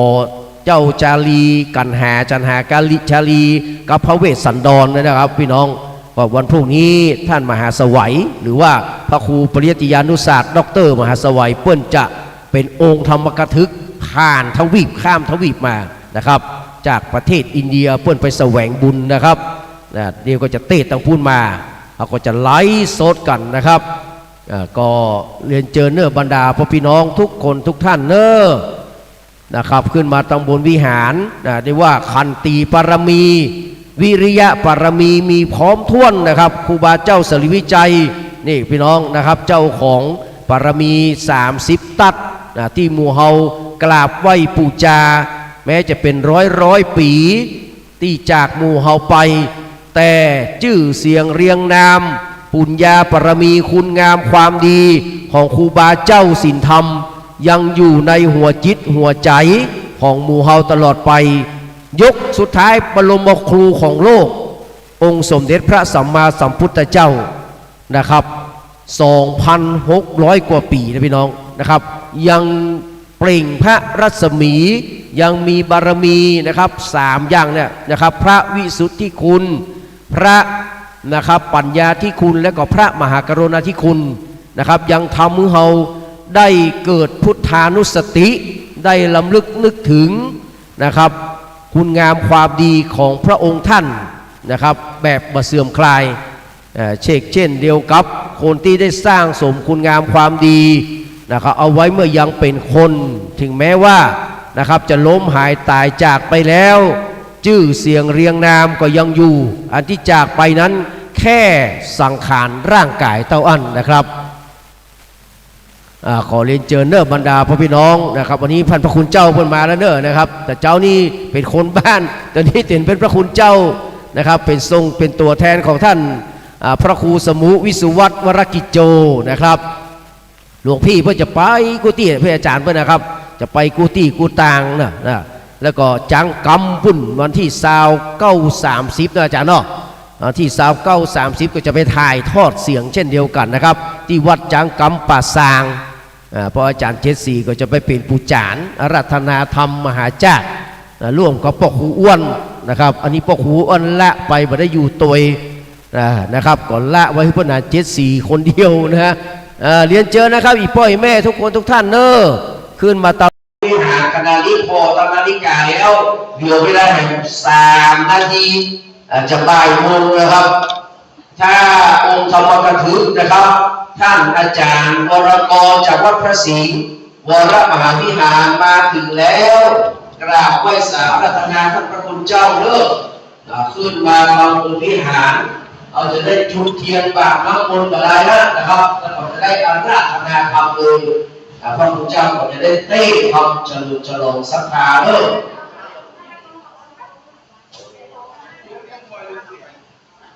เริ่มมากำลังมาแล้วกำลังเดินทางมาจากวัดพระศรีกำลังติดไฟแดงนี่นะครับที่แถววัดอะไรอย่างเงี้ยแถววัดเจดีย์หลวงนี่ก็ได้นะครับแต่วัดช่างแต้มน้อยที่พุทธิสมบูรณ์นะ2 ตีนะครับเดี๋ยวใกล้ถึงแล้วใจเย็นๆนะครับใกล้ถึงแล้วเด้อพ่อแม่เขาล้างหูฟังเด้อนะครับแล้วก็การสื่อสารทุกสิ่งทุกอย่างเนอะอยากจะได้สมาธิอยากจะได้เกิดปัญญาอยากจะได้กุศลนะครับละโซเชียลมีเดียเอาไว้ก่อนเนอะนะครับผมก็อ่าน74นี่เป็นผู้บอกจะไม่อ่านนะมีแล้วอ่านตอนนี้นะครับหิวน้ำก็ลงไปกินแล้วเนอะนะครับค่อยๆขึ้นมาเพราะว่ามีการเร่งเนาะก็นี่ก็ขึ้นมาเด้อเรียนเชิญทุกคนทุกท่านเด้อตั้งขอไหว้หลวงพ่อปทุมเราต้องกราบบูชาไปเรื่อยนะครับตะกี้ก่อนนิทานแล้วน้ำตาของหลายคนก็เป็นยังนะก็เป็นยังเด้อนะครับรับไปโดยฟังเป็นตัวเกิดอานิสงส์เด้อได้มาวัดเจดีย์นี่โอ้มาเอาธรรมชาตินะใส่สบายบางครั้งอ่านแบบเพียงพอลมถ้าลมตั้งนะถ้าลมตั้งเลยเอาลมธรรมชาติเลยลมธรรมชาตินะครับเอาลมธรรมชาติเอานะครับอดเอาด้วยเรื่องพิโรสกาเดอร์ไปบนได้คำดีบารมีของพระเจ้าศรีวิจัย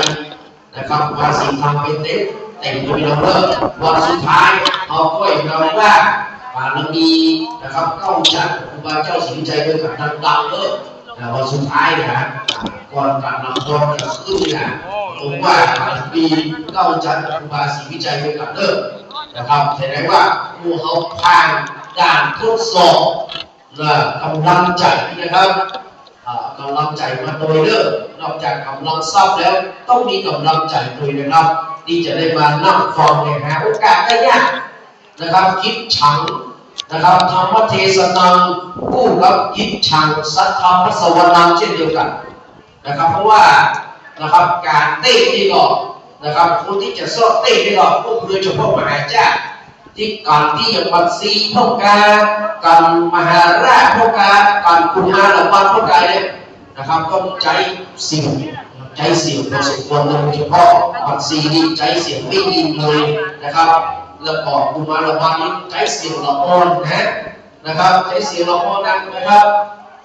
แต่มหาราชนี่ต้องใจเสียงดังเสียงใหญ่ท่านพระปริญญาอิตาธรรมโมวัดหางดงเลยครองนะครับในครองความเป็นการมหาราชที่วัดเจดีย์มาจนถึงปัจจุบันเนี่ยครับคนตัวน้อยตัวแค่เดียวแล้วนะครับแต่ว่าเสียงนี่เซนเซอร์ดาวนะครับลำโพงแตกเป็นแก่นเนอะนะครับการมหาราชนี่จะเป็นเรื่องที่เราเลิก นะครับเรียนเชิญทุกคนทุกท่านครับรอท่านพระคุณเจ้าโอ้แม่ก้อนก่อนแม่เนาะแม่ก้อนเราบอกแม่ก้อนจักมือเลยเด้อโอ้ทำกับว่าเพื่อนลืมว่าจิตดินไปเลยนะโอ้สาธุสาธุเด้อแม่ก้อนเด้อ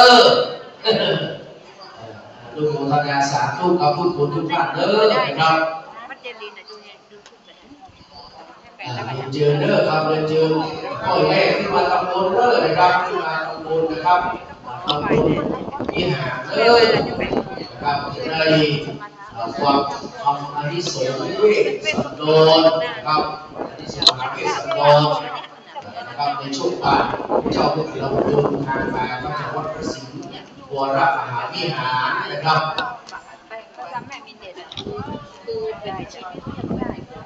ขอบคุณอนุโมทนาสาธุกับพี่น้องนะครับที่มาแล้วอาจจะติ๊กแต่ไปฟังอยู่ทางบ้านเด้อเปิดคลื่น104.50 กิโลเฮิรตซ์คลื่นวิทยุฝ่ายหินนะครับเมตตาทำโดยท่านพระครูสมุวิสุวัฒน์วรกิจโจนะครับ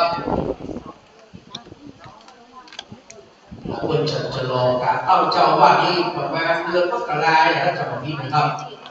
เดี๋ยวจะได้ขอถามพี่เพื่อนเราจะได้วันที่4แล้วพอเนาะวันที่4เดือนเมษายนก็ยังรู้กำหนดวันได้เนาะนะครับวันเดือนเมษายนไม่ต้องเลิกอาจจะก่อนปีใหม่หลังปีใหม่ก็รู้นะครับที่เราจะได้ไปแสดงมุทิตาคารวะจิตนะครับต่อท่านพระคุณเจ้านะครับท่านพระครูสมุวิสุวัฒน์นะครับวรกิจโจขอให้เลิกยึดภาระของพระศาสนานะครับหลวงพ่อท่านเคยปฏิเสธเลยนะครับแล้วก็รายการของพวกนี้นะครับมีตั้งแต่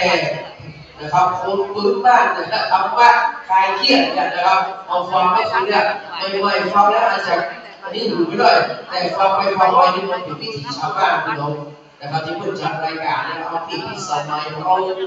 การดูการกองเอาเด่นเดี๋ยวถึงชื่อเวลาในสมัยนั้นนะครับ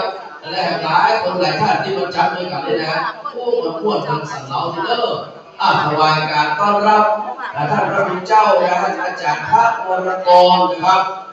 จากวัดพระสิงห์วรมหาวิหารองค์พระวัดทึกนะครับโอ้นะครับมาถึงเรียบร้อยแล้วนะครับกราบไหว้สการบารมีเด้อที่มงนะครับที่ได้ขึ้นสู่นะครับแต่ทำมากเด้อนะครับ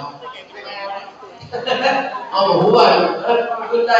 เป็นเรื่องนึกภาพนะครับบอกท่านอาจารย์วรกรด้วยกันว่าโอ้จะพอกสัก50 กิโลเนาะ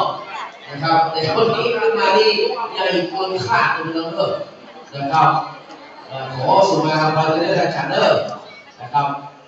จากวัดพระสิงห์วรวิหารในโบราณมหาวิหารนะครับเมตตาขึ้นมาทำบุญแล้ว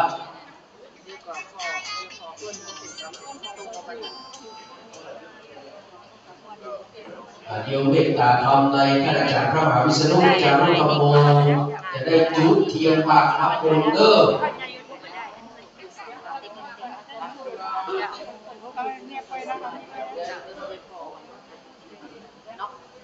โอ้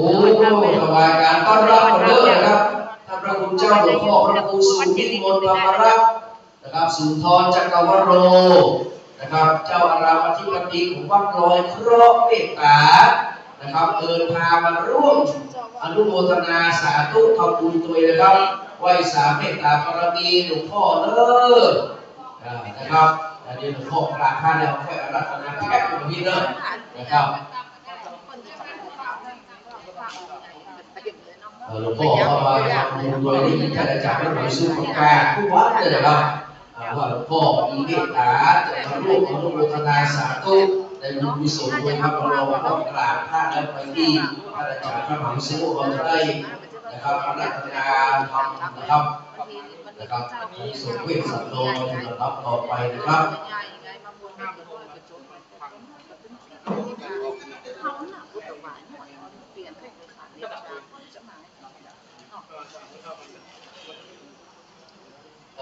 เพื่อจากก่อนแพทย์อยู่นะครับ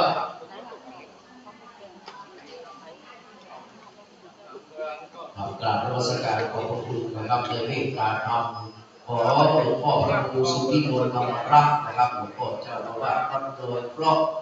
พระผู้มีเมตตาธรรมอย่างสูงส่งนะครับกับพระเนรเด็กน้อยเด้อจากนมัสการขอบพระคุณนะครับต่อจากนี้ไปเรียนเชิญทุกคนทุกท่านครับได้ตั้งจิตตั้งใจฟังธรรมพื้นเมืองอานิสงส์เวสสันดรนะครับหรือว่าอานิสงส์เวสสันตรมเป็นลำดับต่อไปนะครับ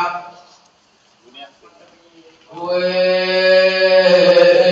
สันตระนิสังโสขอนิมนต์ลูกศิษย์พระพุทโธตนแทนแถวเมตตาขึ้นนั่งบนธรรมะแล้วโอเตเตสะทานขอลูกศิษย์พระองค์คำมาโตปิ่นเกล้าได้คุณนาข้าเจ้าเตอานิสงส์เวสสันดรนั้นแล้วโอ้ตั้งแต่เก้าจนถึงปลายโยนศรัทธาผู้ขาหลายต้องได้ขายิ่งใจใหญ่น้อยต่างก็แบ่งใจนี้มาเรียกมารอโยนมีใจหอยอยู่ได้ฟังธรรมังอนุกัมปิมังปัจจังอาคันนังกะโรมาขอความนอบน้อมของข้าพเจ้าจงมีต่อพระรัตนตรัยขอความสุขความเจริญในธรรมจงมีแก่พ่อแม่พี่น้องศรัทธาสาธุชนทุกท่านบริษัท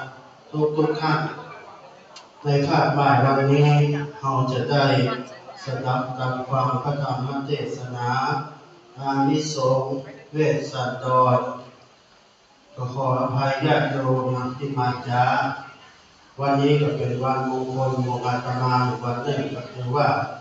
พระพุทธเจ้าอาตมาได้ไปจัดพิธีฉลองไปเรียนธรรม5 ประโยคถ้าไปอ่านเต็มข้อมือฝ่ายเต็มข้อมือ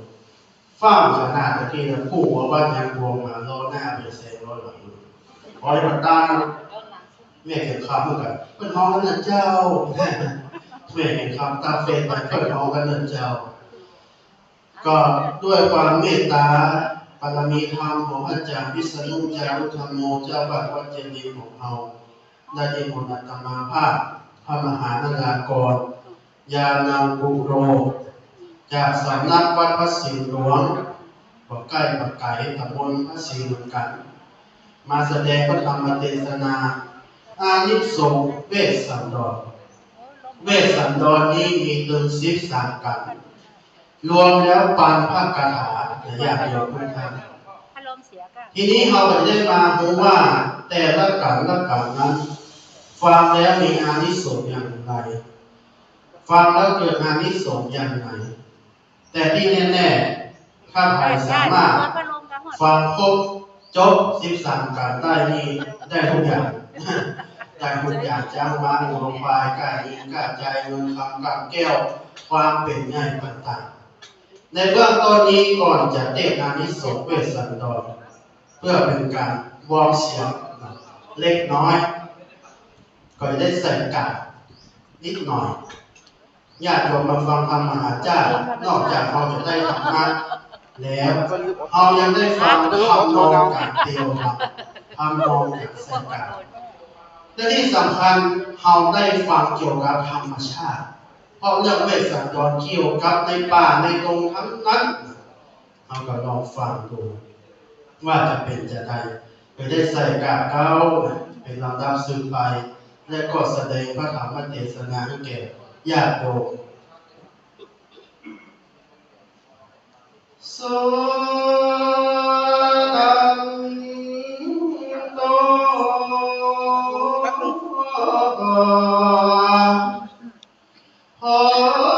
โต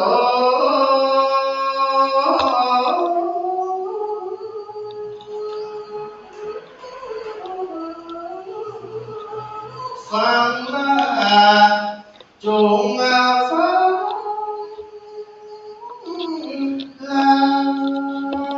ลาผู้ข้าก็ย่อมือ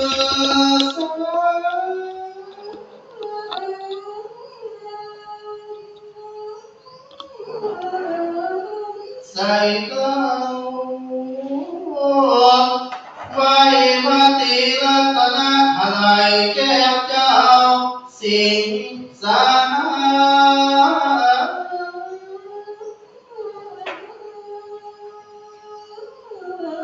ค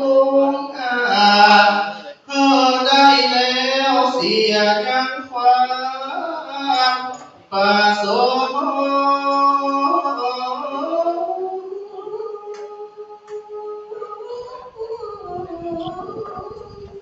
เพื่อเป็นทิ้งมงคลสืบไปหน้าขอเพื่อได้ขัดจับปัดเป่าเสียยังเสนียดจังไรชั่ว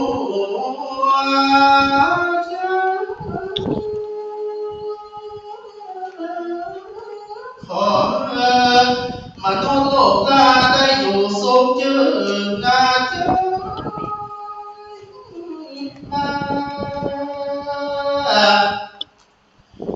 ขออัญเชิญเท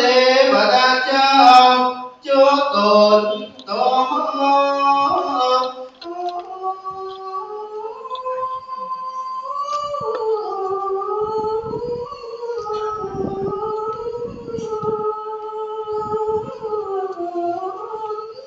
ไปบนบนอากาศกว้างไปใต้ล่างนั้นเถิดพระแม่เจ้าทอละ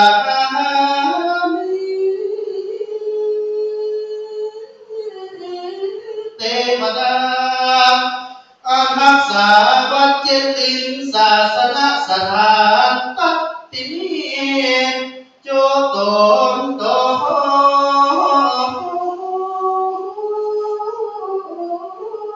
ขอ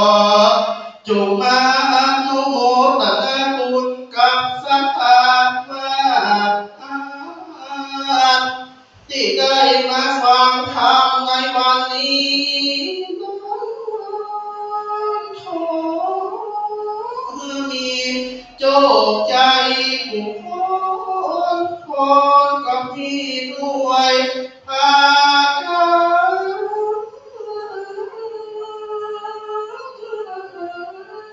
ดังกล่าวมานี้และนะ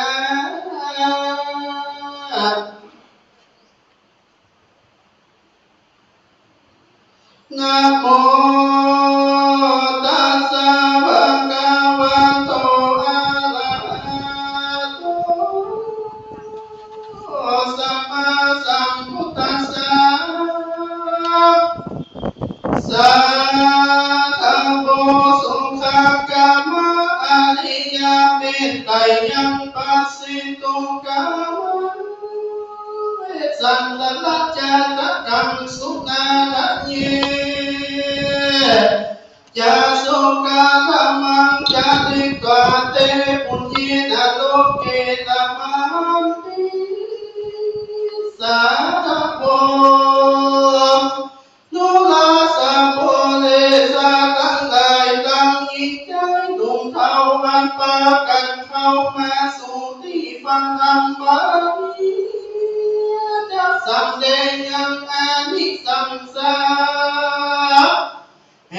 การปูจาฟังมหาเวสันตนะเจรุอันอาจารย์เจ้ายกออกมาแต่มุขตาด้วยกำมีตนว่า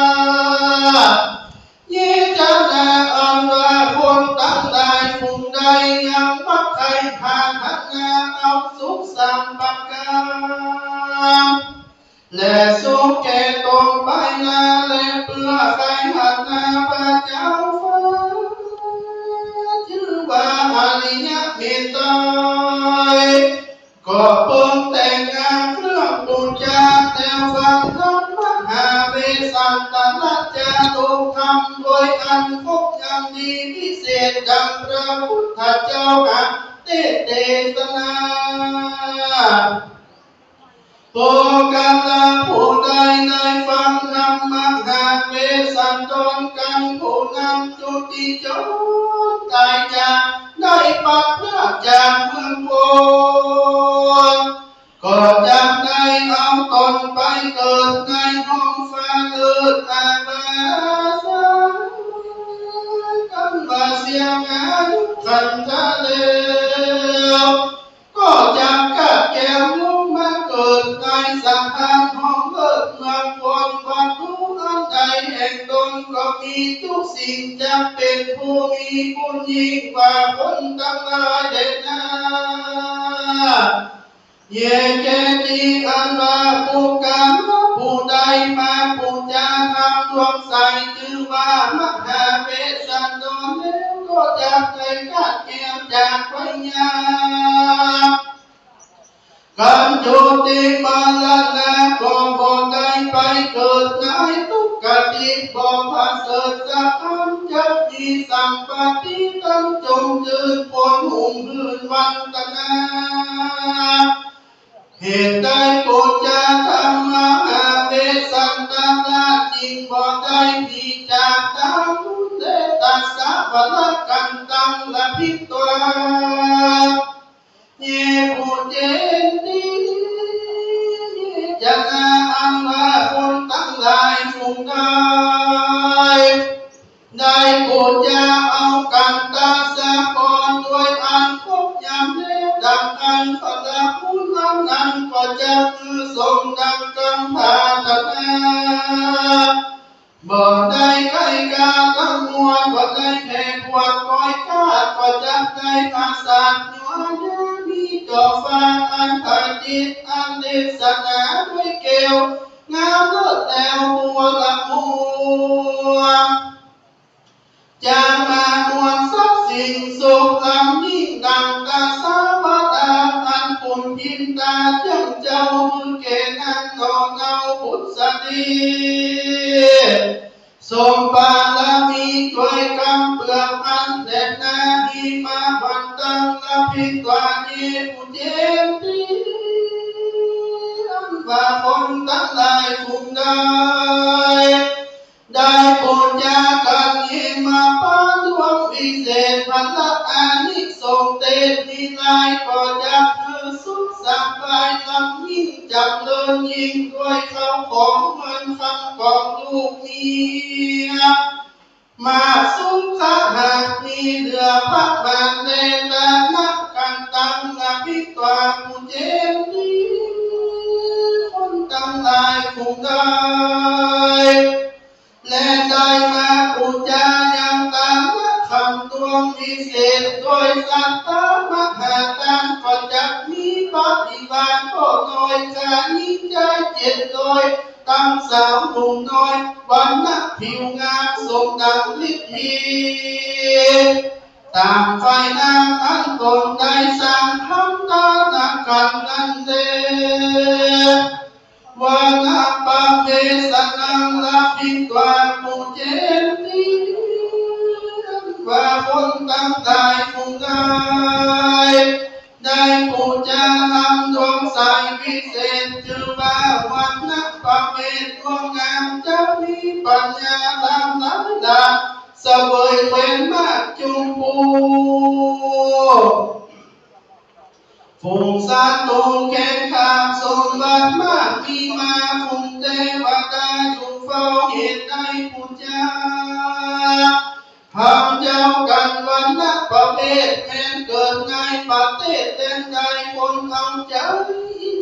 ต่อเหตุในสังก่อวันประเภทนั้นเล่โจจะการปะพังละพิตวานีผู้เจตีว่าคนต่างตายฝูงได้ผู้จากันจูจบคนต่างหลายฝูงนั้นก็จักได้พละบุญพิเศษสมบัติเตหวังนายวันนาสายผิวของเป็นที่ยกย่องวันตาสิเนนาแก่คนต่างได้ขายิ่งใจตุกเมื่อคนรักผูกเนื้อเปิดใจจะมีปัญญาสามิกาโมเตโมตาฟังคำสอนซ้ำเป็นดังนาอมิตตาปัญนาตนฟังคำสามิกาผู้เรานาเดนาโยลาวันนังอภินตานีผู้เจตีอันว่าคนตั้งหลายฟุ่งได้ปูจายังคำจุลาพลก่อนจากหัวละหัวด้วยสวดวิญญาณป่าไม้ตั้งส่วนดอกไม้สาโบกคอเลยพระดำดีด้วยเงาบัวหัวปานป่าไม้นั้นก็ปฏิปุณังเงาลมไปบางตุกเมื่อกวนหูเมื่อและเบิกยา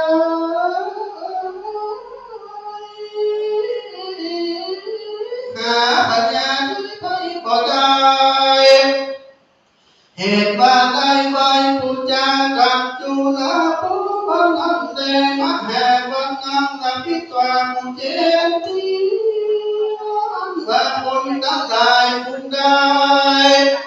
ด้ปูจายังกันมะแห่คนจับได้อานิสงส์บุญได้นามักกาเจตประกอบด้วยยาวเดือนแสนจิตจังอาวิหัววา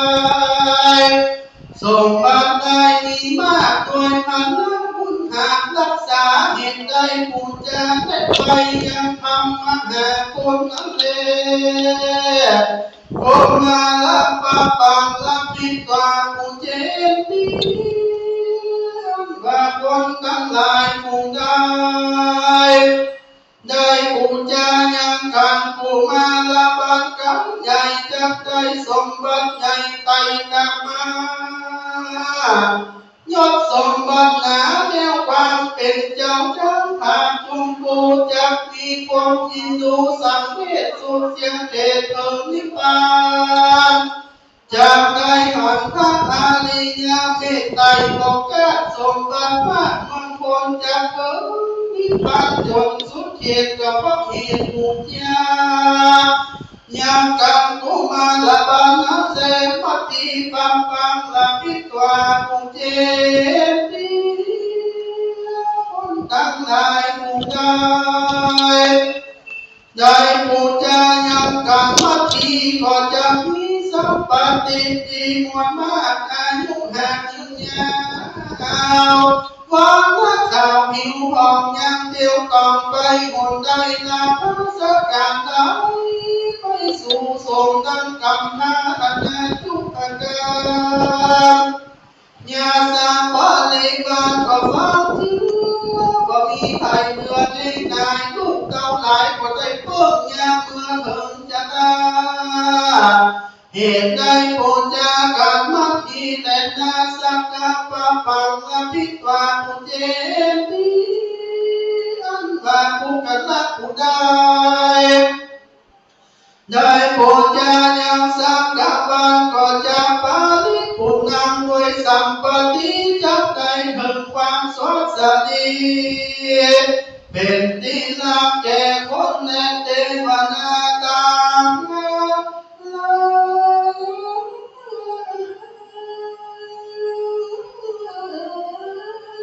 ลาภัสการไหลมาสู่จามาผู้สิ่งที่หาเป็นที่รักผู้จาแก่คนทั้งหลายเขาบอกให้ก็จะคืนมันเล่ากับพ่อว่าได้ผู้จายังกันสังกัดนั้นเดมหาราชาปะปังละ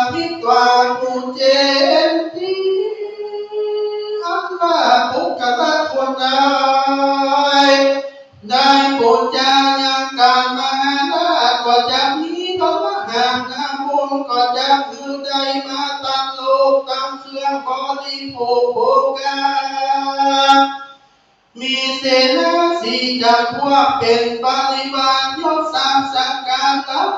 มาสู่เบียนย่อมได้สมาคมกับหมู่ญาติพี่น้องผัวเมียสังกัดนี้ข้าราชแห่งนานาสนมนาหัวควายได้ก็ขาดคนขับก่อนมากตุลิยะดนทีก็จะมีตามเจตเตาเสียงควันอยู่ฟังพูดจาก็พบได้ไปพูดจายามการสังกาบานันเลจะขันติยาปะปังกับพิตวาผู้เจตีอันว่าคนทั้งหลายคงได้พูดจาการสังกานี้ก็จำได้สมบัติตั้งมวลมากหมู่ข้าศึกหาเข่งข้าภายโลมานามเน้นดีจักได้ปันนี้เสมอสุขหายความทุกข์ปาบ่พลังเขาโลดเวียงเกลียวนิพพานั้นในนานักกลักกันตังกับปิตวาผู้เจตีว่าผู้กลักผู้ได้ปูจายังทำวิเศษชื่อว่าละครการพัฒนาบุญตังกับเกิดจังได้เสวยอานิสงส์เกิดทุกภาคาจังได้เป็นพญาตนใหญ่มีหมู่ไพเสนาสีเราเห็นอยู่เฝ้ายังแยงเสนาเป็นกันมาเสนาลดกาเดียวตีนเดินตามดินในอากาศปักขาปักขีจาสิเนหาจับได้สมาคมกับญาติกาพ่อแม่พี่น้องแต่เดิมมาสมบัติสังขยาก็ได้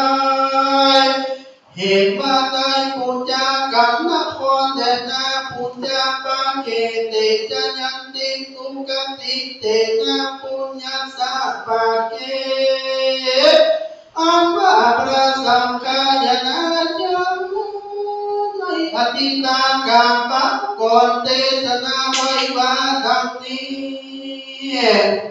อันว่าปูกาลาตังหลายฝูงใดได้มาปูจายังมัคหาเวสันตละเจ้าจาตุผู้นั้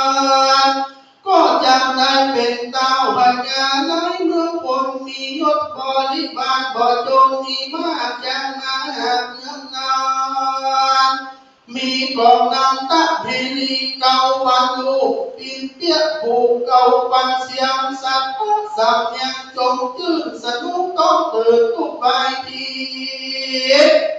ตาสาตาสีมีมาพร้อมอยู่เวทอ้อมบริบาลปิปาสมบัติดำเนินก่อกับเกิดนิตามเล่มเงินคำและเสื้อผ้าตั้งจำมาและเข้าเปลือกเข้าอาเสก็จะมีตามคำขาดนาตุเมื่อจำเริ่มเจือมงคลยักษ์ตานี้ในกาลเมื่อใดตัดหาในกาลยังนำพระสีอริยเมตตา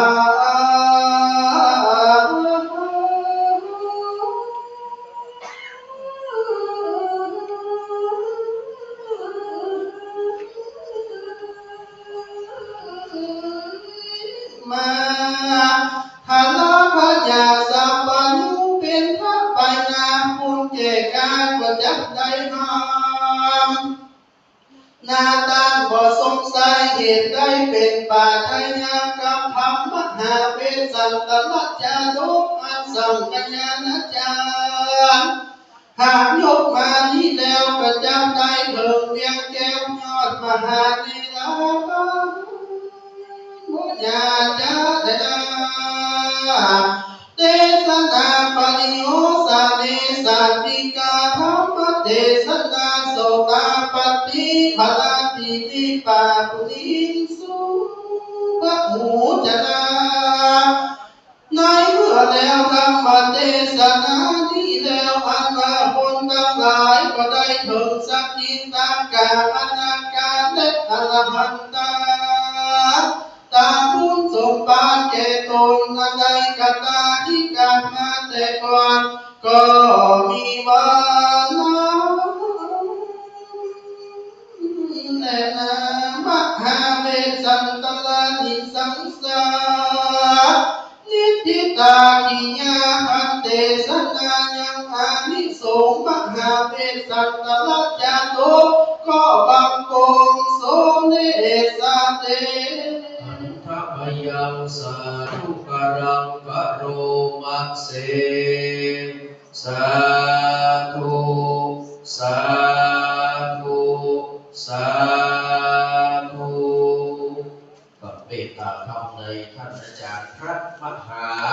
ตระกรนอกยานันกระโดนะครับประดิษฐ์ทำ5ประโยชน์ลำฉลองแข่งมีก็ได้2อันเลยนะครับ2แข่ง2ข้างเลยนะครับขึ้นฉลองประดิษฐ์ทำ5ประโยชน์ก็เรียบร้อยแล้วนะครับจากนี้ไปนะครับจะได้ถวายที่ทุกปัจจัยที่ได้ทำการเทศแด่ท่านพระพุทธเจ้านะครับเมตตาธรรมและท่านอาจารย์พระมหาวิษณุจะรู้ธรรมบุญพร้อมกับคณะสัตยาเด้อวันนี้เป็นการรวมทั้งหมดนะครับเข้ามาถวายเด้อทุกคนเหมือนเดิมนะครับเพิ่มเติมมาจับวิจารณ์นี่เด้อนะครับมาเข้าก่อนนะครับมาเข้าก่อนเด้อ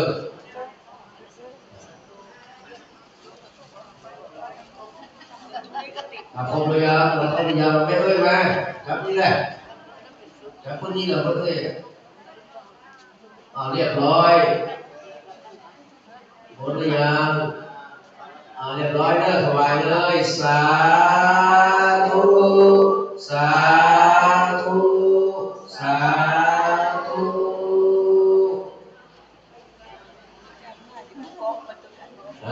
ที่เป็นหน้าที่รับรองเดิมเด้อเดี๋ยวจะได้พรจากท่านอาจารย์พระมหานะครับได้รับพรจากท่านพระองค์นะครับเคยมาเทศแล้วหรอก็เคยมาเทศมาเทศนะครับเราต้องที่เป็นนี่กันแต่ที่เป็นทุกเจ้าแล้วนะครับเป็นพระมหาก็ได้ทำ5ประโยชน์ที่ต้องกราบขอสุภาพไปการพระองค์นะครับพี่น้องเขาอยู่ที่เรียบร้อยแล้วนะครับท่านอาจารย์พระมหานักละครจะได้เปิดได้ที่ตัวต่อไปเด้อต่อไปก็ตั้งใจพักผ่อนเป็นการสืบต่อไปอิชิตังปัจจิตังตุมังคิปะเมปัสสมิจฉตุสัพเพปุเรตุสังคปะจันโทปนะระโสยถามณิโชติระโสยถาเมนว่ากรรมกัมภาธนาของเจ้ามุลสัทธามีด้วยประกาศสัจใจสมิจฉตุของสมดังกรรมกัมภาธนาจุยังจุประการเมนปรารถนาสิ่งหนึ่งประการใดขอสมมโนมนุไฟอ่านไปจุยังจุประการจะประกอบอานิสงส์ในการฟังธรรมมหาจักรทุกกันตั้งแต่การทัศปรจนถึงนครขันนี้จงได้มาบังเกิดมีแก่บุญศรัทธาพ่อแม่พี่น้องทั้งหลายขอให้อยู่ดีมีสุขอายุมั่นขวัญยืนจะเดินไปด้วยอายุกล่าวคือขอมีอายุมั่นยืนยาววันนักก็ขอมีวันนักหมดจนข่าวใส่เต็มตึงกว่าเหี่ยวมันย่นถึงเหี่ยวย่นกับงานแบบคนเฒ่าอายุวันนักสุขะก็ขอมีความสุขนั้นก็ขอมีคือความสุขทางกายผมมีโรคภัยไข้เจ็บแก้เจ็บขาเจ็บเอวเจ็บหลังเจ็บบ่าสักอย่างสุขตั้งใจก็ต้องมีอารมณ์โลภโมโทสันความเกลียดความโกรธอาฆาตพยาบาทโมไม่อันใดมาเผาจิตเผาใจพละก็ขอมีพละกำลังตุกจางไปศาลแม้มีความปรารถนาขอได้พบปะพระศรีอริยเมตไตรกันว่าบุญกุศลวัดรอดวัดเติมขอได้ไปปะพระพุทธเจ้าองค์ทานจากพระศรีอริยเมตไตรและองค์ต่อไปขอพระเดชมากำจูบูชาวรพุทธศาสนาทุกภพทุกชาติจนกว่าจะถึงพระนิพพานนั้นจงจะมี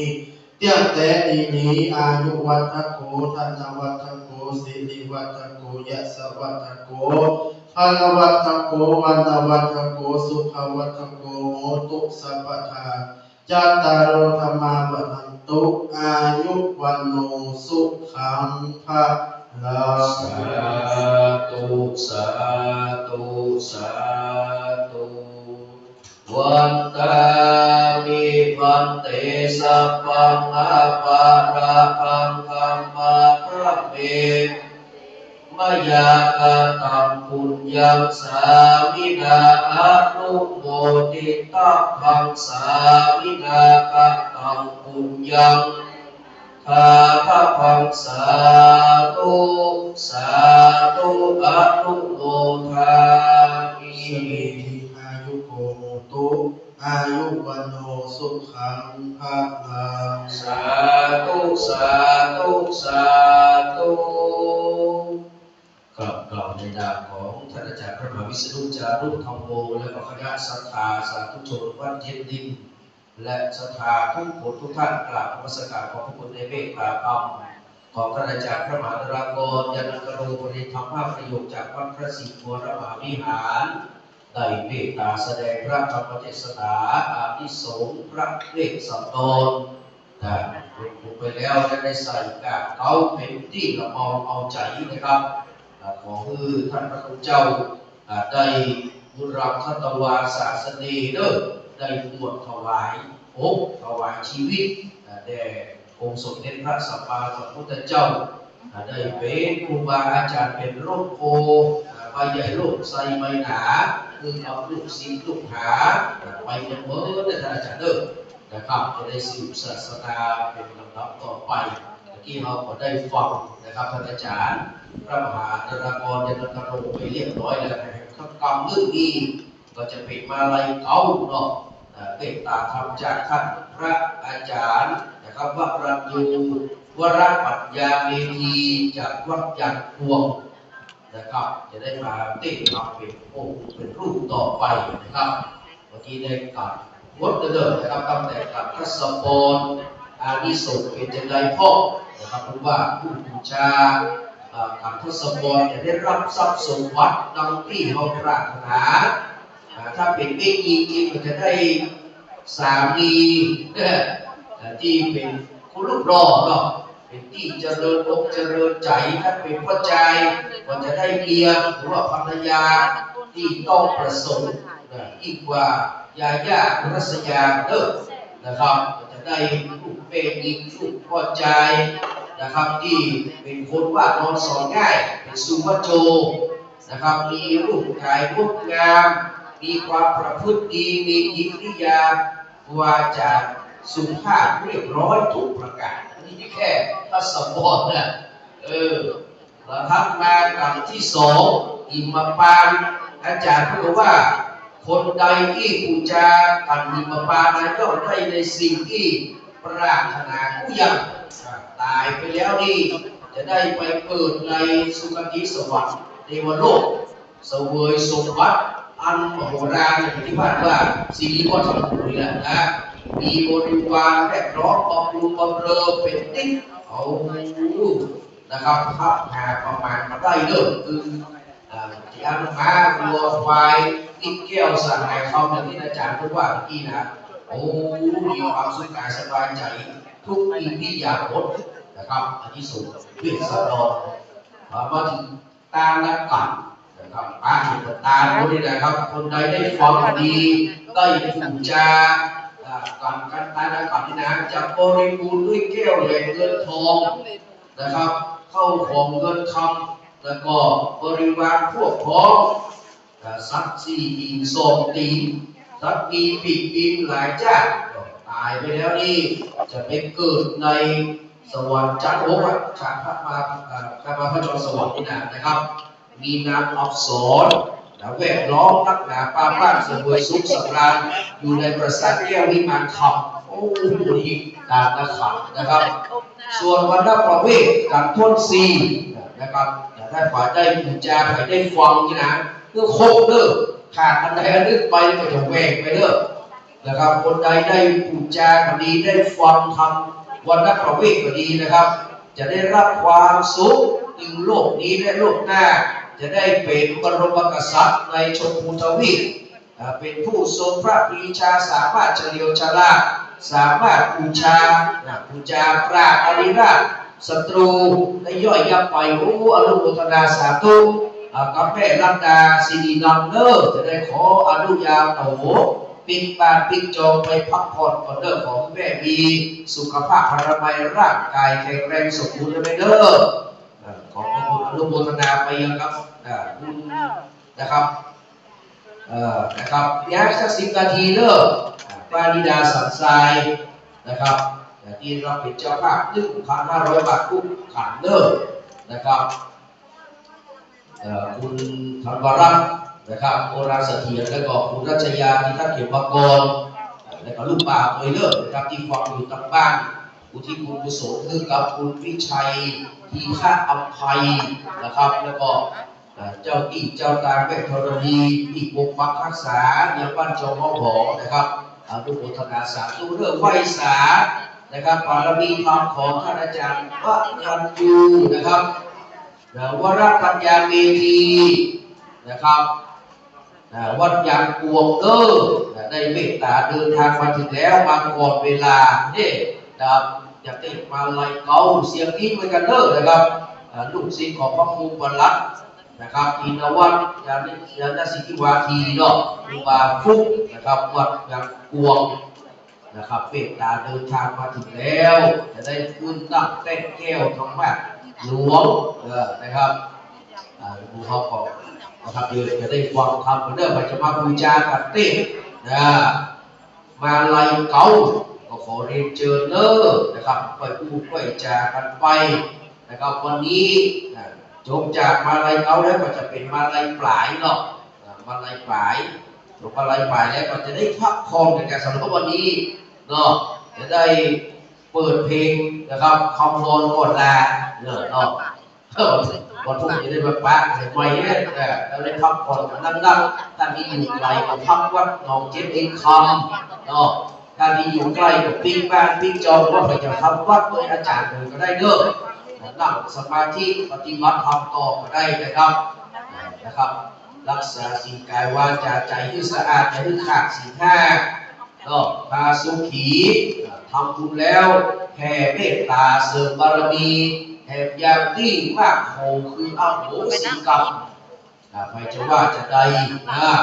จากเติร์นะครับว่าแก้วจากเติร์ว่าเสื้อจากเขาคะแนนตัวเอาสิ่งทำกับซึ่งหรือว่าไอ้จะว่าจะใดกันเติร์นะครับในโลกนี้นักทิโลเกอดีที่โต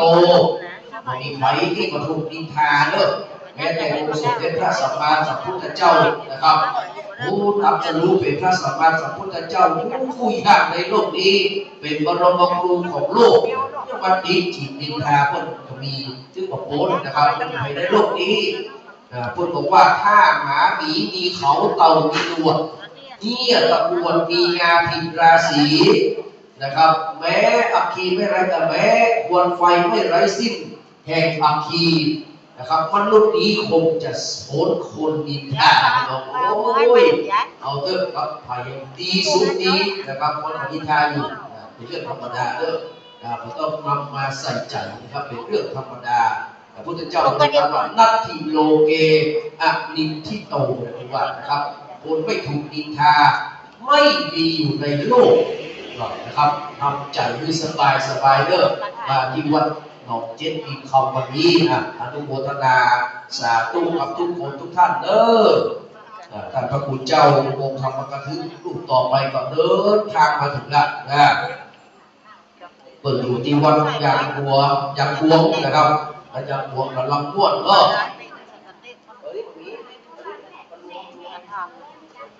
นี่เอาอันนี้ส่งเรื่องปีเกิดจะเริ่มตั้งแต่ทัศปรไปเนอะวันพรุ่งนี้ก่อนจะได้ฟังกันนะครับอันนี้ส่งปีเกิดนี่จะได้ฟังตั้งแต่วันพรุ่งนี้ไปใจป้องดีเมาสีไส้สงาเมฆสันเล้าเซนไกนับไปนับมาทำแก่เลยพวก4 ปีหัวว่าโอ้นับไปนับมานับปีเมืองนี่มันแยกนะครับนับไปนับมามันผันแรกกว่าแก่พวก4 ปีได้เรื่องนะครับนับให้มันถูกมันทวนเด้อนะครับวันนี้นะครับเป็นวันร่วมกันสันเล้ากราบนมัสการขอบพระคุณนะครับเมตตาธรรมของท่านพระครูสมุวิสุวัฒน์วรกิจโจนะครับหลวงพ่อเจ้าว่า นะครับของวัดฝ่ายหินนะครับได้ส่งเจ้าหน้าที่ดึงพระเนรนะครับดึงคนบ้านนะครับได้มา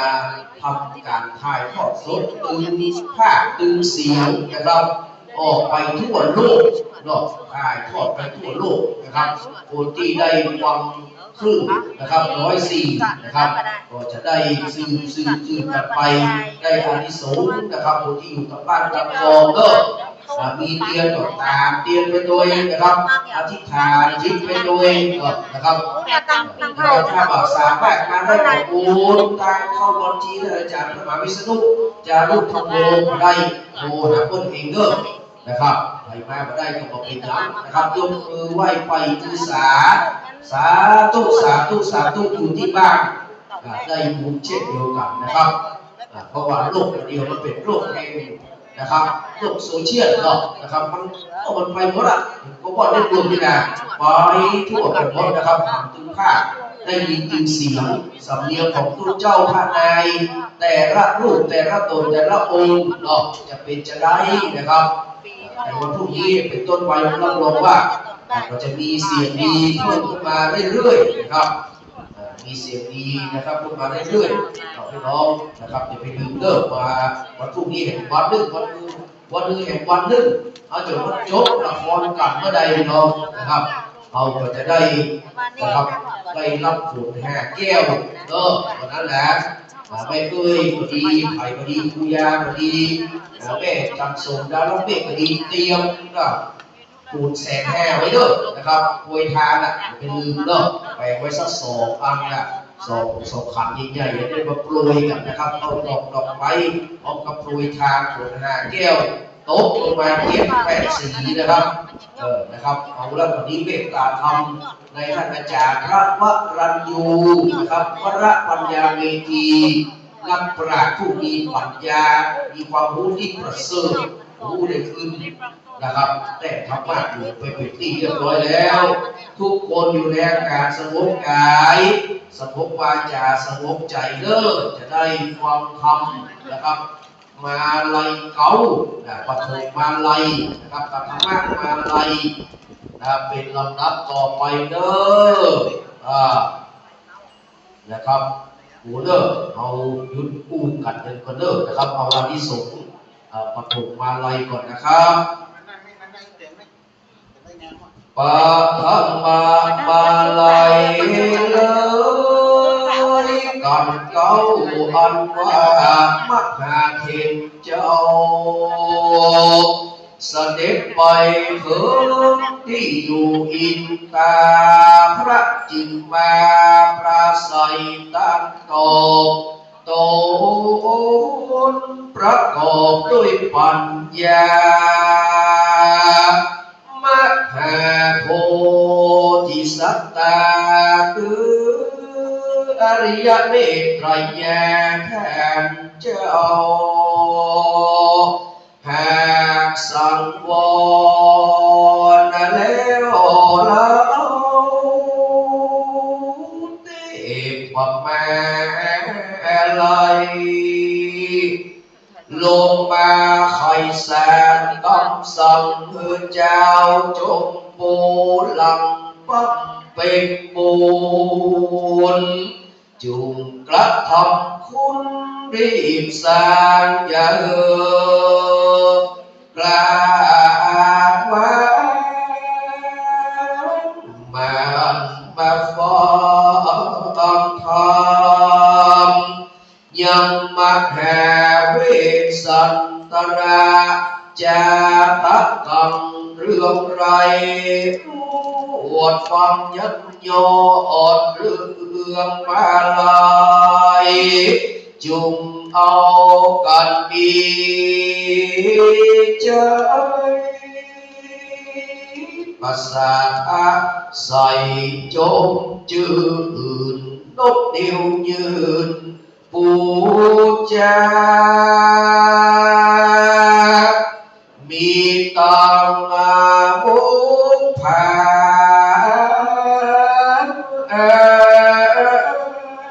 มาลาดวงดอกไม้แห่เยื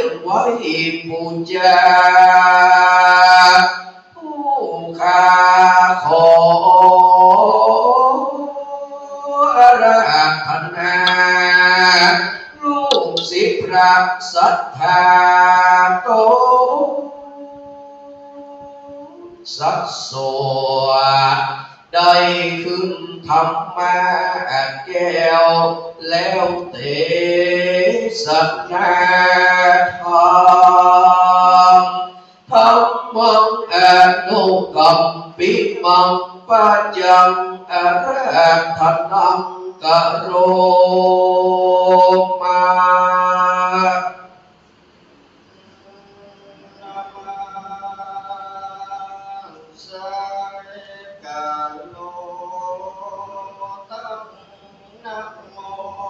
เป็นเก้าไว้ยังพระพุทธพระธรรมพระสังฆเจ้าพระกรรมฐานพระบาอาจารย์เจ้าเป็นสารณะสิ่งใดนาผู้ข้ามอนน้องขอโยตุโสผู้ข้าจะได้น้อมเทศนาเป็นเก้าชื่อว่ามาลายกาดังพระพุทธเจ้าอาจได้เทศนามาเพื่อสมแล้วกำมัดกำผาธนา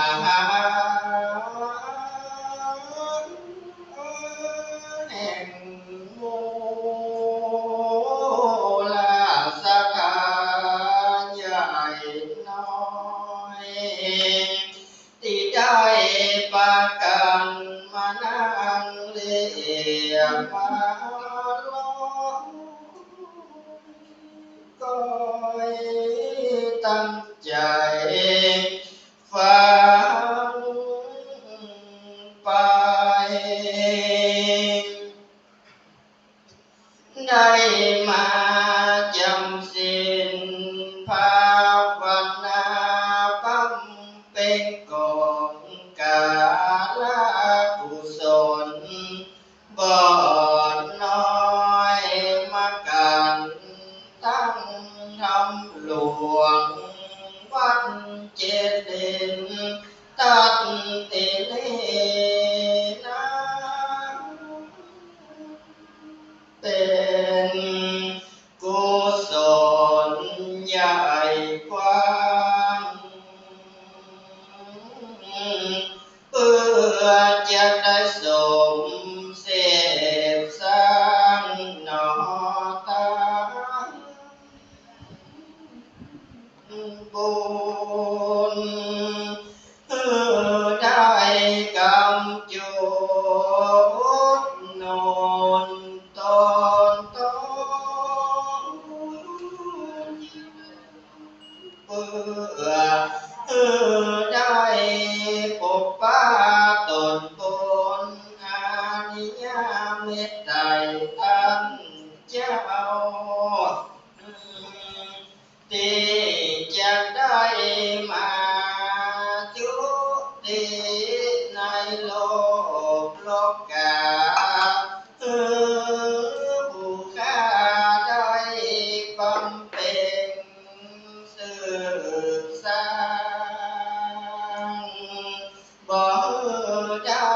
อ้างว้างเสียหนอตาบุญบ่ได้ละเสียยังกุศลสมได้มาบำเพ็ญกุศลตัดติเล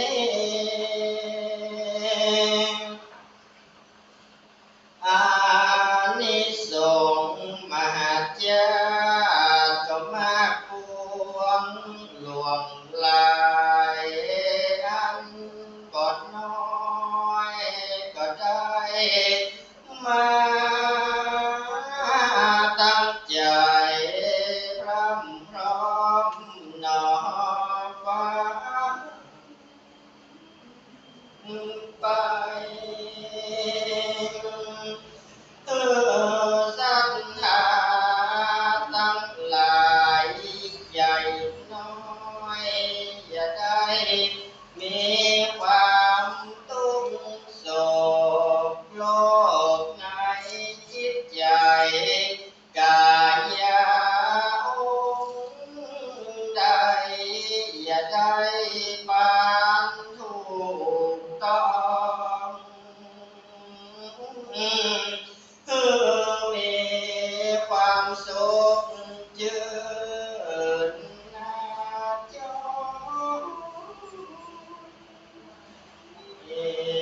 อย่าได้อาวรณ์อะไรสิ่งใดเที่ยงมันตั้งจิตตั้งใจเป็นปัจจุบันนะ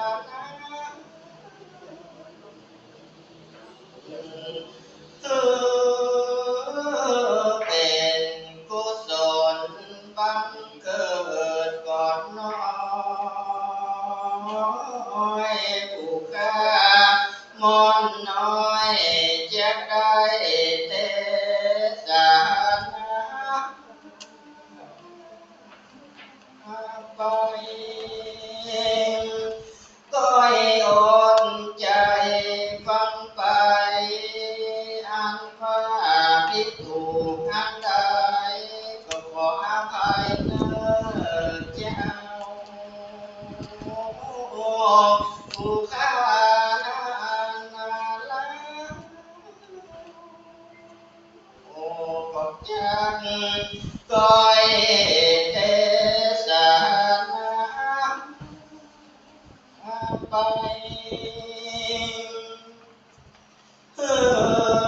สันหาตังมีอายุยืนยาวยิ่งลอยวันหน้าก็มีวันหน้าผิวผ่องใสเรียบมาล้อชื่นจอยหนอเจออีบางพลาก็มีกำลังล้วนทวนเหมือนจังบังไปสั่นตัวเองมีความสุขกายสุขใจนึกขึ้นสิ่งใดสมมโนในฝ่ายนั้นมีความสุขในโลกนี้โลกหน้าสุขในเมืองคนและเมืองฟ้าตลาดหมู่เฮาเจ้าข้าถึงฝั่งคำหน้าคือมหาเนรปัญเจ้าวันและนา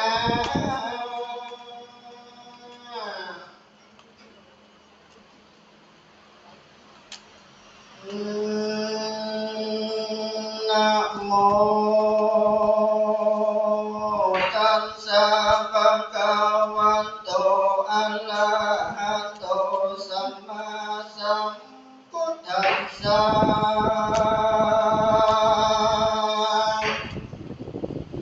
โสลันนะมะเหนิยังพุทธัสเสธังนะมันสิตัวพุทธังจะธรรมันจัง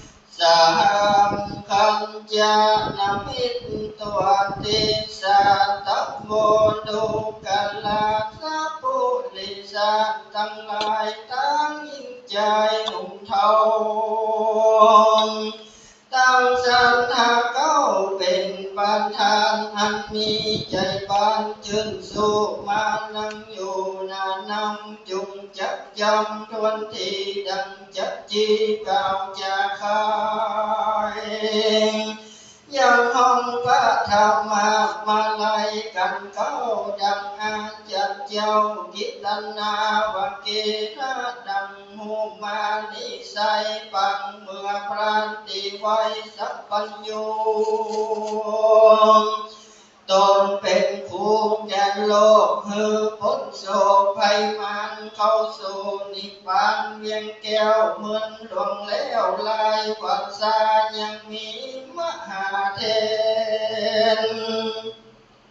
เจ้าตนหนึ่งชื่อวันเทพพระมาลัยตนทะลงสิ้นใส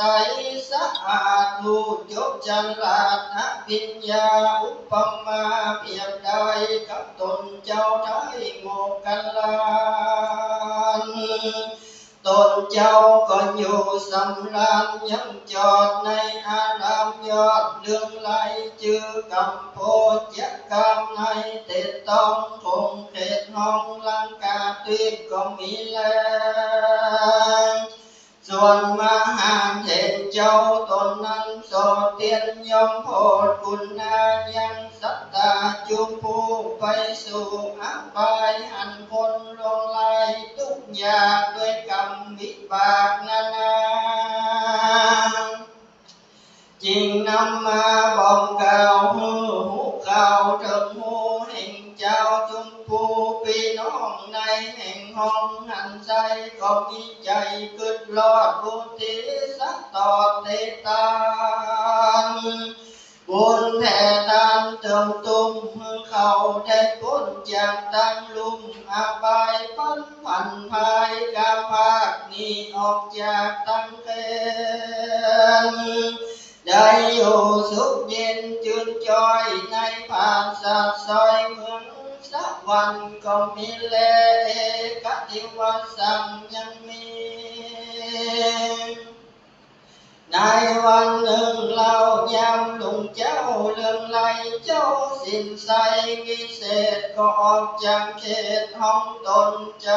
เดินหนปินทิบาทบมขาดประเวณีในกาลนั้นยังมีชายคนหนึ่งโสดทุกข์ไร้โหดอนาถามันรักษาอยู่เฝ้าเลี้ยงแม่เท่ามาตามีศรัทธาใส่จงจืนกอบยุงย่อยืนเหนือหัวหันดอกดินอุบลมีแตกดอกของบานออกวังสายมันมีใจของแผ่วจริงเด็ดมาแล้วคืนสู่ยังดีอยู่มันตนก็จริงเที่ยวหนไต่เต้าไปสู่ตั้งเต้าเจ้าเทพมาลายจริงยกย่อยืนเหนือหัวเอาดอกบัวแปดดอกไฟแก่ตนเจ้าเทพมาลายอาทิตฐานใจตั้งมันว่าด้วยเตจ์ตังแห่งข้าขออย่าได้ทำเจ้าให้สูงขอเป็นบุญเติมกำมือหลวงลำอนาถากันเกิดมาไปนาขอฮือข้าได้เป็นดีความทุกข์ขีอยากไรจุงอย่าได้เล่งหันขอจุงปันไปลอยอามาตัญยอดนี้ลำปังแต่เธอยังนั้นมหาเทพเจ้าเทพมาลายตนทะลงสิ้นใสบุญความจริงเก่าอังอนุโมทนาวะเอวังหนตุดุลาอุปาสกะเฮยนุ่งเท้าแม้ว่ากรรมเจ้าขันยิ่งได้จุงชมมโนในไฟอังอย่าลีมั่งไกลกาแต่เธอมหาเทพเจ้าเทพมาลาย จิงคันนิ่งในบ่แล้วว่าจะเอาดอกดวงแก้วดวงดีกันถ้ามีบ่ผ่อนจะเอาไว้ต้นมอนแดนกาย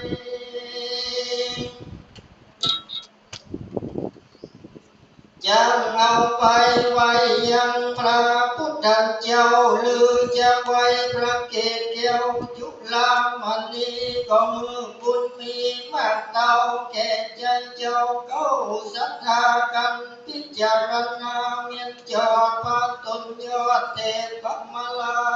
ยก็มีหัวใจ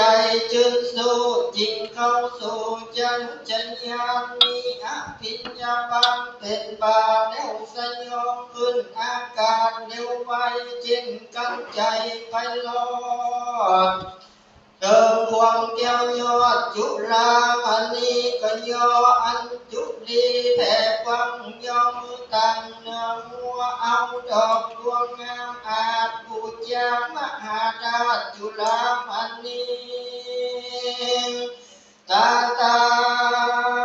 ในกาลยามนั้นเราตนพันเผาอินตาจิงมีกำจาทำข่าวว่าข้าแด่เจ้าสัตล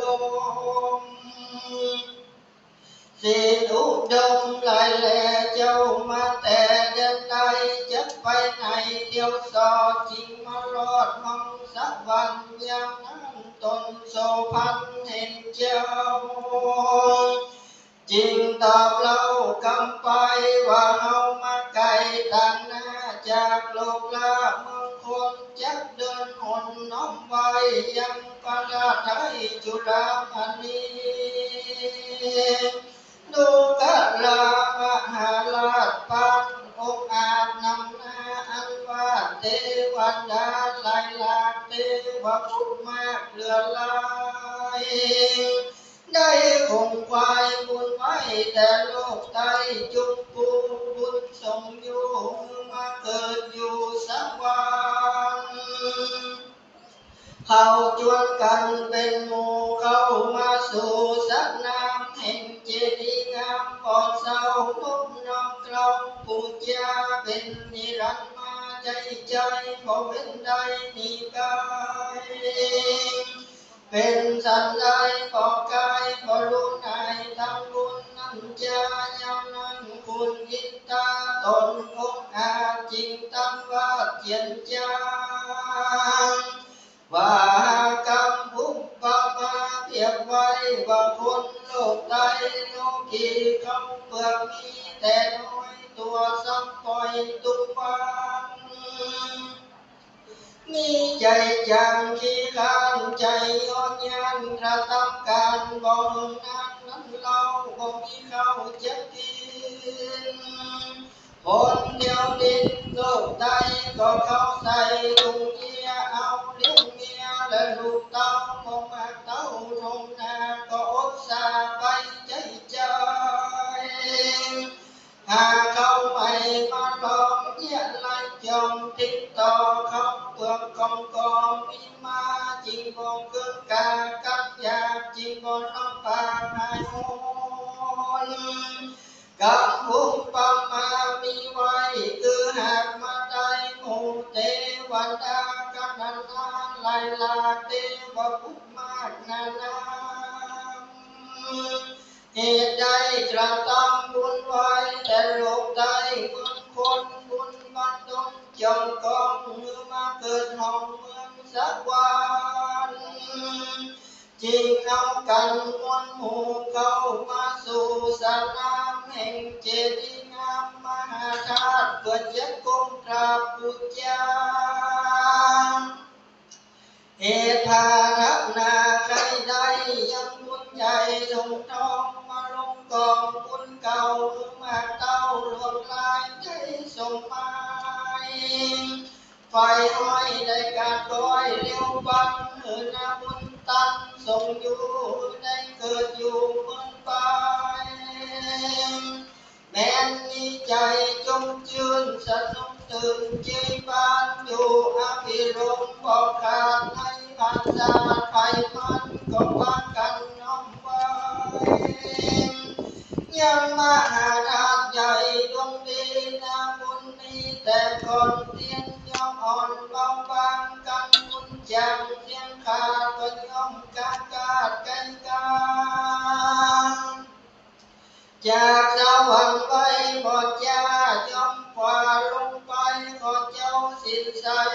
ใหญ่จงรู้ไว้ต่างมีกันคุณนรินกล่าวแล้วเจ้าตนแก้วเทพประมาไรก็มีกำแถมเล่าว่านอเจ้าอริยเมตตา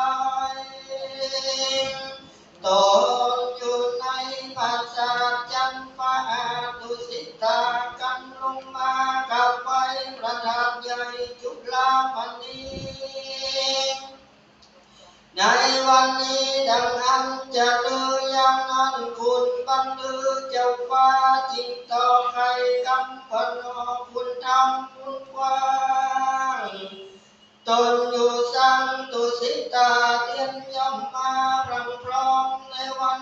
15คำแต่ดีกันวันนิทีนิสัย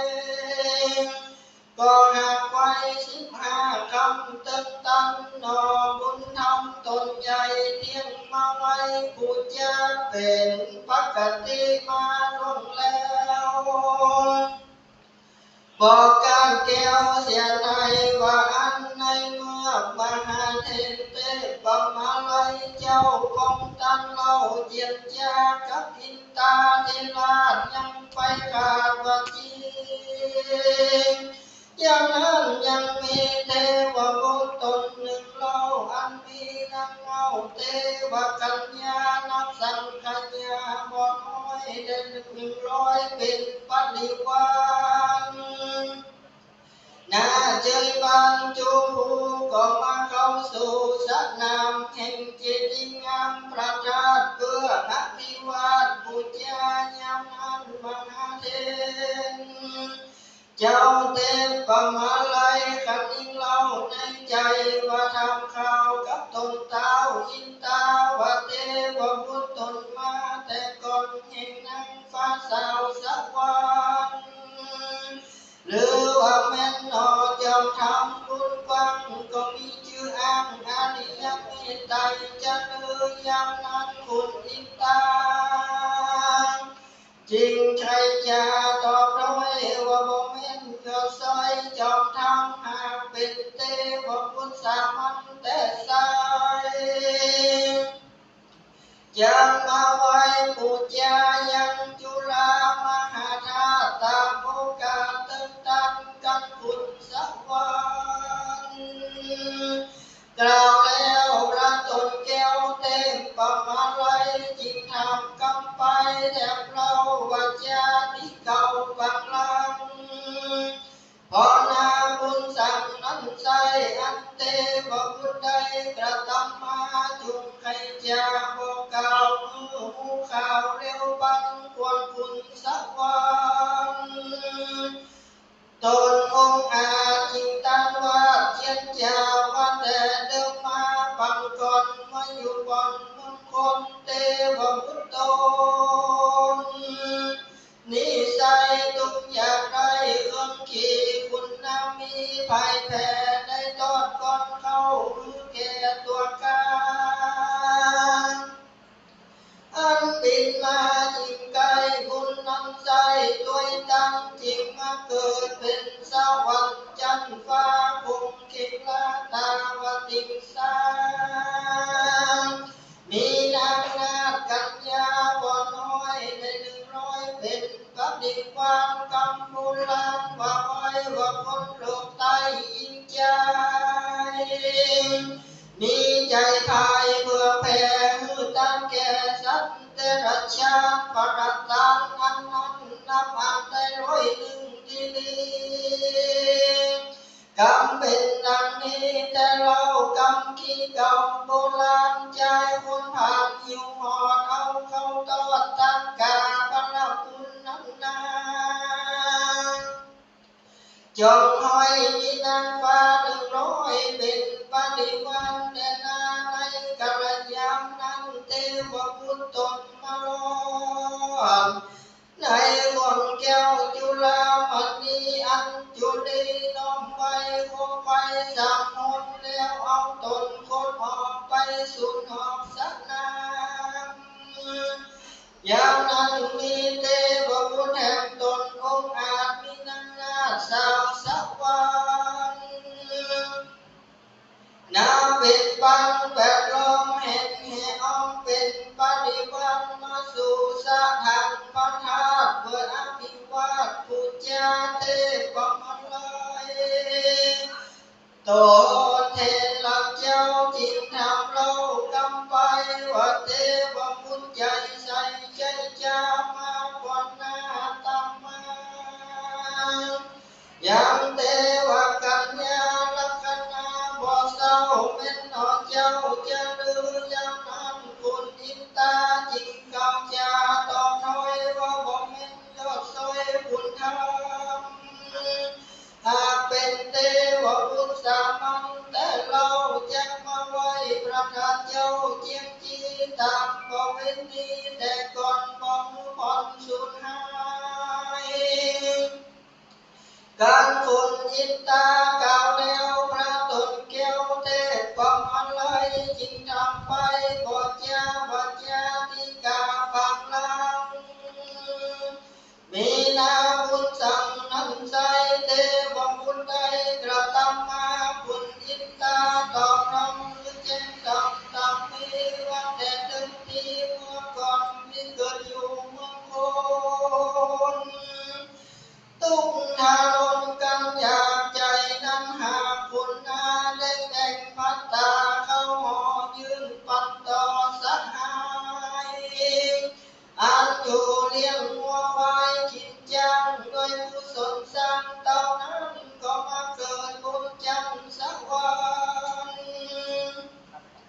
มีนางกัญญาหนุ่มน้อยงามจืดจ้อยสาวสวรรค์นับเป็นปันแวดล้อมเห็นแห่อ้อมเป็นปฏิวันกรรมโบราณว่าไว้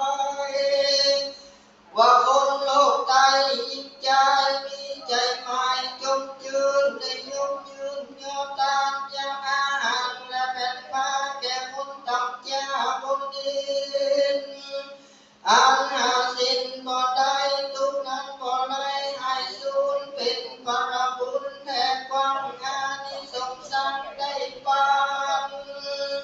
ตามดังนั้นเป็นแก่นนี้และนายามนั้นเทวมูลตนนั้นก็มาล้อนสู่วังแก้วยอดจุฬามณีอัญจุลีน้อมไว้คงไว้วันสามมนแล้วพดตนไปนอก็มีหันแล้วทานนั้นมาแล้วเรายังมีเทวบุญแห่งตนองค์อาจมีนางนาสาวสนมกวนอภิลมจงยืนในมือหนึ่งเป็นปริวารเอากันมาสู่สถานพระธาตุเจ้าตนสักสวัสดิ์มาไล่จิงทำเต้าไทยอินตาวัดเทวบุตรตนมาก่อนหน้าแห่งนางฟ้าสาวสลีหันลังสีมีบอกเศร้าจะแม่นหนอพระเจ้าจะลือบุญเลืออินตาจิงเก่าจะดังต่อว่าบ่แม่นหนอพระตนสักคนหากเป็นเทวบุญตนหนึ่งใจจะมาไว้บูชายังมาหาทาเจ้าส่วนตนเจ้าเทพก็มาไล่จากกำไปทำเขาว่าจะเก่าปังลังย้อนบุญสั่งนำใส่เทวบุญใดกระทำมาคุณอินตาจิงตอบท้องมือแจ้งสองหันใส่ว่าเมื่อก่อนเป็นคนเข็นอยากไรเกิดห้องใต้จุมปูมีใจมุตูหลายแลในตาเขาแก่สามเณรการดับเข็นเสียงจากบุญนั้นก็ขาดด้วยตั้งเกิดมาสักวันฟ้าได้แหลงแลตาวติงสางมีนางกัญญาหลายหลากหมื่นหนึ่งหากเป็นปฏิวันกรรมโบราณว่าไว้ว่าคนโลกใต้ยิ่งใจมีศรัทธาหลายภายแผ่ในตั้งแก่ปุถุชนผู้มีตนบ่เศร้ารักษาที่เล่าคืนวันบุญด้วยตั้งเป็นหมื่นอยู่ละลื่นโดยอานิสงส์และนายา บุญตนนำมาลอนความเกี่ยวยอดจุฬามันนี้ก็อันจุลีน้อมไว้คบคนไว้สามมุนแล้วรอยตนไปไกลนั่งที่อยู่ไกลจิตนี้ท่านนำมาแถมเราจังมีเทวบุญตนแห่งหนึ่งใจ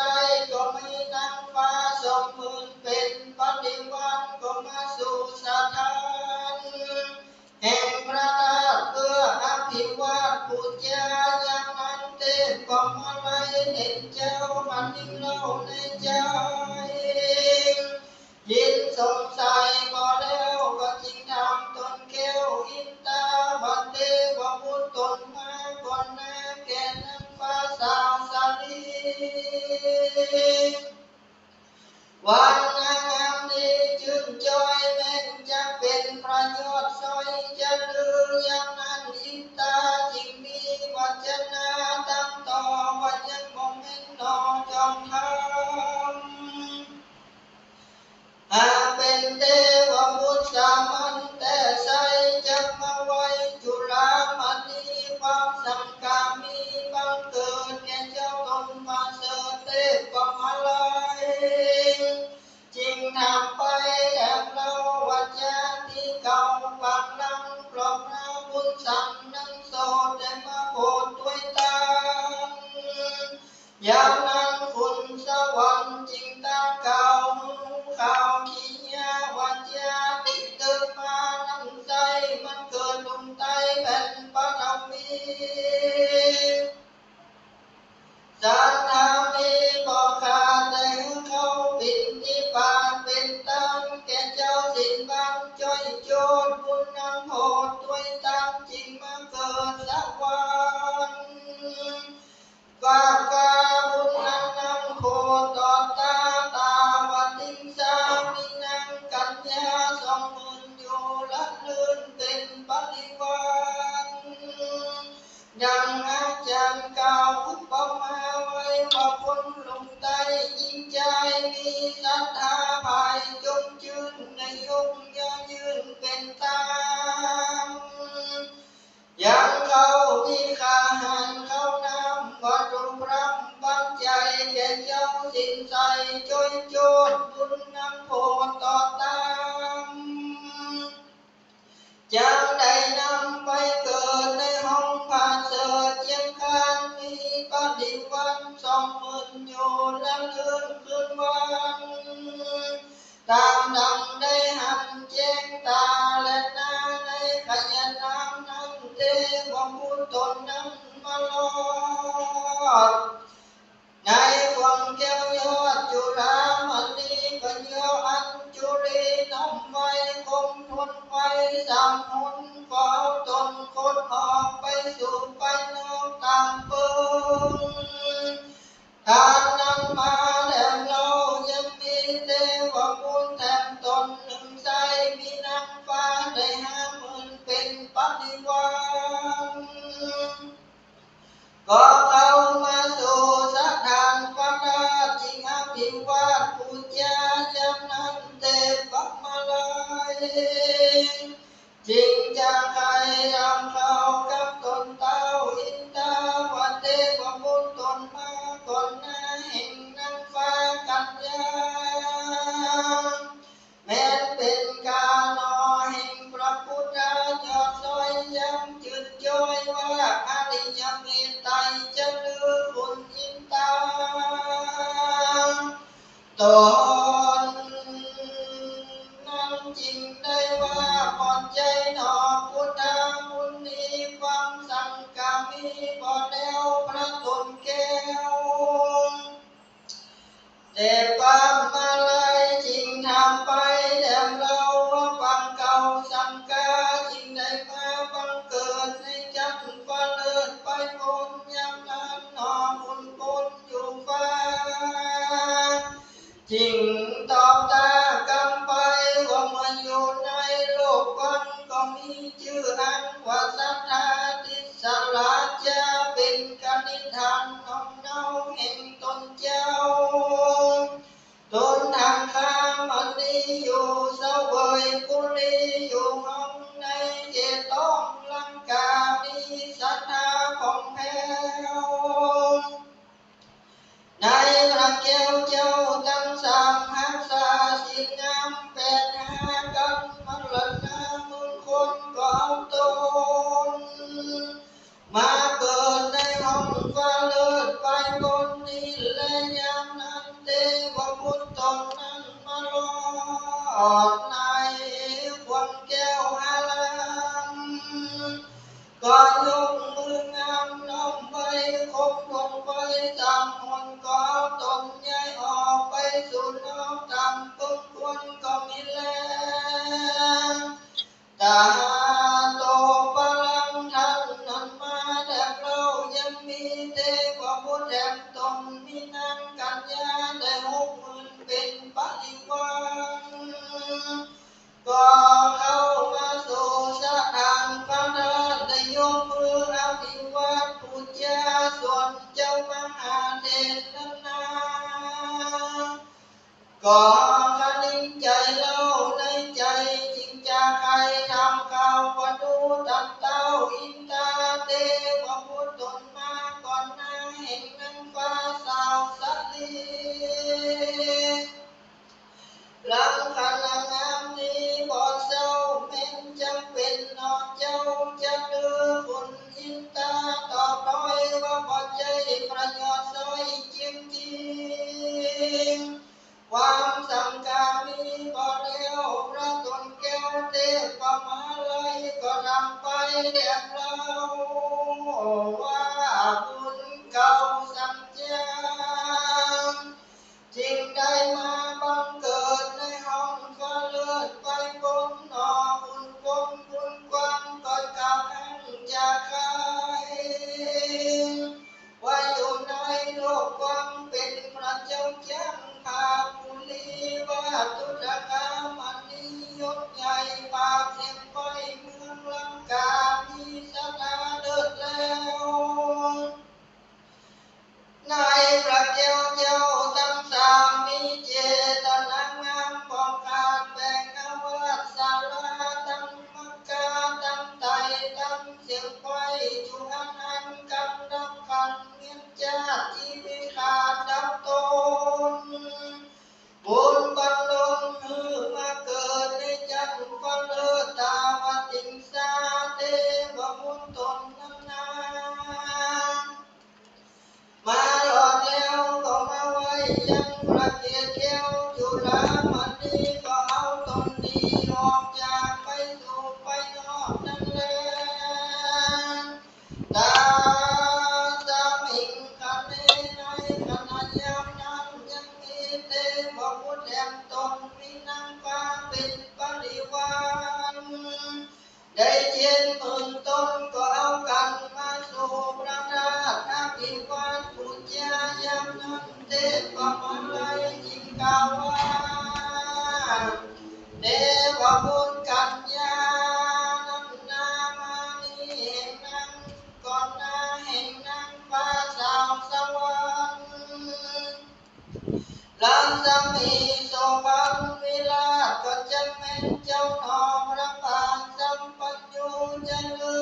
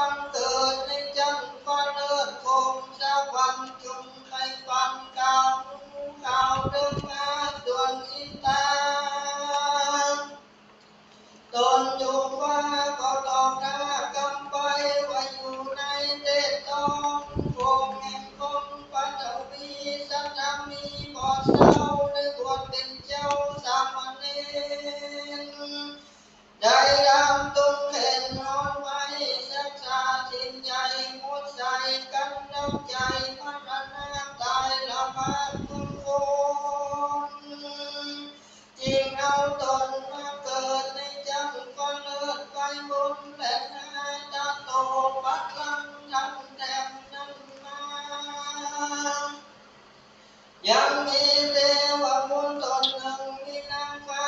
80,000เป็นบริวารก็มาสู่สถานพระราชเพื่ออภิวาทบูชายังมหาราชเจ้าแห่งเทพมาลัยก็ยิ่งสงสัยพอแล้วก็ทำตนแก้วอินทาวเทพบุตรมาก่อนหน้าแห่งนางฟ้าสาวสลีลักนันทีก็เจ้าแม่นเป็นพระนอนเจ้าจะเลือกคุณอินทาก็กล่าวว่าบ่ใจหนอพระผู้มีความสังกามีบ่แล้วก็ตนทำเจ้าตนก็ทำตั้งเจ้าเทพมาเลยจริงจะกำไปว่าคุณสัมจาจะเก่าก็กระเจ้าด้วยกันก็มาหมายฝันบังเกิดในห้องไปเลิศไปโกนยามนั้นอินตาตนบุญบังก็กล่าวอันกำไปว่าอยู่ในโลกใดทุกอย่างในอนาถามีสัตตาองค์อาจก็บ่ได้ใส่บาตรเตตามเต้ามีใจวางกล่าวเอิ้นร้องเอิ้นเป่าตักเตือนมือเจ้าเดือนจิตใกล้หูแจ้งไฟสัญญาว่าพิงคุมมาคุมเข้ารอดเรื่องเจ้าทั้งหลายก็จุนคงควายไว้วาดมาใส่บาตรเตตามเอาดินกาหันเข้าน้ำวัตถุรำปัจจัยโดยกำไข่กำจีมือแจ้งที่สัญญาคุณนำนาบอกมาการตายจากมงคลก็เอาตนมาเกิดในจันทร์ฟ้าเลิศไปบนนี้แหละนะจากนั้นมายังมีเทวบุตรแถมตนใส่มีนางกัญญาได้เหมือนเป็นปฏิวันเข้ามาสู่สถาน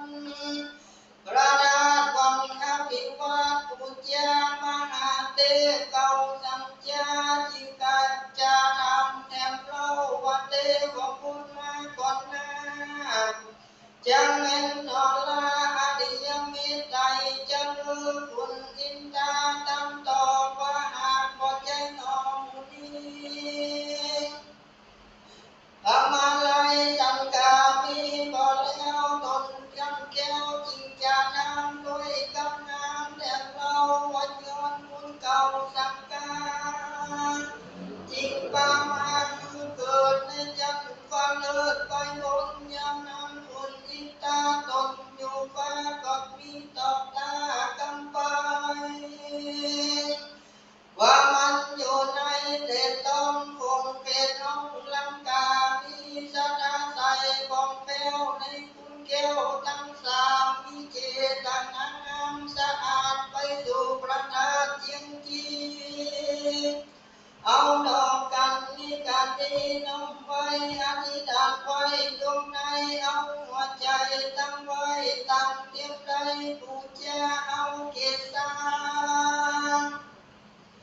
เกศเราตอบแทนดอกเราเอาหุ่นสองตาหุ่นบ่เว้นตั้งตาแต่นกุบไฟ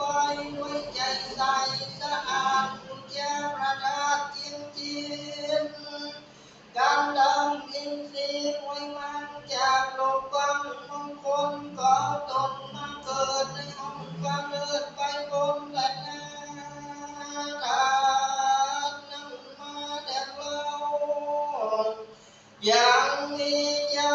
เทวบุตรแห่งตนหนึ่งมีนางฟ้าได้แสนหนึ่งเป็นปริมาณเข้า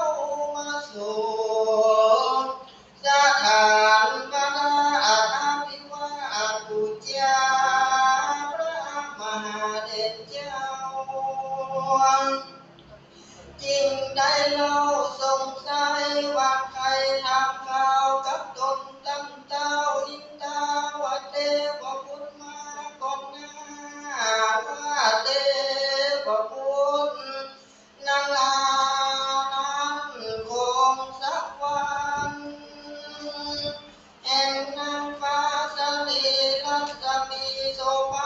องแก้วลอยว่าเป็นต้นแก้วอันนี้ยังมีใจจะลือยาวนานยิ่งนานต้นอยู่ฟ้าก็ยิ่งกล่าวไว้ยังมาเลยเป็นเจ้าว่าต้นนี้ก็ยังมองเห็นนอนเอาโบราณในอดีตดวงแล้วแต่เมื่อนั้นแต่ก่อนมันอยู่บนเมืองคนก็ทุกข์อารมณ์กันอยากก็เป็นจากที่น้ำใจของลูกดำกันอยากเป็นจากบาปอยู่อัน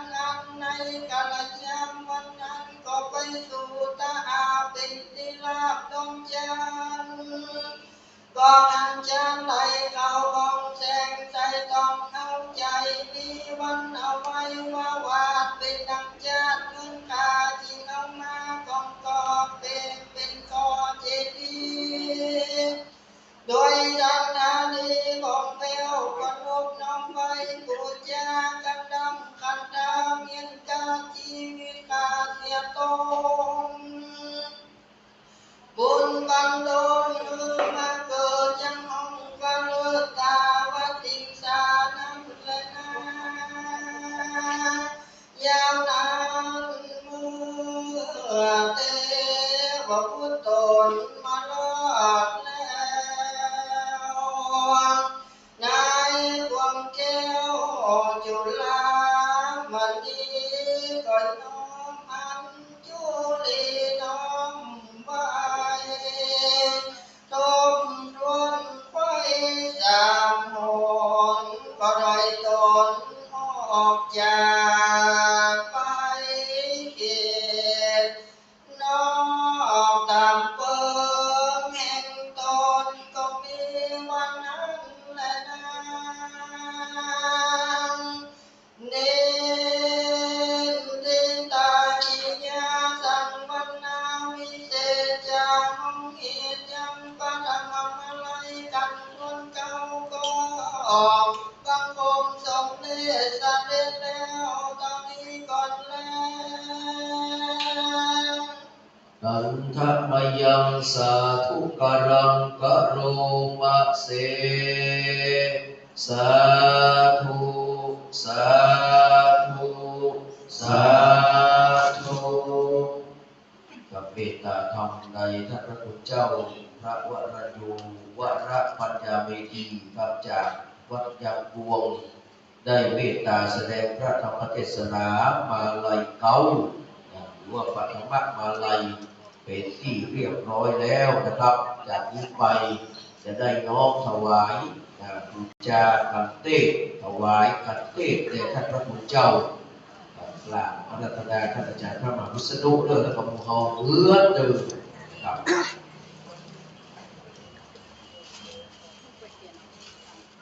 มาลูกแบบเสี่ยงๆเหมือนเดิมนะครับแบงค์ร้อยแบงค์1นับขนาดเอามาเลยเด้อมาเลยเด้อจะได้ถวายพร้อมกันมาพร้อมกันก่อนจะมีเห็นก็ค่อยๆเตรียมมาจะเย็นๆครับจีนตั้งหลังเลยเด้อ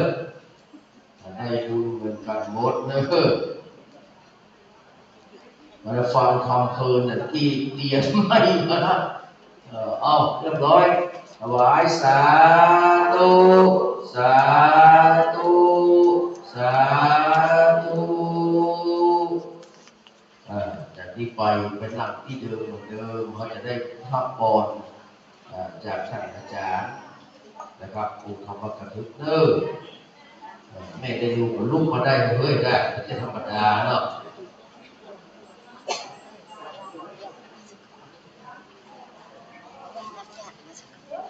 เตรียมน้ำอยู่น้ำยาแล้วให้มีน้ำยาเตรียมไว้เหมือนเดิมนะครับอนุโมทนาสาธุกับทุกคนทุกท่านเด้อเมื่อตั้งที่เก็บที่เรียบร้อยนะครับท่านอาจารย์พระวรยูนะครับวรปัญญาเมธีจะได้ขึ้นปอนเป็นลำดับต่อไปกราบพระราชทานครับ ตุลาภริปุเรนติสาคลังเอวะเมวะอิโตทินังเปตานังอุปกัปปติอิจิตังปฏิตังตุมหังคิปะเมวะสมิจจตุสัพเพปุเรนตุสังกปาจันโทปนะระโสยถามณิโชติระโสยถาพุทโธมังคละสัมพุทโธสัมพุทโธจิปตุตโมพุทธมังคละอาตมะสัพพะทุกขาธรรมุญจเรธัมโมมังคละสัมพุทโธปัมเปโรตุระโสอานุธัมมะมังคละมาธัมมะสัพพะอาญาธรรมุญจเรสัมโฆมังคละสัมพุทโธทักขินายโยอนุตตโรสังฆมังคละมาธัมมะสัพพะโลกาธรรมุญจเรกัมมังกัมมาธนาเห็นเจ้าพระสัทธาตั้งตั้งกายน้อมนำมายังเจลาและปัจจัยไตรยวัตถุตังทั้งหลายน้อมบูชายังการพระธรรมเทศนากันนี้ทุกการปฏิตังอาตมาแล้วคือสมมโนในไฟอ้างอย่างตนเจ้าทั้งหลายนั้นแม้จะปรารถนานึกเพื่อสิ่งอันใดก็พึงสมมโนในไฟอ้างทุกอย่างทุกประการทั้งนั้นประกาศคาถาบริวัจยสิทธิทานังราภังโสติภัพยังสุขังพรังสิริอายุจักวันโนจักโมกังพุทธิจยสวาสตวัสสาจะอายุจะชีวะสิทธิภวันตุเตสัพพิติโยวิวัชชันตุสัพพะโรโควินาชันตุมาเตภวัตวันตรายโยสุขีติกายุโกภวะอภิวาทานาสิริสนิจังพุทธาปัจจายิโนจัตตารโรธรรมาวัฏันติอายุวันโนสุขังภะลัง สาธุสาธุสาธุ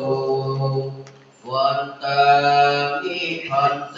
สัพพังอปะระหังคัมมาทะเมพันเต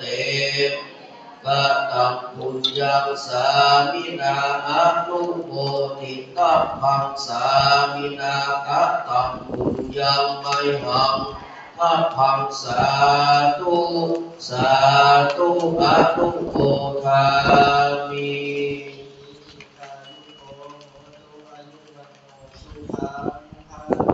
สาธุสาธุสาธุ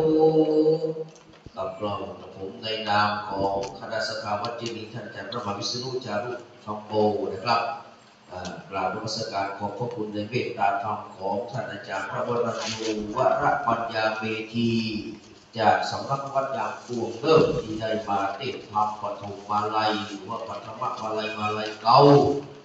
นะครับได้ยกปริพุทธังเป็นที่เอาอกเอาใจเป็นที่เรียบร้อยแล้วนะครับจากนี้ไปเราให้สักครู่นึงนะครับมาลัยปลายนะครับโดยท่านพระอาจารย์เอกมลจุติธโรนะครับ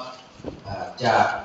วัดเสาหินสีบัวบานอำเภอเมืองจังหวัดลำพูนนะครับ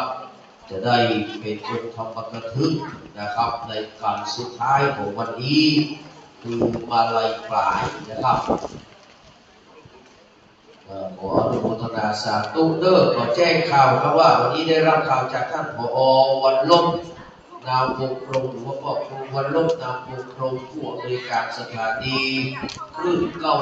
96นะครับคลื่นพระธาตุดอยสุเทพเจ้านะครับได้ทำการถ่ายทอดตั้งแต่เวลาบ่ายโมงเป็นต้นมา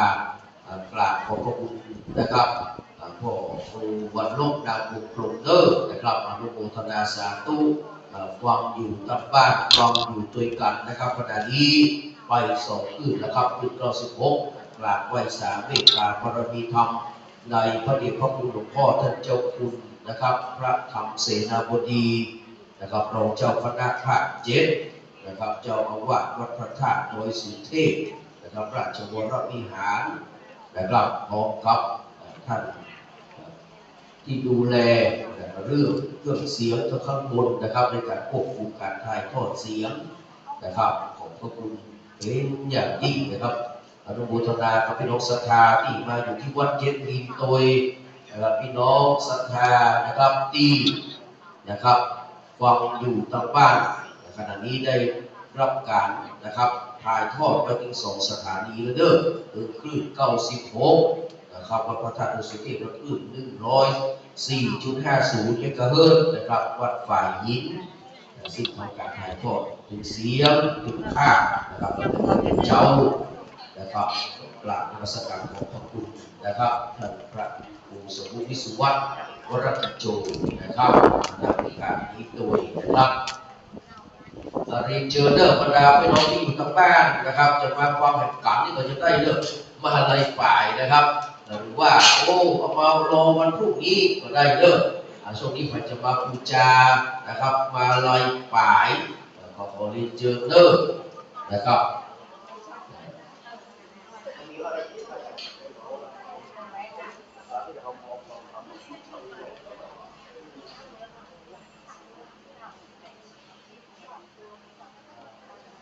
ก่อนสุดท้ายสำหรับวันนี้นะครับเรียนเชิญเด้อขอจะมาบูชาก็มาบูชาช่วงนี้นะครับก็คงมาถึง6 โมงแล้ววันนี้นะครับถ้าอาจารย์พระเอกพลเพิ่นมาก่อนก็จะติดก่อนนะครับคงมาถึง6 โมง 4 โมง 5 โมงก็คงจะได้เลิกกันละวันนี้นะครับไปพักผ่อนเก็บเอาเฮงวันพรุ่งนี้2 วันพรุ่งนี้แน่นอนมาฟังเสียงดีกันเด้อนะครับตั้งแต่การทัศกรจนถึงการรับบาตรถึงประมาณสัก8 หลังมาพรุ่งนี้หลังอันนี้ผมท่านอาจารย์ต้องหาก่อนนะครับวันนี้5 ครับเวลาเกณฑ์ที่ผู้ปล่อยจากจับตัวมาแต่พวกนี้จะเป็นปิดเกิดเป็นสถานเลยมันก็จับมันมาแล้วโยมอีกช่วงไปเลยอีกช่วงออกมาบอสเลยนะพวกนั้นออกมาบอสเลยปีช่วงปีเชโลและปีพวกนี้6 กันเลย6 กันเลยเพราะนั้นวันนี้ก็วันนี้การสุดท้ายประโยชน์เสร็จแล้วเนี่ยไปพักผ่อนมาแห้งคืนนึงพวกมาใหม่สุดท้ายแล้วมาเด้อ1 บาท 1 บาท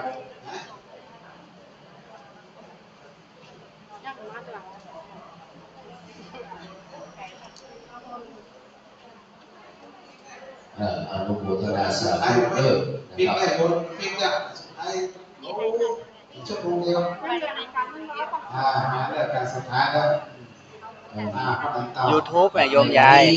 YouTube เราไม่หน่อยฟังแล้วไม่หน่อยตานะครับทำอะไรก็มีเรื่องน้องที่นี่เลยนะครับมันครบ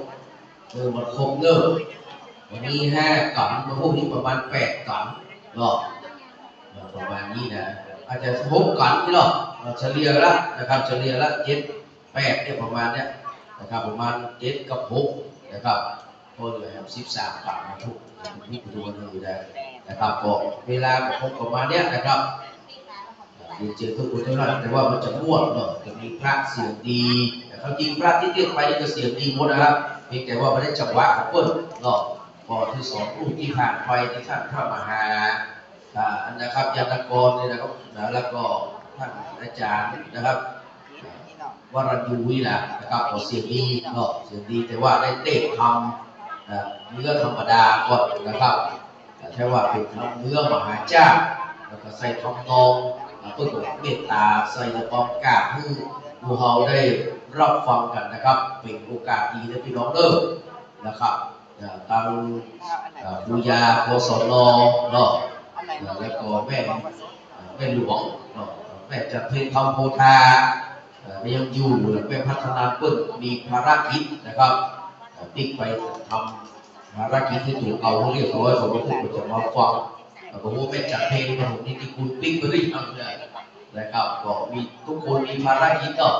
พี่น้องสำหรับปูนก็นอนนี่เด้อนะครับพี่น้องที่ไหนสำหรับปูนไก่นะครับนอนที่วัดเจ็ดลิงนี่เด้อนะครับแม่ยังผมจะได้ฟังตั้งแต่8 โมงเช้าเช่นเดียวกันนะครับก็จะถ่ายทอดไปถึง2 สถานีถึงคลื่น96แล้วก็อย่าลืมนะครับวันที่17เด้อกับวันที่17 ธันวาคมนะครับ2565นะครับก็จะมีการทอดผ้าป่าบำรุงสถานีถวายแท่นบัลลังก์นะครับฐานแท่นบัลลังก์ของพญาบางรายมหาราช ตัวโขงานก็คือพวกครูวันลบนาบุกรมได้นิมนต์พระสงฆ์องค์เจ้าจะไปสมโภชเนาะเจริญพระพุทธมนต์สมโภชทางพระเจ้าพญาไลพญาพระเจ้ากล้าคิงตัวนะครับเด็กก็มีนะครับหลายคนหลายท่านร่วมกันเป็นเจ้าภาพเลิศนะครับบอกให้พวกครูส่งรายชื่อมากระทรวงการที่ทุกเจ้าเนี่ยนะครับก็เลยได้ประกาศให้กับสถานญาติโยมว่ามีฝ่ายพ่อนะมีนะพี่น้องของเขานี่แหละที่ช่วยกันนะครับบำรุงนะครับสถานีก็จะมีการแลกเปลี่ยนวิทยุเนาะเรียกว่าจบจับเบอร์วิทยุขอบคุณอนุโมทนาสาธุนะครับครับเจ้าภาพที่ตั้งแต่เป็นภาพป่าหรือว่าเจ้าภาพวัดจตุวัดใจไทยธรรมที่แน่ๆนี่รู้ว่ามีขนมพึ่งน้อยนะครับเป็นสังอันนี้เป็นวัดใจนะครับที่กับพระคุณเจ้าแม่บุญดวนโทรมาแล้วก็แค่สายหน้าไม้เนาะเขาจะลองไม่บุญดวนสายหน้าไม้จะเลิศพอสมใจครับสวัสดีแม่บุญดวนแม่บุญดวนว่าใดเลยแม่บุญดวนแม่ลำดวนทูลคำฟังอยู่ที่บ้านปากกองสารปีนะแม่เนาะอนุโมทนาสาธุโดยแม่เด้อพี่น้องอำเภอทุกคนเด้ออำเภอสารปีอำเภอเมืองเชียงใหม่พี่น้องผู้จังหวัดเชียงใหม่เด้ออนุโมทนาสาธุเด้อแม่บุญดวนเด้ออนุโมทนาสาธุสาธุนี่เป็นเสียงของแม่ลำดวนทูลคำก็ได้ร่วมมาทำบุญมาโดยเช่นเดียวกันนะครับอนุโมทนาสาธุเด้อวันที่17นี่จะไปลืมเด้อครับหลังจากที่เราวัดเย็นอินเขาแล้วถึงวันที่11แล้ววันที่17ก็จะไปเป็นผ้าป่าบำรุงสถานีท่านอาจารย์พระมหาวิษณุจารุธรรมโมปรารภเสมอว่าที่มีวัดเย็นอินได้เดินทางมาถึงวันนี้ได้ทุกวันนี้ก็เพราะว่ามีครึ่งสถานี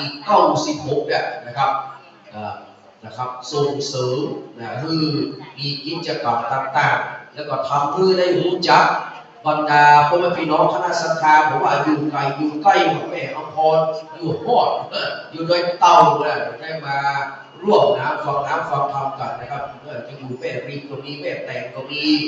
นะครับมาจากต่างจังหวัดก็มีแม่ชมัยพรลูกจากลำปางขึ้นมานะครับเพราะว่ามีสถานีคลื่น96แล้วก็104.5 เมกะเฮิรตซ์เราก็จะทำบุญเหมือนกันนะครับทอดพระป่าเหมือนเดิม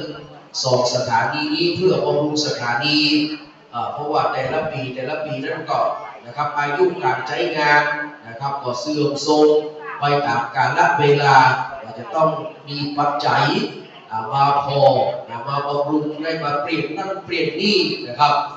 ฝากไว้กับบรรดาพี่น้องก็ขอขอบคุณอนุโมทนาสาธุการพ่อแม่พี่น้องที่ได้ร่วมทำบุญผ้าป่าสถานี96นะครับผ่านตั้งนักจัดรายการทั้งเป็นพระทั้งเป็นคฤหัสถ์ญาติโยมนะครับต้องกราบนมัสการขอบพระคุณท่านพระคุณเจ้าทุกรูปที่เป็นนักจัดรายการโดยขออนุโมทนากับนักจัดรายการที่เป็นคฤหัสถ์ของ96โดยนะครับขอขอบพระคุณเป็นอย่างยิ่งนะครับมีงานเราก็จะได้ประชาสัมพันธ์กับบรรดาพ่อแม่พี่น้องนักศิลป์นักบุญทั้งหลายความจริงแล้วว่าวันเจดีตั้งใจมาเมืองนะครับเพราะว่า2-3 ปีที่ผ่านมาเราติดปัญหาเรื่องโควิด-19นะครับมันทำให้นะครับประเพณีวัฒนธรรมต่างๆนะครับก็เสื่อมถอยลงไปเนาะหมดเรี่ยวแรงขาดโอกาสที่จะทำถ้าไปทำก็ไปฝืนกับกฎหมายบ้านเมืองซึ่งมันก็จะเป็นเรื่องเป็นราวขึ้นมาพอระยะหลังนะครับมันเรียกว่าซาลงไปแต่ไม่ใช่มันหายไปเลยมันยังอยู่กับเรานะครับมันซาลงไปทางการบ้านเมืองเพื่อจะต้องการนะครับเรียกว่าฟื้นฟูเศรษฐกิจคือเศรษฐกิจมันดีขึ้นนะก็ต้องมีทำกิจกรรมวัดวาก็เป็นส่วนหนึ่งนะครับในการที่จะผลักดันทำให้เกิดภาวะเศรษฐกิจดีขึ้นมาได้โดยการเชิญชวนญาติโยมนะครับได้มาทำบุญสุนทานมาทำบุญอย่างต่างๆหลายสิ่งหลายอย่างแม้แต่ท่านผอ.สถานี 96อย่างของอวันลงนี่นะครับแล้วก็ดำริทำกิจกรรมมาหลายเดือนหลายครั้งละมีการทอดผ้าป่ามีทำบุญสละมีหลายอย่างนะครับโดยเฉพาะวันที่17นี้เด้อนะครับวันค่ำตั้งแต่8 โมงเช้าเป็นต้นไปก็จะมีการบวงสรวงสักการะพญามารายมหาราชปฐมกษัตริย์แห่งล้านนาไทยผู้ได้ทรงสร้างอาณาจักรล้านนาไทยอาจลือจาสืบสายมาจนมาถึงดอกนะครับหลายองค์หลายท่านด้วยกันครับที่ปกครองเมืองเชียงใหม่ตัวถึง700 กว่าปีแล้วปัจจุบันนี้เนาะ726 727 ปีเลยเนาะถ้านับอายุของเมืองเชียงใหม่ได้นับชาติการของพญามารายนะครับขอเรียนเชิญพี่น้องเรื่องวันที่นะครับ17นะครับธันวาคมเด้อนะครับธันวาคมแล้วก็ท่านก็ดีเหมือนกันนะครับฝากประชาสัมพันธ์ครับว่าวันที่นะครับ22 ถึง 25 นี้นะครับเป็นวันออกเวรพระราชทานเพลิงศพนะครับท่านพระครูกัลยาณวัฒน์สุนทรอดีตเจ้าคณะอำเภอแม่แตงนะครับวัดสักกุเลยเด้อเพื่อจะเอาลงนอนไม้อาราธนาสรีระนะครับของท่านพระคุณเจ้านะครับพระครูกัลยาณวัฒน์สุนทรนี่นะเอาลงนอนไม้วันที่22แล้วก็จะบำเพ็ญกุศลไปจนถึงวันที่นะครับ24วันที่25จะได้ทำพิธีพระราชทานเพลิงศพสรีระร่างของท่านพระคุณเจ้านะครับเป็นลำดับต่อไปอันนี้เลขาบดินฝากประชาสัมพันธ์ใครจะรับเป็นเจ้าภาพจะตุ้งปัจจัยทายธรรมก็ขอเรียนเชิญได้เด้อที่วัดสักกุเลยนะครับอำเภอแม่แตงจังหวัดเชียงใหม่นะครับส่วนขึ้นขึ้น104ชุด5จะทอดพระป่าไม่ได้ครับอาจารย์จะทอดพระป่าสถานนี้ไม่ได้เนาะเดือนมกราจะทอดพระป่าเดือนมกราคมนะครับสำหรับขึ้น104.50ของท่านพระครูสมุวิสุวัฒน์ผอ.นะครับแต่ยังไม่ได้กำหนดวันและเวลาหากว่าวันนั้นจะมีการธรรมยาตราเป็นทุดงของท่านอาจารย์พระมหาสุชาติอยู่นะเพื่อที่จะมาช่วยบำรุงสถานีผมก็ฟังรายการเหมือนกันนะครับฟังอยู่นะครับก็เดี๋ยวได้วันชัดเจนจะใดนะครับตามท่านพระครูสมุวิสุวัฒน์นะครับจัดรายการของคลื่น104.5 เมกะเฮิรตซ์นะครับเราจะได้ประชาสัมพันธ์นะครับผมไปกันเด้อครับผมว่าคลื่นวัดฝ่ายหินก็ดีขึ้นดอยสุเทพก็ดีนะครับ2 คลื่นนี้เป็นคลื่นพระพุทธศาสนาศิลปะและวัฒนธรรมเพื่อการเผยแพร่ธรรมะเด้อนะครับเราได้อยู่ดีมีสุขได้มีความอบอุ่นอบอุ่นใจได้รับความพระคุณเจ้าได้มาเผยแพร่ธรรมะนะครับเด็กกำเนิดก็มีเด็กบรรยายก็มีแต่ละสไตล์แต่ละวิธีการของท่านพระคุณเจ้าในการนำเสนอล้วนแต่เป็นผู้อุปการเลิศนะครับล้วนแต่เป็นผู้อุปการครับตามพ่อแม่พี่น้องผู้ติดตามรับฟังดังนั้นนะครับเมื่อมีกิจกรรมก็ขอเรียนเชิญทุกคนทุกท่านนะครับได้ไปร่วมทำบุญสุนทานด้วยกันนะครับโดยเฉพาะในวันที่17นะครับเดือนธันวาคมนะครับตั้งแต่8 โมงเป็นต้นไปนะครับ8 โมงก็จะได้บวงสรวงสักการะพญามารายมหาราชจากนั้น9 โมงนะครับกว่าก็จะได้ทำพิธีเจริญพระพุทธมนต์นะครับเขาเรียกว่าอบรมสมโภชนะครับฐานพระเจ้านะครับมารายนะครับพระเจ้ากล้าคิงตัวนี้นะครับดังนั้นก็ขอเรียนเชิญเด้อนะครับก็จะมีเจ้าภาพจะตุ้งปัจจัยทายธรรมมีเจ้าภาพโครงการล่าสุดนี้ขออนุโมทนาสาธุกับวัดดวงดีนะครับเพื่อรับปิดเจ้าภาพโรงทานนะครับก็จะเอาโรงทานไปร่วมทำบุญตัวเองโดยท่านพระปลัดอาทิตย์อภิวัฒโนเจ้าคณะตำบลศรีภูมินะครับแล้วก็ท่านมหาเรวัตโตผู้ช่วยเจ้าอาวาสตัวนะครับพูดว่าจะเอาโรงทานไปตั้งช่วยตัวเองนี่ก็กล้าขอบพระคุณเป็นอย่างยิ่งนะครับท่านก็ได้เป็นจัดรายการนะแต่ท่านฟังสถานี96ว่ามันมีประโยชน์ นะครับไล่รู้ข้อมูลข่าวสารเป็นการบ้านที่เมืองโดยเป็นการกุศลมีที่ไหนก็ทำให้เราได้รู้กันได้ไปร่วมทำบุญกันนะครับเหมือนกับวันเจ็ดลิงนี่ครับก็มีการประชาสัมพันธ์ว่านะครับจะมีการฟังธรรมมหาชาติตั้งแต่วันที่นะครับ12 ธันวาคมนะครับโดยประชาสัมพันธ์นะครับต้องขอกราบนมัสการขอบพระคุณเป็นอย่างยิ่งเด้อโดยสักกรรมนะครับทางท่านอาจารย์พระเอกพลชุตินทโรอันนี้เปิดกับจัดรายการในคลื่นของเขานี่ในช่วงจันทร์อังคารจันทร์อังคารนี่ก็เพื่อจะขึ้นจะสร้างพระยืนที่ใหญ่นะครับยิ่งใหญ่เด้อนี่ก็เพื่อจะประชาสัมพันธ์ไปเรื่อยๆเช่นเดียวกันนะครับโดยสักการพระพุทธเจ้าก็จะได้เดินทางมาถึง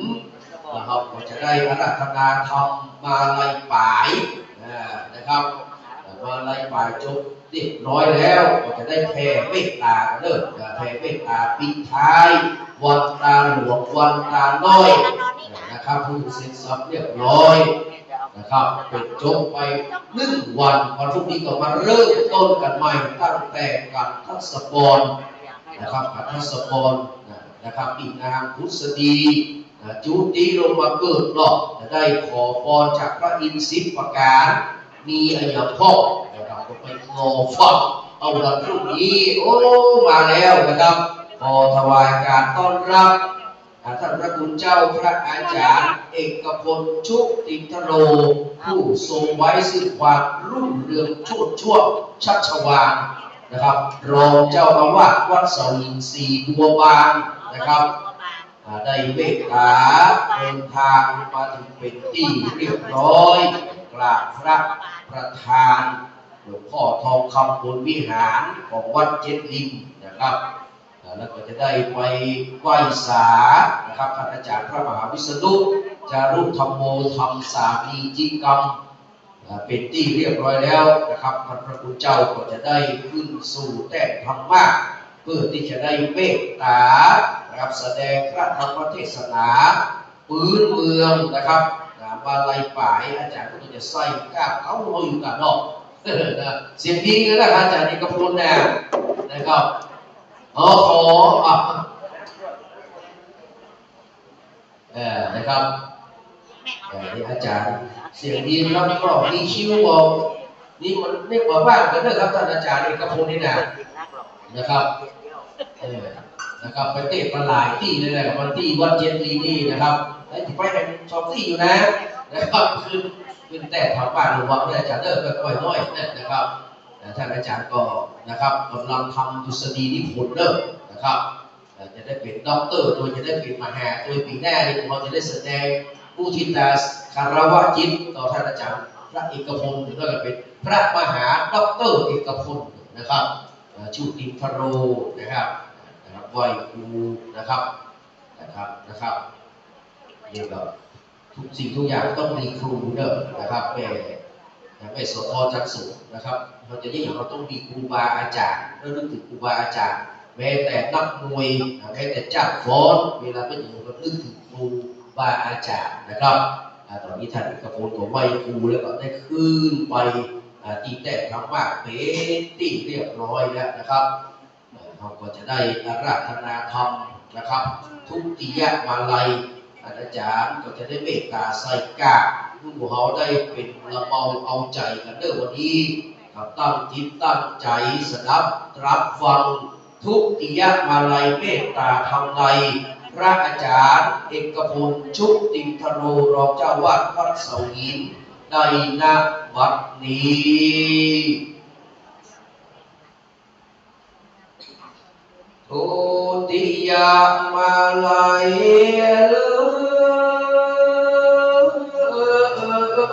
กันทวนสองงามเรื่องร้องของแผ่วอัน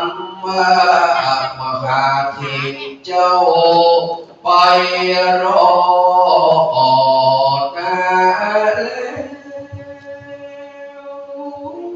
ใน ขวงแก้วเจ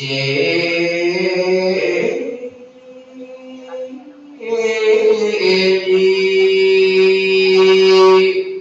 ทิพยมาลามี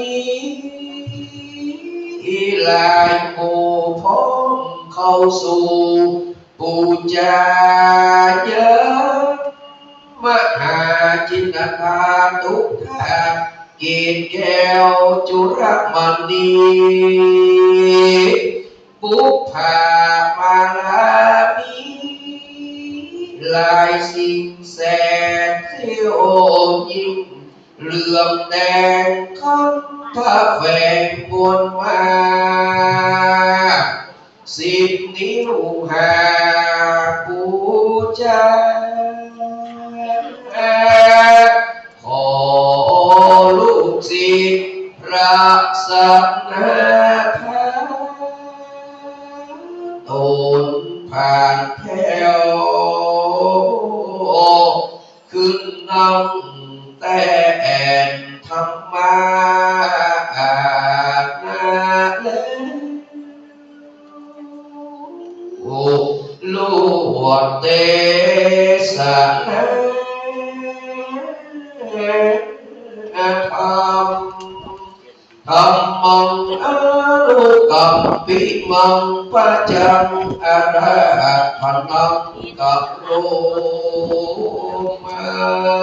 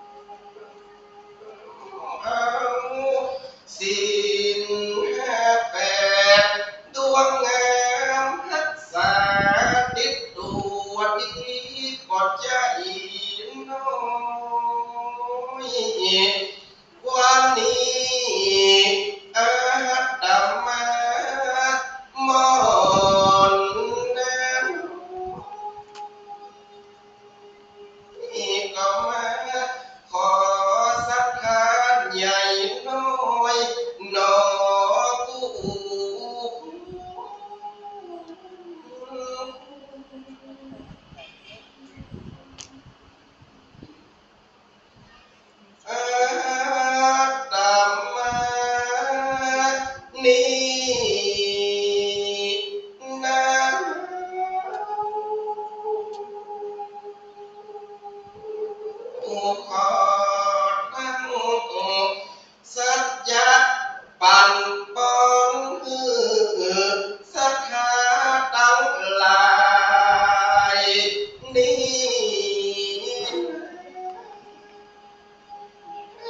อยู่เตียงมันละน้อย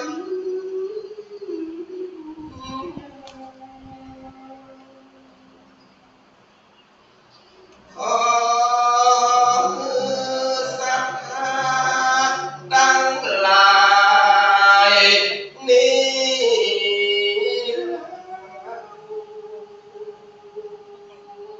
ผู้อายุยืนจนเท่าร้อยสาวและนอกู้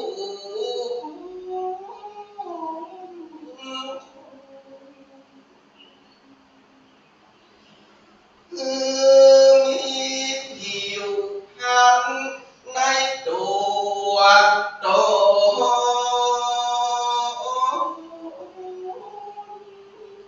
เหมือนดังผิวพระพักษปนปัญญูติไว้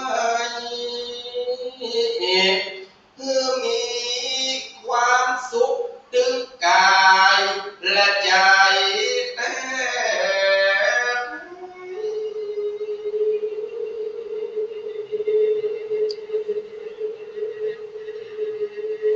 เหมือนกันและดอก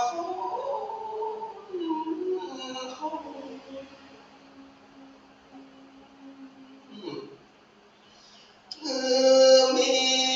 พากำลังในตัวในโต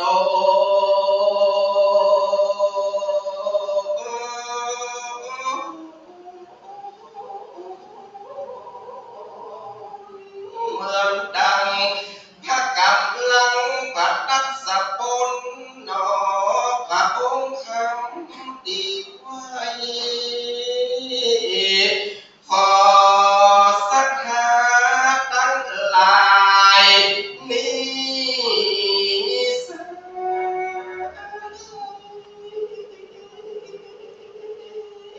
ดึงนอกและในดึงฟังสถานนี้พิทยุขอมีโจและนอ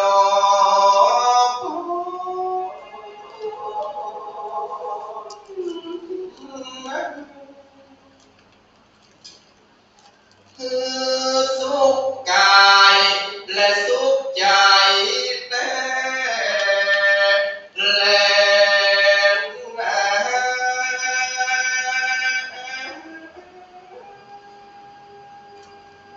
ร้อยสาวาสาอายุและน้อย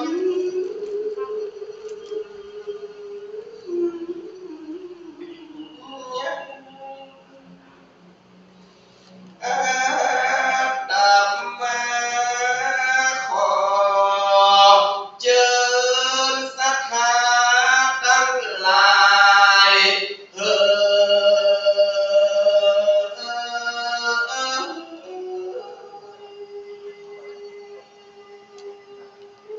อย่าได้ประมาทเลยในชีวิตและนอสังขารนี้ดังอ้างปากันมาฟังธรรมมหาจารย์วันนี้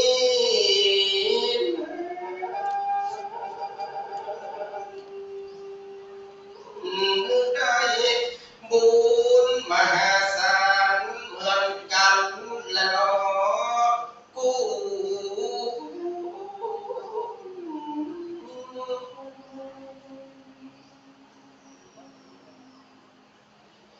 ก็มีโดยนิยมประการดังกล่าวมานี่แหละ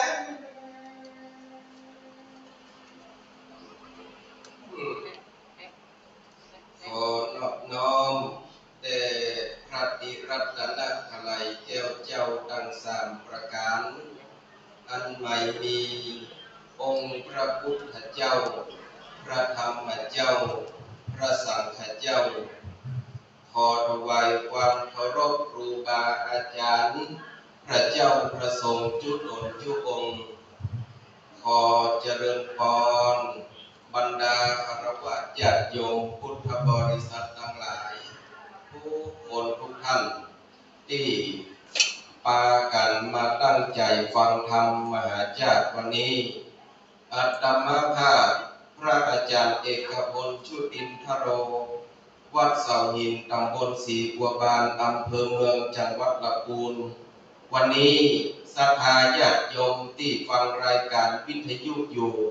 จึงไปนอกและไปในบางคนก็บ่เคยหันคำเดือวัดพุทธเจ้าตัวนี้รูปร่างเป็นจังใด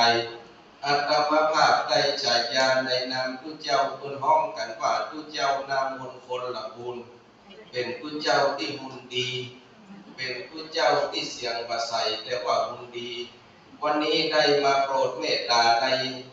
เมตตาของท่านอาจารย์พระมหาวิษณุจารุธรรมโมเจ้าอาวาสวัดเจ็ดดินจังหวัดเชียงใหม่นิมนต์มาเทศกันมาลัยปายตะกี้นี้ออกจากวัดเสาหินมาเปิดฟังวิทยุมาสุดตาได้ยินเปิดเทศตั้งแต่หลายกันมาเขาก็มาขึ้นในใจว่าเราซ้ำเป็นกันสุดท้ายเสียงก็บ่พอใสรูปร่างก็บ่พอดีหน้าตาก็ตื้อสู้ทุกเจ้าคนอื่นก็ได้แต่วันนี้ก็บ่เป็นหยังได้มาหันศรัทธาญาติโยมนั่งเต็มวิหารก็ดีอกดีใจที่ศรัทธาเรามาช่วยกันสืบสานประเพณีวัฒนธรรมอันดีอันงามของล้านนาประเทศเราเพื่ออยู่สืบไปวันนี้อาตมาภาพขอเชิญชวนศรัทธาตั้งใจฟังธรรมมาลัยปายคุณบอกว่าเป็นธรรมที่ชื่อว่าดุริยมาลัยหรือว่าห้องกันเป็นว่าธรรมมาลัยปายเป็นธรรมที่ว่าด้วยเปิ้นไปถามหาพระศรีอริยเมตไตรพระมาลัยไปถามหาพระศรีอริยเมตไตรวันนี้ศรัทธาตะกี้ได้ฟังมาลัยเข้าไปบัดเดียวจะได้ฟังมาลัยปายฉะนั้นบรรดาญาติโยมที่ฟังในวิหารนี้ก็ดีดึงฟังดึงด้านนอกก็ดีดึงฟังในสถานีวิทยุอยู่ยังบ้านยังจอมก็ออกไม่ออกศรัทธาญาติโยมทั้งหลายก็ดีเปิดวิทยุฟังไว้พุทธเทวพุทธเทวดายังหอยังเงินเทวพุทธเทวดา16ชั้นฟ้า15ชั้นดินพญาอินทร์พญาพรหมได้ฟังอนุโมทนาโดยกันเป็นลำดับไปเน้อนะโมตัสสะภะคะวะโตอะระหะโตสัมมาสัมพุทธัสสะตัตตะอริยเมตไตรโยโพธิสัตโตติสันตโมดูแลสัพพุริสัตทั้งหลายในเมื่อเทวดามีปาฏิวันใดแสนหนึ่งดังอยู่ดังนั้นอย่างนั้นอันว่าพระศรีอริยเมตไตรโพธิสัตว์เจ้าก็สันเด็จเข้ามาโดยสัมมีอันรุ่งเรืองงามใสบ่เศร้ายิ่งกว่าพระอาทิตย์เจ้าปันดวงมีมูลดังและเทวบุตรหนุ่มทั้งหลายได้แสนโกรธเป็นปาฏิวันก็ถือเอาอย่างเครื่องปูจาคือกันมาลาดอกไม้เพื่อมาจังไว้ประทับเกศแก้วจุดมันดีกันว่ามาหลอดแล้วก็มาสังกัดปูจายังพระมหาธาตุเจ้าแล้วก็เข้าไปนั่งสู่หนวันออกแห่งพระธาตุเกศแก้วจุดมันดีและนาพระมหาเถระเจ้าเด็กมาไล่อันแล้วก็ทำซึ่งเต้าดนแก้วอินตาว่าเทวบุตรดนหินนาเป็นพระอริยเมตไตรจันลือคุณอินตาต่อวัญญาโมเมนโดสัมปันค ลีไกเพื่อยังไว้ปูจายังลามันดีสลีมาธาตามองค์การเดินตันและนาพระมหาเถระเจ้าเทพมาลัยก็ขันกำไปทำข่าวซึ่งตั้งน้ำว่าแม่นนอเทวากัญญาตั้งหลายหลากเทวาบุญมากเลือหลายอันยักใหญ่เป็นตาแม่ก่อนแน่อันวันนอกดิญญาณมีอลังการสะอาดวันนัดจัดเบิ่งเป้าเดียวย่อมเจ้าข่าวยุคผู้บุญใครผู้ปางหลังวันแน่บุญสั่งกันเล่าดินไตเท่าโดยมาคุณอินตาตันกล่าวว่าเมื่ออยู่ดาวดังพีลังสาสินดี85เสื้อผ้าเป็นตาอลังการเอื้อนใจย่อมเลื่อนใสของข่าวดูเบิ่งเป้าอาจริงประทานเดชตานบุญบันดาลสงทุมปนจากลุ่มเมืองคนใดไปเกิดเมืองบนจันทร์มาก่อนแน่นอนดิญาณมีอลังการสะอาดวันนัดจะข่าวดังกันแน่แน่พระหาเถระเจ้าเทพมาลัยขันนิ่งในสัมใจจะทำข่าวซึ่งตั้งตามอินตาวันเทวังบุญตากัญญาลาเทวังบุญมากนำแน่มากำขวดดิ่งไกแห่งเจ้าบุญใหญ่ดอกดิญญาณมีอลังการสะอาดวันนัดจะในเรื่องเตรียมย่อมเลี้ยงยุคผู้บุญใครรู้ปางหลังวันแน่บุญสั่งน้ำใจใส่ยอมไว้เดินตั้งคุณวันตั้งกล่าวว่าเมื่ออยู่ดาวทั้งปีสาสินดีตั้งแผ่นแท้ตั้งมือพระแผ่นเป็นตั้งบริวารเครื่องใจยอมเลือกใส่ของเลืองดูลุ่งเรืองของแผ่วยงขึ้นเที่ยวตั้งไปกำดังใจโปรยกระโปนเสียจากเมืองโคนก็ได้เอาโดไปเกิดในจันทร์ฟ้าเลิศตุสิตามากันขวาดีกายแห่งราบุญใหญ่นอกดิญญาณปักนี้และแน่กันว่ามหาเถระเจ้าเทพมาลัยสัมไข่กล่าวว่าดีว่าเทวันดาไหลลาเทว่าบุญมากเลือลาย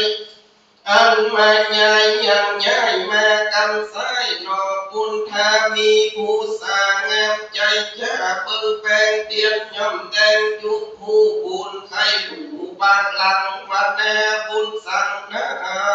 เล่าดินได้เล่าโดยแม่บุญอินตากล่าวว่าเมื่ออยู่ดาวบางทีสาสินดี85เสื้อผ้าเป็นตังนิมานเครื่องใจยอมเลือกใส่ของแดงอันเปิ้งแปงขอดยกยื่นต่อเตตานอันว่าบุญบันดาลมาเกิดในฟ้าเลิศดุสิตามีผู้สาเครื่องใจแดงเสียงไว้ดูงามได้มาตามยังย้ายมากำสินอบุญอาบัติแลแน่มหาเถระเจ้าเทพมาลัยองค์อาจสัมไข่มากวันดีวันเทวันดามีเหลือหลายหลากเทว บุญมานำแน่อันตุยเป็นหมู่แห่เห็นอยู่ไปลังนอพุทธังที่ไว้อันมีเครื่องใจนั้นแน่เขียวงับตาจุหูบุญใครลูกปางหลังวันแน่บุญสั่งนั้นใส่สัญญองไตโดยตาคุณสวรรค์ดังกล่าวคือลูกข้าวดำมีไว้อยู่ปันอีโลกใดรักษาศีลไว้ดีงามศรัทธาตามอ่อนคือพาอ่อนเป็นตามดังนิวานเรื่องใจยอมเลือกใจตามของเขียวก็ขึ้นเหนียวดังนี้มีใจกรีดตั้งไปกันใจก็ไว้กราบโอนจากเมืองโคนก็ได้เอาไปเกิดในจำฟันดูสิตามีวัดหาเครื่องใจเขียวเสียงไฟดูเงาและแนบกันอุ่นยินตาเจ้าแล้วโดนเต้าแก้วเต็มปามอะไรก็ทำไปเต็มเล่าวันนอประจำดิญาณมีสมบัติแต่ใส่สังก็มีสันได้พอจะใครบอกกล่าวรู้ข่าวกินยาคุณยินตาตอบเล่าว่าข้าแต่เจ้าเจียงจีบาแม่มีเป็นพ่อยว่าการตายน้อยสามารถมีใจฉันใครรู้แล่นไปสู่กองการยังขาอันสั้นลงยังตั้งฟังใส่จังไปยังไปรออดท้องเดินปืนต้องดัดดีบ่หอนจังมียังได้แทนประการหนึ่งใส่ปั๊มแม่ตั้งจังตัวตาแหกปอดออกและสอดตรงตาจิกยอดดอยแทนปั๊มแม่เปียบจะได้เปียบไว้สั่นได้ปั๊มดังคาอันว่าเป็นเจ้าวงสวรรค์จังไข่ปันเจ้าการยังแน่คุณกว้างนำแน่แห่งนอกท่าที่ไว้คือเสียงไฟเริ่มมีค่าแต่เจ้าเจียงบุญใหญ่อันว่านอรันที่ไฟอาดิญาเมตไตดนจับลงมาเกิดเอากำเนิดเป็นตนประเสริฐไปลุ่นใดดำบุญหลายหลากผ่านลำมีมากนำแน่ความเป็นแม่เมื่อแก่ดำอันแต่ทิมอันทรงไข่ยังไปแสนโกดเมื่อแต่โสดดิลีฟ้าลำมีน้อยใหญ่บ่ลำมวนไปปาการมาหาดันหาจิงบ่ละมวนยิ่งอันได้ยกยืนปันเสื้อผ้าตั้งจังและหัวควายเงินคำนายบอกไว้จงยงได้ตั้งไปลูกเดียมใจลังขอดสัน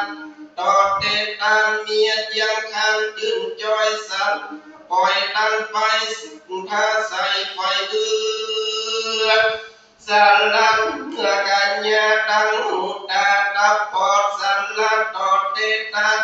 ใจบ้านของแผ่วสารละจีปิดเข้าตั้งไปบอกอาใครกล่าวการบาละมีกว้างนำแน่แห่งนอบุญทาบุญใหญ่มือเสียงไว้ตามมีข้าแต่เจ้าเจียงจียืนจอยว่าบ้านนานี้นอประยอดซอยนี้ปาละมีแก่แล้วท่านนั่งแต่งแก้วท่านรับปัญญาและแน่กันอุ่นยิงตาทิลาเก่าเสียงขาดสุดกำกันนอบุญธรรมองค์อาจคือเจ้าจอมราชอาลิเมตตาก็สั่นเด่นไปก็จะลง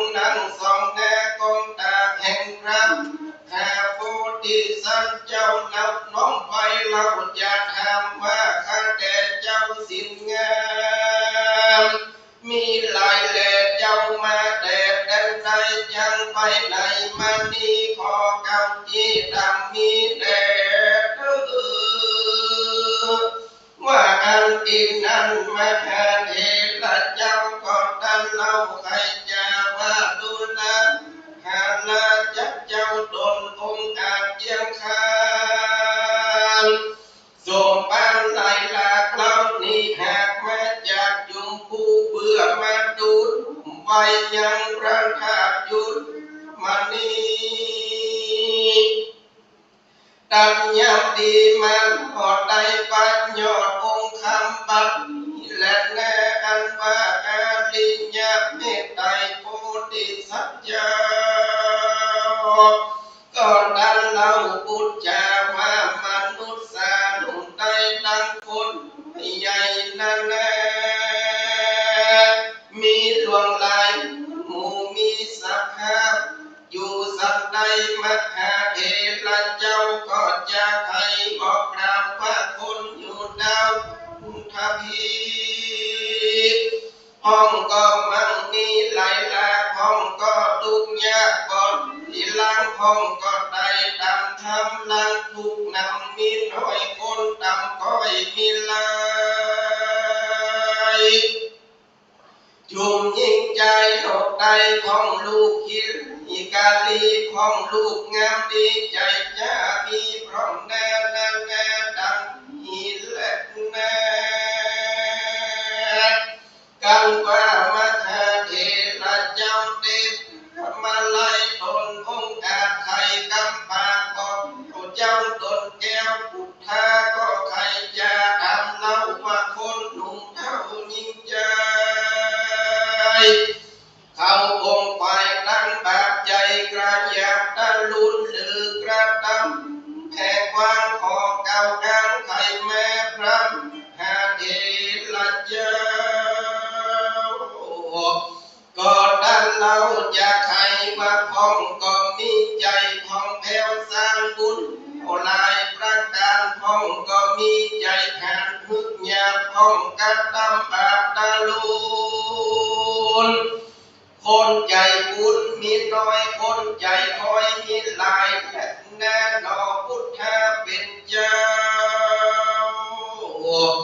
สัมว่ามาทำเล่าโดยไปกันพระบุญใดนั้นสิคนน้อยใหญ่ยิ่งใจคงไปก็สร้างสืบดินต่อกันด้วยแม่แน่แน่อันมีใหญ่ปรางทันนาสันใดจุงจะใครบอกกล่าวหืนผู้ข่าวแดดเดิมว่าอันติดนั้นพระมหาเถระเจ้าเดปามาลัยก็ใครกำบอกจะว่าคนลุ่มฟ้ายิ่งใจกระทำบุญหลายมากกว่าตามไฟอ้างตามเจตันแน่พ้องก็สร้างยังมังกาตั้งใจปลูกต้นที่เป็นตาสังแห่งแอวาสาลาบาทบุตรดีวันมียกยืนด้วยใจยื่นเจยบานห้องหืนดานเข้าน้ำวัดใจพรำของกินห้องรักษาสินจะใจคนลงใจยิ่งใจกลางตามบาปลายต่างๆตามไฟอ้างท่าต่างทานท่านแน่ท่านเจ้าว่าเมื่อมาหาลาเจ้าลงไปโปรดไว้ณสัตโลกาคือบุญแน่แน่โสโคกีพอบุญมีใดไกลที่นกน้องไปฟังธรรมนานน้อยใหญ่การทันแน่ที่สัตว์เดียวดังนี้แหละแน่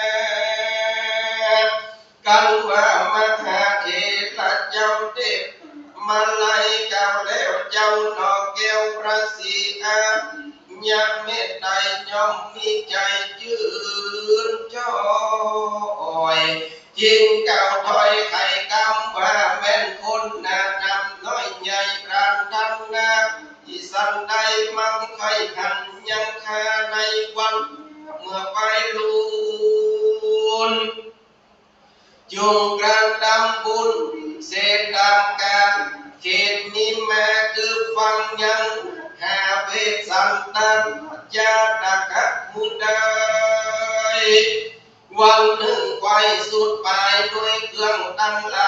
ำลีคือประดิษฐ์ปันดวงตามดอกบัวหลวงดอกบ้านมาเป็นทางจังก่อนพังต้มซ้อนหยาผ่อนวางเป็นบ่อนเป็นกองกา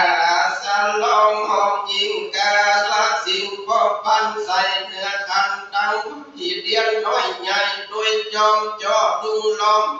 ลาปันหนึ่งหากเป็นตราแล้วเล่งแม่หยาผ่อนเข้าปันก่อนงามลำดำตามคมไข่แล้วนกไว้ปูจาหามายังอันอาดันแนประเดชยังมาหาเวสันดรอันบนไหลลางกาถามาถึงปานฮือดังคืนวันนี้ใส่ฮือเมียนไว้สุดปลายกันคนตั้งหลายใหญ่น้อยกระดำได้ตามธรรมเป็นดังกำลำเก่าหืนผู้ข่าวขีนยาเดียงหมอเดียงสมปานทันไฟห้อยพอกระร้อยแผ่พันจังได้หันยังตัวข้าเมื่อวันหน้าไปลุนบ่อญาติและแน่ส่วนอันว่าพุงคนใดใจหยาบกระดำบาดนั่นแน่คือว่าอันนั้นลิญากรรมแพ้สิ่งอันนักยิ่งเลื่อนลายบ่มีหมายใดพระเสียจากอเวจีปนหรือมิจฉาทิฏฐิมืดบอดแย้งสอดกองธรรมมีใจดำเท่าหาดใด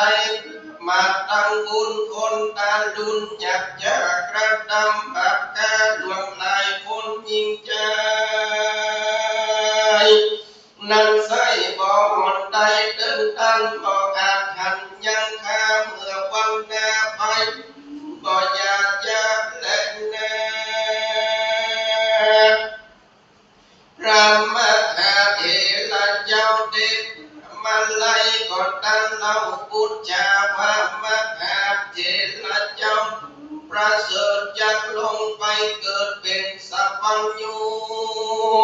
สอนคนจุมปูโลกใดพร้อมเสียงไฟอินพรหมเมื่อใดจะดอกพุทธายอดซอยก็ต้องถอยว่าพระยอดซอยโคดำมุนีตั้งศาสนาเมียดไว้แค่ปันไฟดีงามเป็นราเมื่อศาสนาสุดซอยคนจังถอยนานำใจมัวดำมืดบอดบ่คืดรอดตั้งบุญปากันนุนตั้งปากใจฮึกหยาบปลาบ่ดีขาเดียงมันสันปันตายคนยิ่งใจและบ่ลูกบ่แม่วงศาบ่ลูกญาติกาปีและน้องบ่รู้จักร่วมห้องจองการสนุกสนันสู่เป็นดังหูและมายับหน้ามาไว้คนลงใดยิ่งใจบ่ลายดียังมันจังหินสั่นถอยลงร้อยปีโป่งเป็นคราดก้อยคราดลงแม่เก่าตัวสาแถมเล่าบ่เดียงปีเก่าสันติ80 ปีเป็นขั้น70 ปีหลังลงแม่เถิงสิ้นภาษาเป็นเขตจังเกิดอาเพศหลวงหลายคนยิ่งใจดอกได้อายุได้15 ปีก็จังมีลู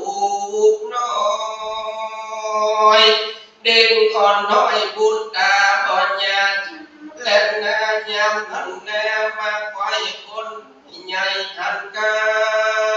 นตามดงดันเดียนทองตามเกตห้องเกตหาตามดังกาตั้งใจตามน้ำไข่วังใสก็จังใส่ใจสอดรู้ว่าเป็นหมู่กวางตะไลเป็นงัวควาย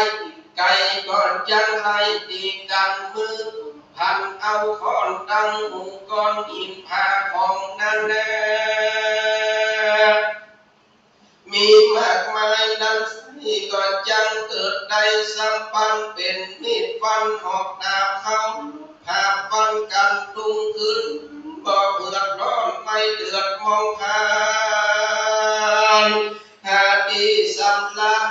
เสิร์ฟบอดได้ร้อนไล่ไปถ้ามีก็มีขันนาในการนั้น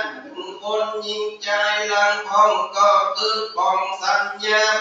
พระญาดูรอดก็จันตอดเสียโดนแล่นเดินลนฟังเฝ้าเข้าสู่ดาวดงไพรมีเสียงไกลจากมูลที่ซ่อนอยู่ตรงหน้าต่างผู้แห่เดือนทองไกลจากห้องเมืองโคนจังการเกิดโอลาไม่เดือดหายแห้งเลือดไกลกราคือกลุ่มคนปานนาหยับจะได้คำค่ากันตายได้หายมวยก็ก่อนเลือนรอดคนใดคนปุ่งไปอยู่ป่าก็จังกว่าขึ้นแม่อยู่เกหาดีเก่าข้างนิ่งโอเล่งกันจังปากันมวนหมูดังตนอยู่ดำทำต่อบัวดำอย่าเว้นจากปากอย่างไรทักนั้นไปแนบลุ่มฟ้ายิ่งใจอ้ายจากลายยิ่งขึ้นตั้งแต่ปืน10 ปีจำเลินดีและอายุพ่อแม่10 กว่าษาลูกเกิดแม่ไปแน่อายุลูกกว่าเดินสาวสืบแนวตอนเดินร้อยความเข้าวาสาเข้าก่อนลานักหาเว้นเสียจากดังบุญจากนนต่อเต้าฮืออายลูกเต้ายิ้มลาย200 ปีไม้เป็นครั้งนาดบ่ใครกราใครลำดำไปจะใจต่อเต้าได้พันปีเกิดลูกมีแถมเล่าอายเก่า2,000ลำดำกันจัดใจต่อเต้าได้หมื่นวาสาเขาลานักรักเว้นเสียจากกองทัพบุญจังนั้นส่งอยู่ฮือดังอยู่เหมือนนั้นลูกหลานไปแน่แอบยืนกว่า2-3ดำตามก็คราดเถิงคัดนาแสนปียังจำเลิศดียิ่งโยดถึงดื้อโกดทรงไข่บ่ญาติและนาอันว่าคนยิ่งใจโลกได้ทรงไข่และมีเมื่อใดดังอันยำแน่มาไขว้คนโลกได้ยิ่งใจบ่หันคนหายคนตายคนเท่าเหตุอายุมาเก้านำแน่ก็จังละ3 รำบาทบ่เกินกว่าตั้งทำอายุนำแต่ก่อนจังสันถอนลงมาก้อยกระเดือนน้อยก้อยกระน้อยหดไหลอย่างอาทรงไข่ยืนโยดลงเป็นดื้อโกดวาสาถอยลงมาจัดที่ลงรอดไว้แสนปีคนโลกีหมู่ยังบ่รู้ครานิ่งได้ยังมีใจรำบาดแอบกร้อยกราดลงแม่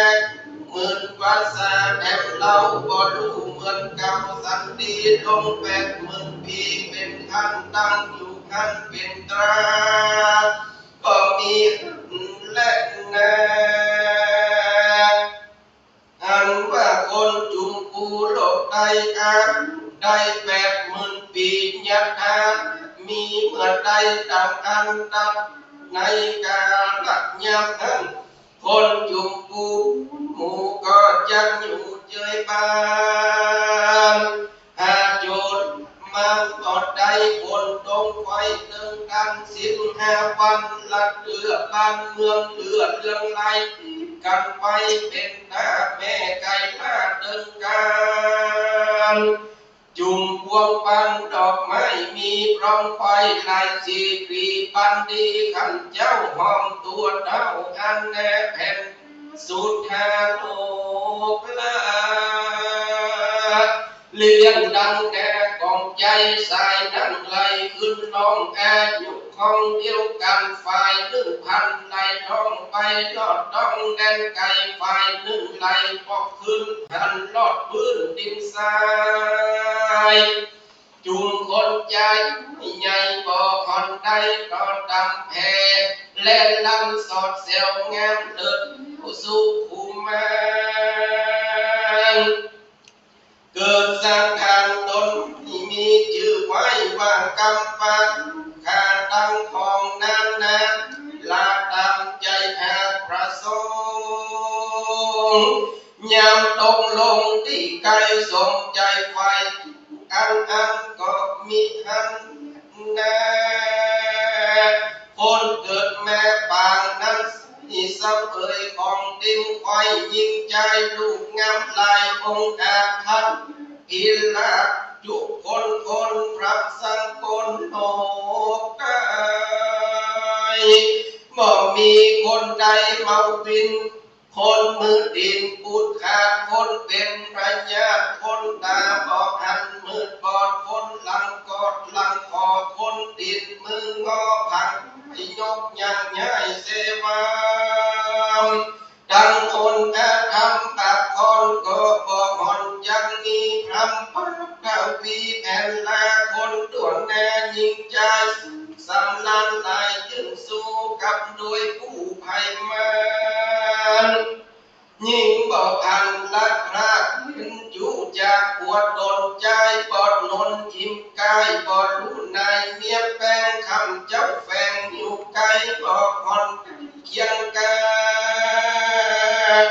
คนดำนาหักหลายหลักบ่ได้ปากจะเอียงบ่มีเสียงหักแถวโดยเขตดาวแดนแน่เหตุมันสาน้อยใหญ่เศร้าเอ่ยของติดไฟยิงใจสันตั้งลายแต่งเก่าเป็นข้าซึ่งเก่าเดิมมาจากนี้เหตุตาหมู่พร้อมนาอยู่จอมกันหลัก4,000ปากกว้างกำตังหูย่างปังไปปังปนไหลไต่เต้างูเอาดงดอนแมวงูนอนเป็นกูนกเก้าอยู่กับกาพุดนำแนวออกรักอยู่จอมหน้าปันแปง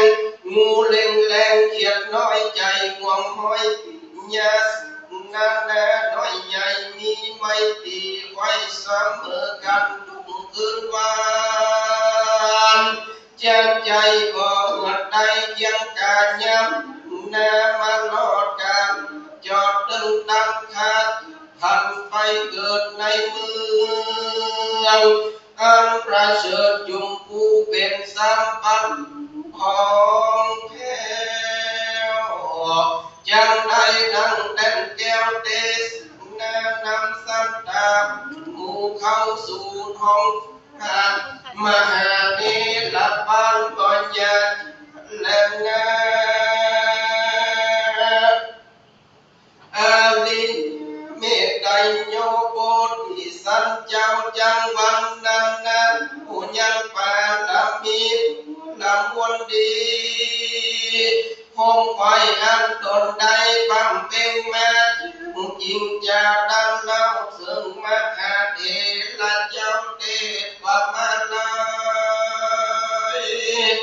ว่าข้าแต่เจ้าสินใสทองแถวอันปาลามีจังขาดสามสิ้นประการคงไฟข้านี้ได้หากปั๊มเป็นมาเมื่อนำแต่หลายหลากสิ้นหกแห่งอาสงไขไปยังมีไปมัดต้องแสนหนึ่งกำเราเป็นประมาณข้ายังได้มือดานสิ่งล้วนควรยิ่งนำหน้าเหตุหน้าเพื่อข้าลงลุ่มฟ้าสัมปันคนจุ่มกูหนุ่มเท่าจริงมาเท่าลู จังทำฝ่ายยกยืนข้าใจยืนยินดีเจ็ดขัดสีสะอาดยิ่งปราศาสเตตันสมปานนังใสเมื่อได้เป็นสัพพัญญูคนจุมปูน้อยใหญ่บ่อยากไรคิมมองสมน้องไหลลาตามใจหากรานทันแน่มีศรัทธาโยมยืนยามจัดขึ้นยอดตามยังโพด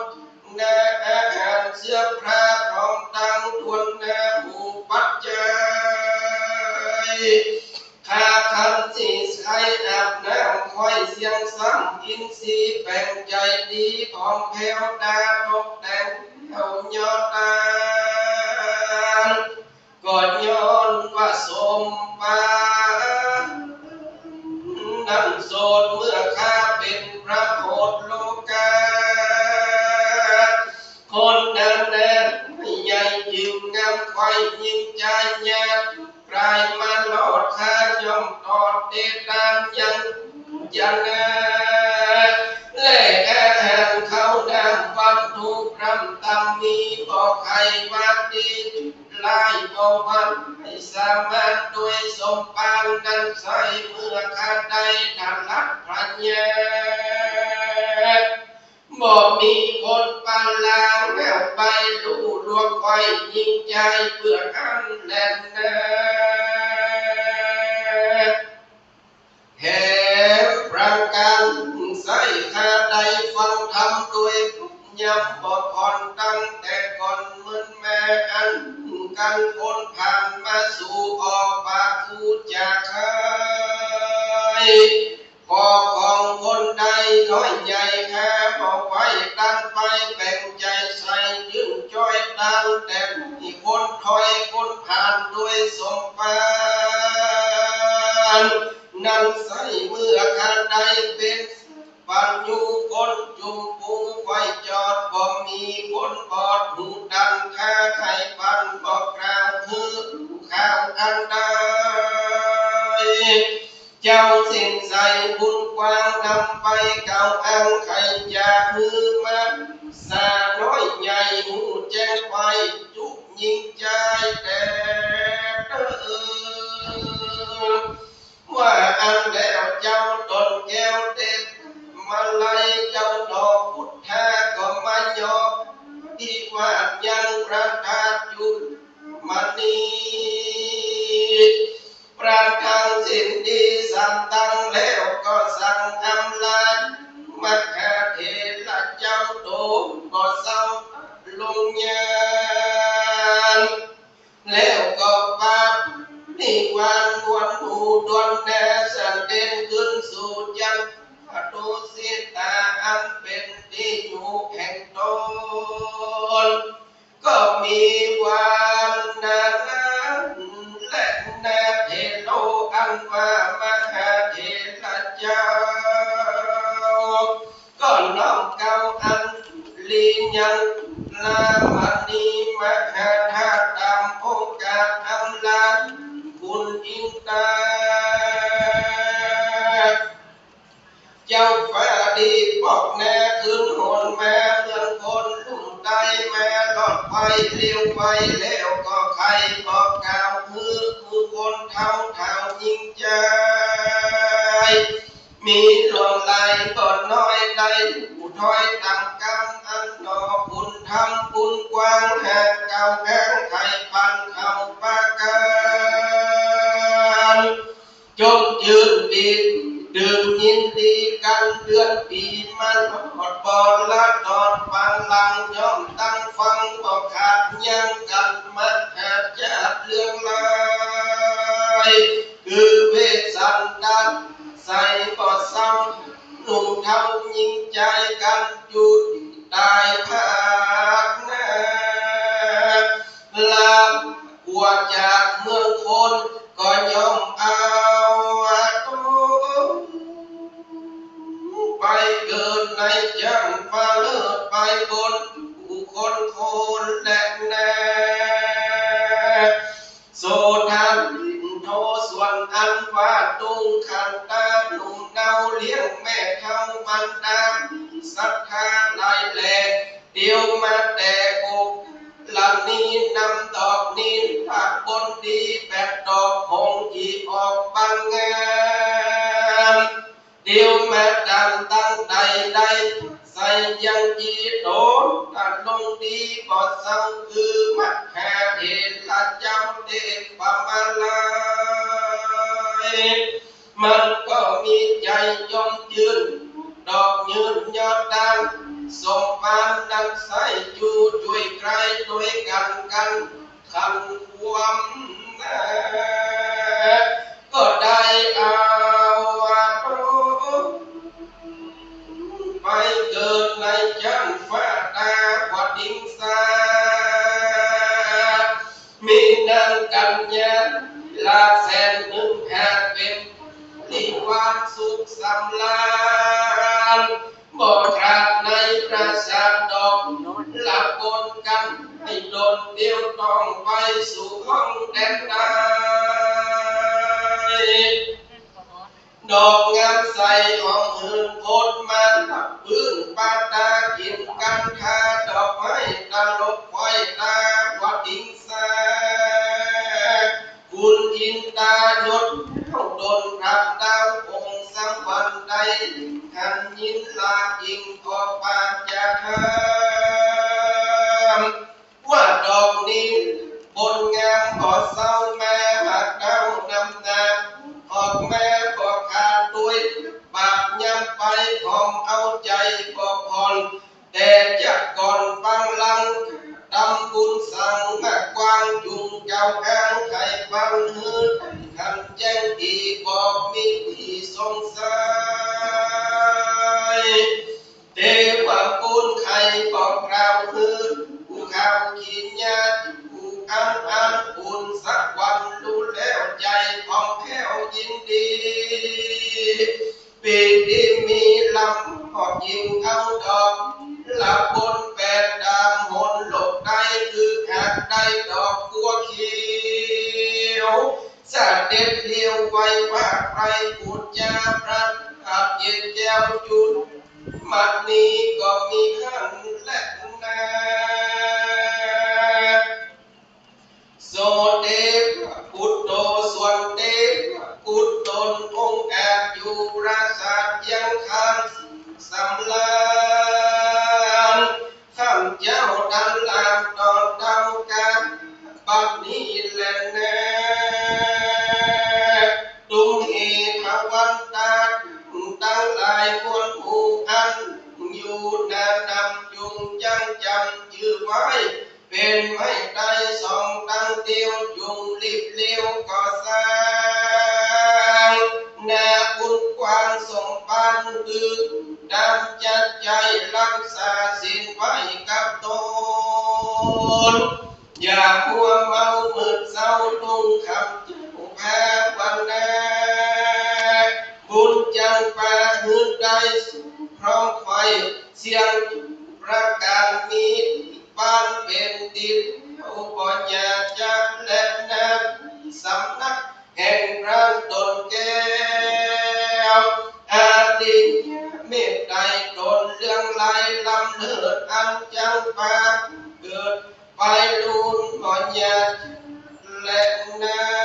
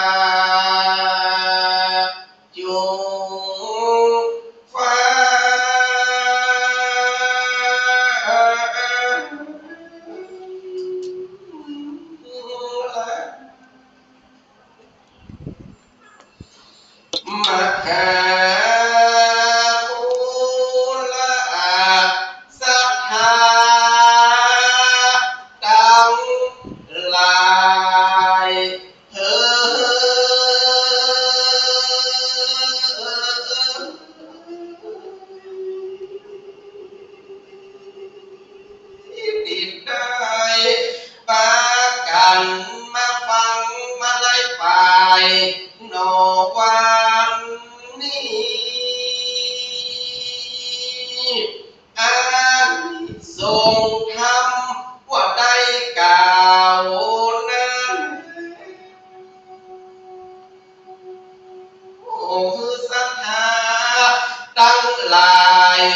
มวลฝูงนี้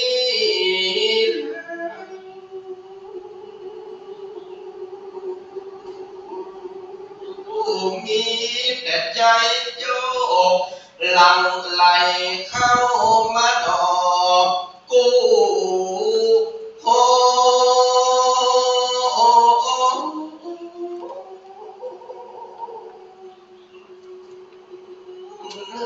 ได้บุญกุศลติดตัวก็ใจน้อยอาตมามอนน้อยมอนน้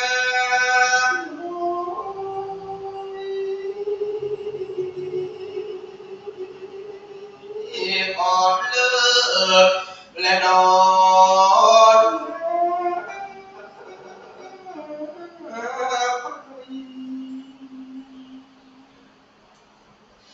ขอลาพระเจ้าองค์คำตนงามสีทองผิวสา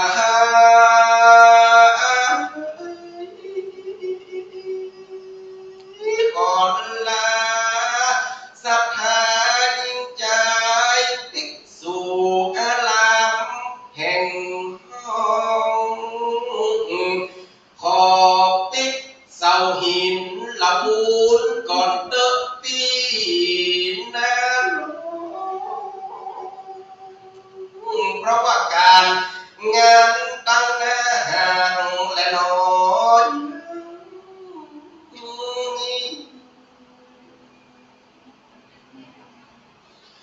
บุญใดอันใดตัวกันหนอวา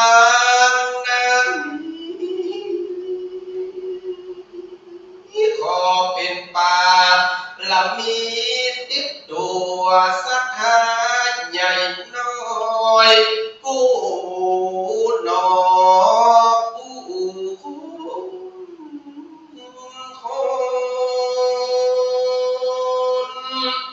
อย่าได้อย่าได้โจมีแต่เงินไหลน้องมีแต่ทองไหลเข้ามีลูกหลานตั้งเต้าอยู่ถ้อยและนอ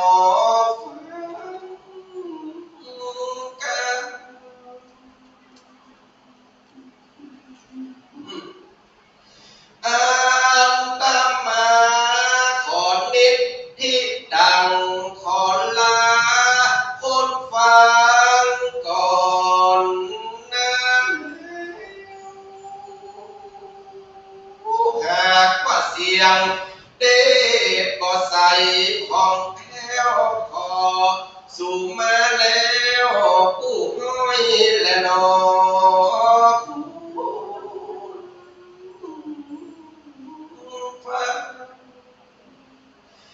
ขอลาก่อนจะได้ไปหาหรือกา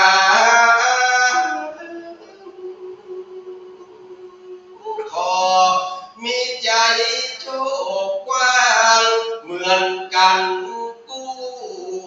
หัวแหลก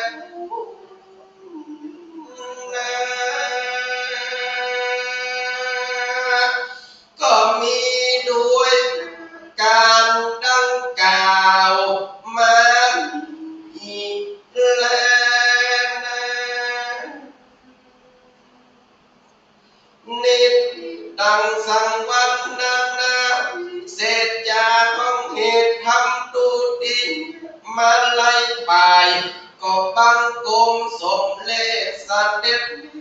เต้านี้ก่อนแล้วทัพยังสาธุกรังกโรมะเสสาธุสาธุสาธุกับเมตตาธรรมในท่านพระพุทธเจ้าท่านอาจารย์เอกพุทธชุติธโรนะครับ รองเจ้าว่าวัดสลิมศรีบัวบานเมืองลำพูนได้เมตตาได้ทำทุติยมาลัยหรือว่ามาลัยปลายจบลงไปแล้วนะครับเป็นที่เราเอาใจของบรรดาพี่น้องผู้รับฟังจากนี้ไปเราจะได้น้อมถวายบูชาการเทศการธรรมแด่ท่านพระคุณเจ้าที่มท่านอาจารย์พระมหาวิษณุจารุธรรมโอกับบุพเพทุกคนเด้อเถิดเด้อเหมือนเดิมสุดท้ายแล้วจะได้ปิ๊กบ้านแล้วมาเคาะกันเด้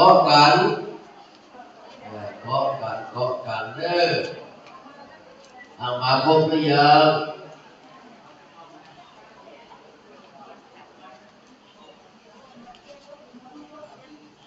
มีหายเข้ามาบูชากันเต้รอ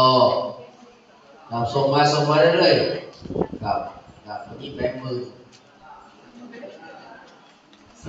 สาธุสาธุสาธุ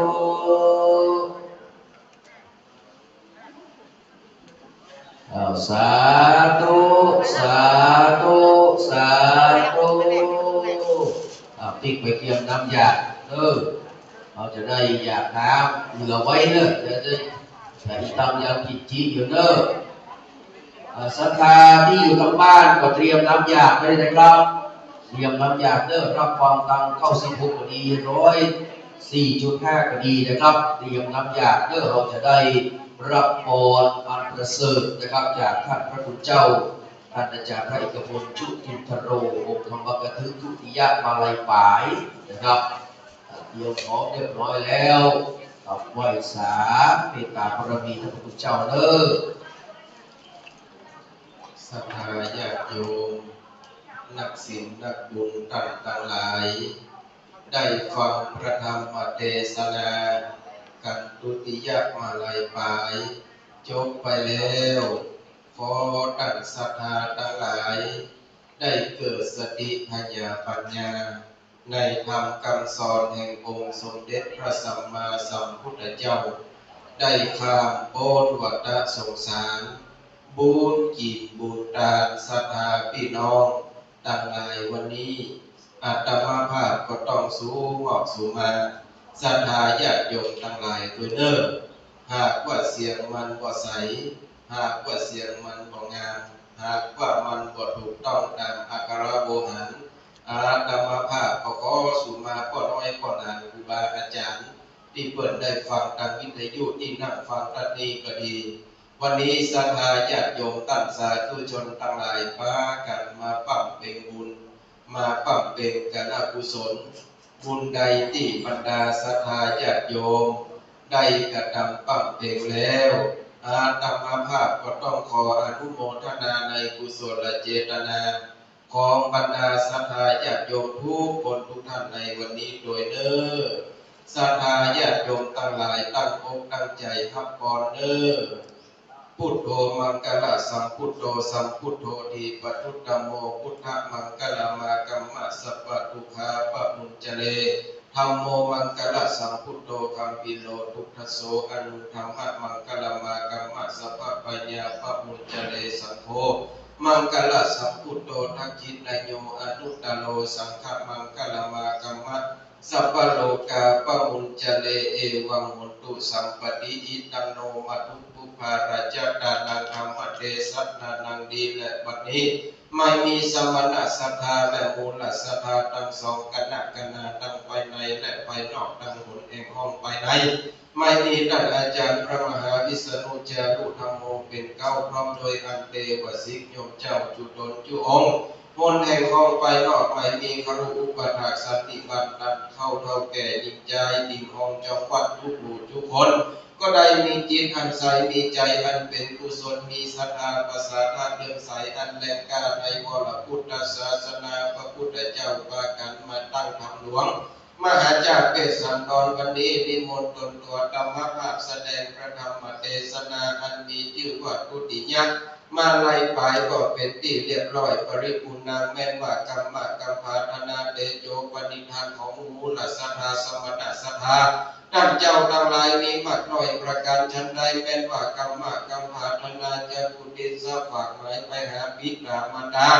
อันลมหายใจจากไปก็ดีคลุกุปชาอานิยาจากอันมรณาอิลาไลไปสู่โลกังเทวโลกแล้วก็ดีจากกุฏิสะฝากหมายไปหายังหมู่ญาติโกโหติกาเจ็ดเจ็ดขบุญเป็นเก้าเจ็ดขบุญเป็นแดนแสนเจ็ดขบุญเป็นขนาดขอบุญกินบุญทานได้หลังนำหยาดหมายตามไปจุไปจอดไปหลอดไปเถิงไปเดินเขาเจ้าทั้งหลายแม่มูลศรัทธาจริงใจเจ้ากุฏิสะฝากหมายไปหายังเจ้ากรรมนายเวรเจ้าเกณฑ์เจ้าตาเทวพุทธเทวดาทั้งหลายรักษาตนตัวก็ดีเทวพุทธเทวดารักษาวัดวาอารามให้นาคามาเขตผัดเด็กกันเมืองเมืองไฟรักษาตนตัวมูลศรัทธาทุกผู้ทุกคนก็ดีขอบุญจิตบุญทานทั้งหลายคนผู้นี้จุดได้ไปสัมปกปักรักษาจิตวิญญาณเขาเจ้าทั้งหลายแม่จิตวิญญาณเขาเจ้าทั้งหลายสลับทำการจงได้อุปกยกย้ายใครจิตวิญญาณเขาขึ้นสู่ที่ดีด้วยอานิสงส์การฟังพระธรรมเทศนาเวสสันตรลัตนาจาของมูลศรัทธาและสมณศรัทธาจุผู้จุคนแล้วบุญจินบุญทานอานิสงส์ทั้งหลายมวลภูนี้มีมากน้อยประการฉันใดสมิฉันโตจุปันบุดมปิกมาปกป้องและปกปักรักษามูลศรัทธาสมณศรัทธาท่านอาจารย์พระมหาวิษณุจารุธรรมโมพร้อมโดยอันเทวสิกโยมพร้อมโดยศรัทธาญาติโยมท่านสาธุชนพุทธบริษัททั้งหลายอันอยู่ตั้งไปในฟังในพระวิหารนอกวิหารฟังทางสถานีวิทยุ104.5096.0ก็ดีขอมูลศรัทธาเจ้าทั้งหลายมีแต่ความสุขมีแต่ความเจริญมีเจริญด้วยอายุมีอายุมั่นยืนยาวเหมือนดังวิสาขามีปัญญาเหมือนดังพระมหาโสดได้มีกำพดเหมือนเจ้าเตมิญญะได้มีสัจจะเหมือนเจ้าวิทูลบัณฑิตได้กินได้ทานเหมือนพญาเวสสันตราชาได้พาปนาเหมือนพุทธเจ้าได้พ้นฝั่งโอกาสสงสารพ้นทุกโศกโรคภัยเคราะห์เจ็บจะได้มาใกล้เคราะห์ไข้จะได้มาปานอยู่มีใจไปมีโจกมีหลักหักแปะกระสุนสตรูทั้งหลายคิดสิ่งหนึ่งสิ่งใดเป็นไปในทางที่ชอบประกอบด้วยศีลด้วยธรรมแล้วขอสิ่งเหล่านั้นจงพันสำเร็จจุเนียจุภาการนั่นจงจักมีอย่างบาทในยักษ์คาถาบาลีแห่งองค์สรีโคดมสัมมาสัมพุทธเจ้านั้นเป็นบทบาทคาถาบาลีวิยะถาปริวหากุลาปริปุเรนติสากลังเอวะเมวะอิโตอินังเปตานังอุปกัปปติอิจิตังปฏิตังตุมหังคิปะเมวะสมิฉันตุสเพปุเรนตุสังกปาจโนปนะละโสยถามติโจติละโสยถาจญะสิทธิทานังลาภังโสธีภาคยังสุขังพลังสิริอายุจปโนจักโมคังกุฏิจญะสวาสัตตวสาจะอายุงจัชีวสิทธิภวันตุเตสัพพินิโยวิวาจันตุสัพพะโลโกวินาสันตุมาเต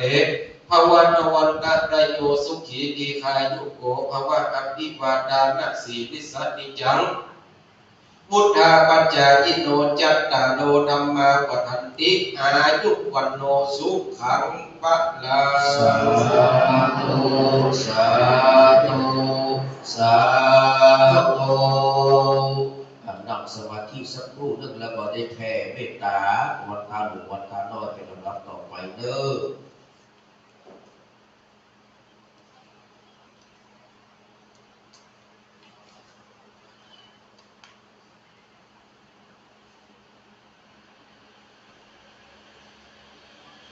ต่อไปกล่าวคำแผ่เมตตาเป็นคำพื้นเมืองเด้ออิตังตานาธัมมังนิพพานาปัจจโยโหตุโนนิจจานิตังเสนาธัมมังนิพพานาปัจจโยโหตุโนนิจจานิตังภาวนาธัมมังนิพพานาปัจจโยโหตุโนนิจจายัมกินเจโกสาลังกัตถะมังกัมมังสัพเพ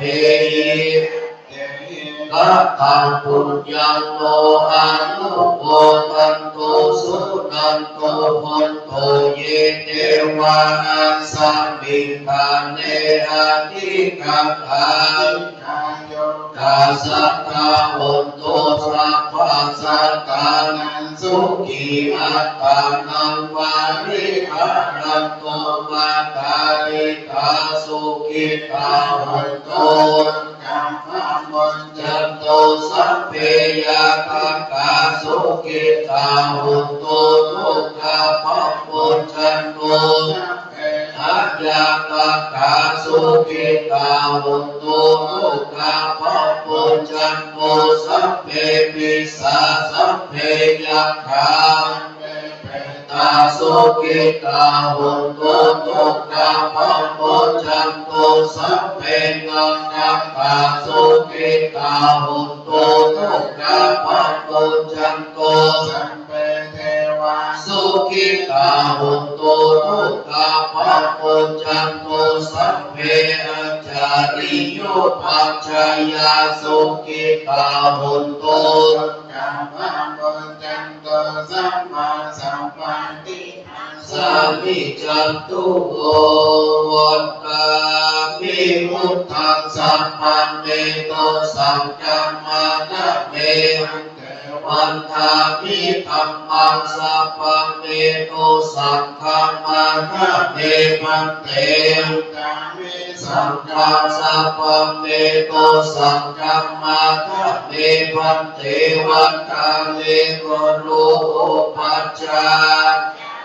เยสัพพะเมโตสังฆัมมานะเมพันเตวันทามิกัมมัฏฐานังสัพพะเมตังสังฆัมมานะเมพันเตวันทามิอาราเมภัตตสิมายังสัพพะเมโตสังฆัมมานะเมพันเตวันทามิเจติยังสัพพะสัมมาทาเนโสปฏิจิตตังทุกขหาโพธิกุณฑารูปังสัพพะลังสัพพะนาคาโลเกอัมมาโลเกจัมปุติเพนักกาติเพลักขาตุโยเกสัมมาตุโยอันนามันทาคาตุโยเจติยัมคังคาจตุราสิติสามาสิธัมมังคันเทวาทะเจติยัมมหังวันกามิสัพพะโสกราบหนึ่งกราบสองกราบสามได้หันหน้าไปตามพระสงฆ์ข้าเจ้าอันมีท่านอาจารย์พระมหาวิษณุจารุธรรมโมและท่านอาจารย์พระเอกพลชุติธโรธรรมกถึกเป็นต้นเนอวันตามิพันเตสัพพังอาภาราคังคัมมาทะเมพันเตกัตตังปุญญังสามินาอนุโมทิตังพังสามินากัตตังไมหักตาทัพพังสาธุสาธุอนุโมทามิ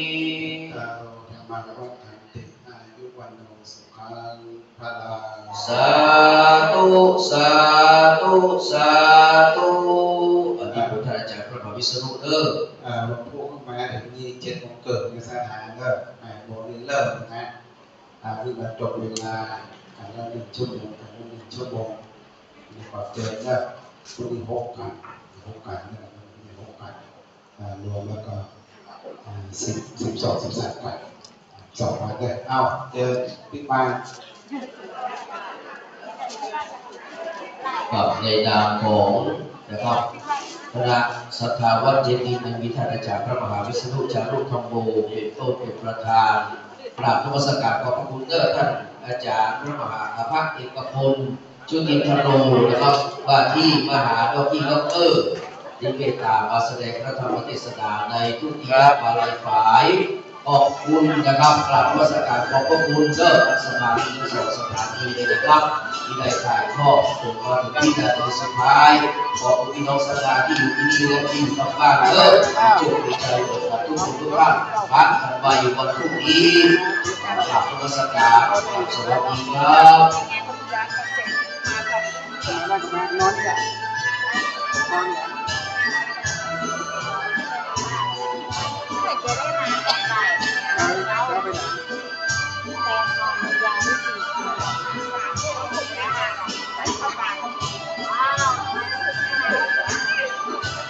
ทิศไหนแม่เนาะทิศใจเป็นใจเป็นขวัญว่าขวัญหนึ่งแม่พอดีไหนร่มแดงเป็นใจไม่ล่าทางออกอ่ะตอนนี้